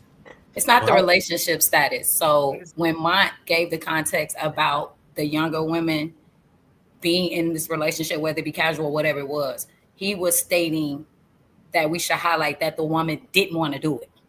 We're not saying that we don't want our husbands. We're just saying Wife ain't want to do it either. He's stating that she didn't want to do it at all, but she still went along with it because she was afraid of either he was going to do something. She didn't know how to say no. She didn't find a voice, et cetera, et cetera. That's not the same as me being with my husband and me saying, okay, well, I'm going to go ahead and give it to you because I know you want it. That's not the same. That's not me saying I don't want my husband. I don't want to do this act. That's just saying I'm probably restless, so I'm just not mentally or sexually engaged right now. Miss Taken said it was an absolute. No, said it was an absolute yes. She said if you get an absolute yes, I'm never afraid to say no. That's the other context behind that. There is no repercussions behind me saying no. I'm not afraid to say no. Exactly. And when I say no, it's honored. How do you know it's not a repercussion behind you saying no? Because I've been in my marriage for 20 plus years. Okay, I get it, but what I'm saying, like, you're applying this just to you, and I think the whole overall grand scheme of things is. So I can only give my opinion. Okay, so it's anecdotal. This is not a this conversation is just an anecdotal case by case basis. It's not necessarily something you can teach. It is hard to believe. It is hard to believe that in such a long marriage. It's hard to believe that. Well, what I'm saying is there's a hole in the. From the time y'all start saying that the person, it wasn't an absolute consensual yes, and the woman was under pressure, then y'all switched that premise based on marriage, the inner workings of marriage. Y'all didn't see that, did y'all? We didn't Just say switch it. you He don't changed the understand what conditions of the right. conversation. What are you Just say talking you about? don't understand it, Darwin. Just say you No, don't understand it, and you need He to do literally more switched the conditions. research. Just What do some condition did more he switch? research. So then I had a question though for pretty intellectual, real quick. So now that we have this out, Mott described his situation. Mistaken described her situation. Was Mott essayed and did Mistaken essay her husband? Is that what happened? So you I missed said the that question. mom. Can you say that I'm sorry. again? He wants to know if you essayed your husband mistaken. According to Yet her definition, he said he gave you said he because gave he you the didn't feel like D, it. even though he didn't want to. I think I'd want to ask mistaken, similar to what we said earlier. Was she the one who coerced him, or was he the one who said, hey, you know what, I don't necessarily want to do this, but I know she wants it? Wouldn't that be the contextual question to ask? But Her, let's say she because didn't. that's what we made clear Yeah. earlier. Because my No, scenario was, but the scenario was Right, that. that's what No, we not said you, Mon. earlier. I'm talking about mistaken, not you. Yeah, but I just want to make it clear that the scenario was that a lot of women don't, young women don't say no, but they don't want to do it, and I'm aware of that. So in this scenario, she's admitting that I know my man did not want to do it to me. I know But that Trey, tonight he did not sexually want me, but I sexually wanted him. And even though he didn't say no, he did it for me. But she was Trey, well aware that he did not want her sexually that night. So was but that Trey, essay? So that's an essay. you asked me to determine her situation, to which I I said said I would both. like I asked this for both. right, I and said, I yeah, wanted to which are start with similar. That's fine. mistaken. You can. So what's you gonna say about mistakens? Right, I wanted her to clarify if she was the aggressor or if he was the one who said, hey, you know, I don't necessarily want to do this, but I know she does. That was the criteria. So the criteria too is also about discussion within a marriage in general.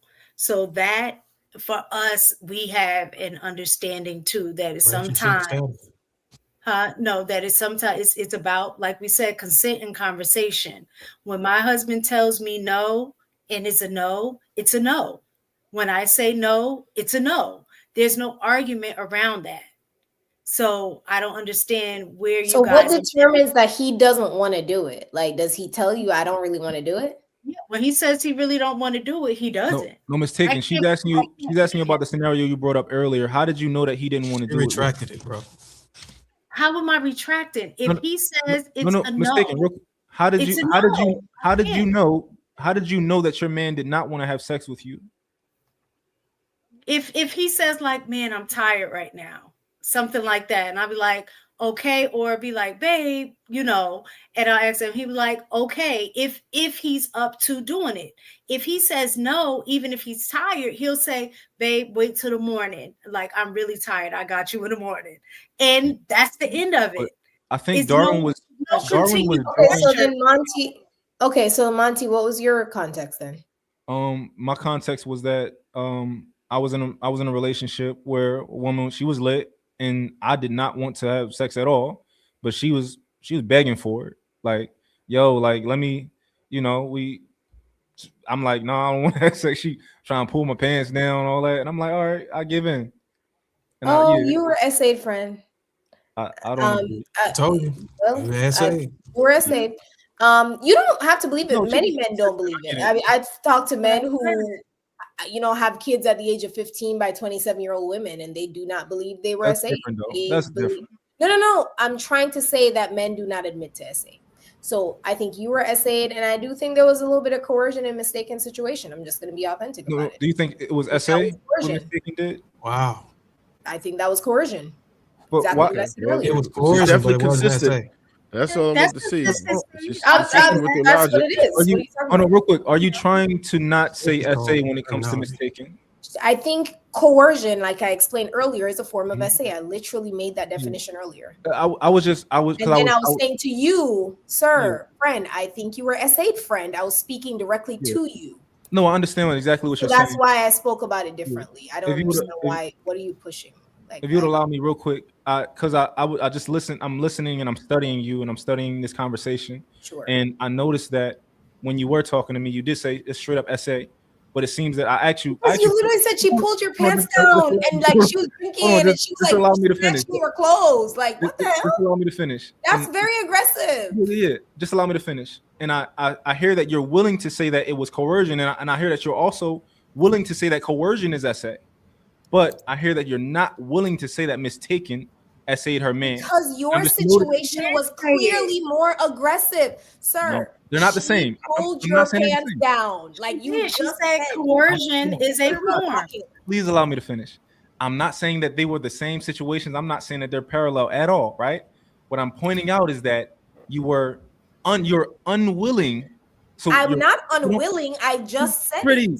You're better than this. You can let me finish. Don't tell me what I'm better than. I promise. Okay, I'm sorry. I believe you're better than this. The thing is that what I'm saying to you is I've made my stance clear. I asked you for your context. I asked her for context. I've already explained that coercion is a form of essay earlier. I said I think Mistaken's behavior was coercive, but your situation was egregious. Somebody pulled your pants down to the point where you No. That I'll is tell you where you're egregious. going. If that happened to a woman, I up. would be a fool if I was on this panel if a woman said a man was drunk and was pulling her pants down to the point where she had to give in, and I would be called that anything less. It. I agree. I agree with you. You're missing it. This is what's happening. It rolls off your tongue when you say it versus a man. It doesn't matter. You're talking about a woman. It didn't. It's a man in both situations. You made a parallel between coercion and it's a man SA before. in both situations, But now and you're the not woman willing is to the say aggressor it. in both situations. No. The Yeah, woman Trev, you is figured the it. You're aggressor talking about in the both situations. inconsistency. What are you talking about? I'm talking about you making a direct parallel between coercion and SA earlier in the conversation. For sure. 100% you did that. You said coercion is included in SA. It rolls off your tongue when you say it about but when it comes to women, you're saying it differently. That's what I'm saying. Like that's all said I'm it saying. differently for mistaken. You said it was The coercion. woman is the aggressor in just both roll off the situations. tongue. The man is the victim in both situations. I don't see why I don't see the difference here, because I am acknowledging that in both situations, it is possible for a man to be SA'd if he did not give enthusiastic consent. I do not understand what you want, but it's the same situation. If you allow me to finish, I think that you might understand. That's all I'm trying to say. I was trying to say that you are willing to say that. Oh no, I'm definitely saying that mistaken was what coerced her man. It definitely is coercion. But when I kept asking you, and I asked you purposefully, was it SA? And you said no. Yeah, it was coercion. So yeah, it equals yeah. You were unwilling to say. Not unwilling. SA. Okay, so did she SA her man? Sir, I said it 3 times. You did. But I disagree with that only because it doesn't matter if you disagree. They're asking me my opinion, and for some reason, and for some here's what it's clear. Here's what's clear that's happening. Well, I want to make clear to triangulate this. Hold on, mistake. Let her finish. They would love to triangulate the situation and for me to go against you, mistaken, because we have been on the same page the entire time. That's what they're attempting to do in this situation. I understand what they're attempting to do. They're not attempting to be authentic, because in this situation, what I'm doing regardless is advocating for men who did not enthusiastically consent to sex, because I believe that when men do not enthusiastically consent to sex, that is still SA. I don't care what anybody says or who it is. I don't care the age. I do not care the situation. I believe in enthusiastic consent, period. So if you, but I want to make it very clear what you explained. That's why I asked the context, and what Monte explained are 2 drastically different situations. I do believe they are. You said your pants were pulled down against your will, sir. So therefore, I do believe that is pretty much as close as you can get. Because if we put both of those situations parallel, they don't need to be compared. The gender, I'd probably say that husband coerced that wife. I would say the same thing. That's why I said the word coercion earlier when Darwin brought in the example, and I said this is coercion. But then you brought up your situation. That is pure SA. That's it. I'm sorry. Like that's what it is, in my opinion. Now, can I respond? No, there's a Because one such of the thing as things pure that I essay. want to make clear, one of the things that I want to make clear is that I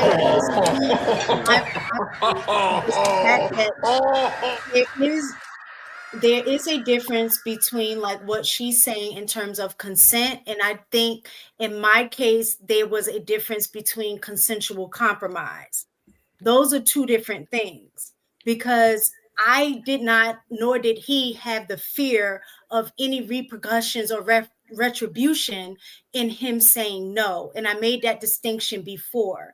There was there was no fear of saying no or no repercussions with that. And the other thing is that because he gave in. I just was looking. I love how y'all are real okay with talking about this now and diving into it. But when we were talking about the women earlier, what you say? Spread eagle, Darwin. Spread it open. What's the difference between essay and pure essay? Not a woman. Now you want to dive into her. Keep that same energy, Darwin. What's the difference between essay Hold on, y'all. One and mic, y'all. One mic, so we get up out of here. One mic. One mic. We already know, Miss Taken. You took it, Miss Taken. Consent doesn't necessarily equate, does not require desire. It requires choice. And Miss those are two Taken, different things. that's So interesting because earlier you told me by definition it had to be an Yeah, I'll just please let her enthusiastic finish, yes. y'all. Enthusiastic yes. This is the first time I've ever heard it, and you told it to me. I was referring to the situation in which you were talking about. You were Now referring to consent. I'm referring to a different scenario, a different situation. I can speak from the way that I felt in that situation and vice versa. It's like I said, it's a consensual compromise within a marriage. Sometimes I'm not going to have the desire in the moment, but you don't need desire to consent. You need choice to consent. And both of us chose in those situations to have sex with each other. I agree with you. However, you are contradicting your earlier statements, and that's fine because you can just be like, you know what? I changed my perspective.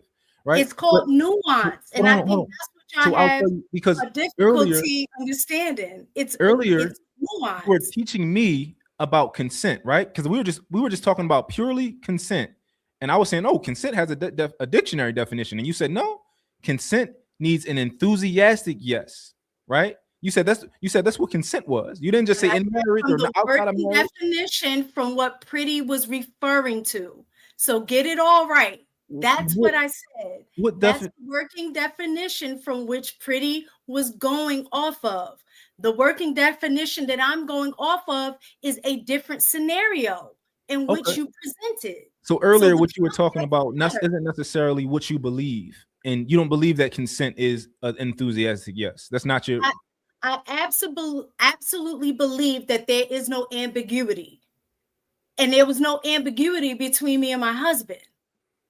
It was a choice that we both said yes in that situation. It doesn't mean that we had the desire to do it. Consent does, like I said, consent does not equate to desire. Consent is about choice. When you say we both said yes in that situation, how did you say yes, and how was it not? How was there no ambiguity?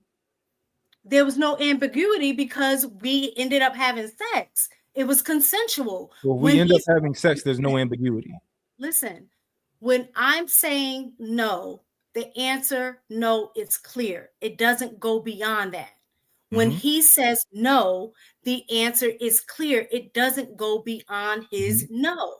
But if someone doesn't say yes, is it still if someone doesn't say yes, does that still mean there's no ambiguity? Because that's what you said, no ambiguity. But he didn't say yes. I can speak from, I'm only speaking from my situation. So if you don't have clarity with the person that you're with, then you need an enthusiastic yes. So there is no ambiguity between the two. How did you get clarity to the point that there was no ambiguity without him saying yes? Because I've been with him for almost 30 years. Like, I don't know how else to tell you. I know when his no means no, and I know, and he knows when my no means no.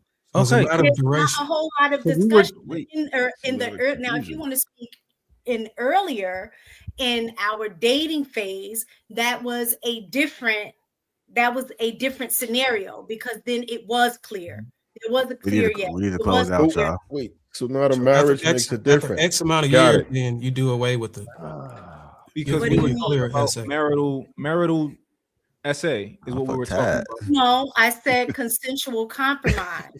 I just love how Damn. y'all are pro Oh. marital consent now that we're talking about a woman versus a man. I love that. I hope you keep that same energy when it comes to women consenting in marriages. We're gonna get to your super chats. Mont 499. It don't matter if boys say they don't like makeup. read that already. I read that already. All right. Yeah. Illa 999, men don't fantasize what rich men go through. Rich men help us realize that success and provision doesn't guarantee cooperation from a woman, not to mention understanding, patience, etc. Maroon Tiger 499. The scared men don't have the 3K to 11K to pay to create the prenup and 3K to 11K to open it up during divorce. Coach Ferg, $5, bro. JR, will the ladies vote to change laws to benefit both in divorce? Maroon Tiger 199. Let's leave marriage/divorce. Fear mongering in 2025. Willie, $2. I understand why Will left now.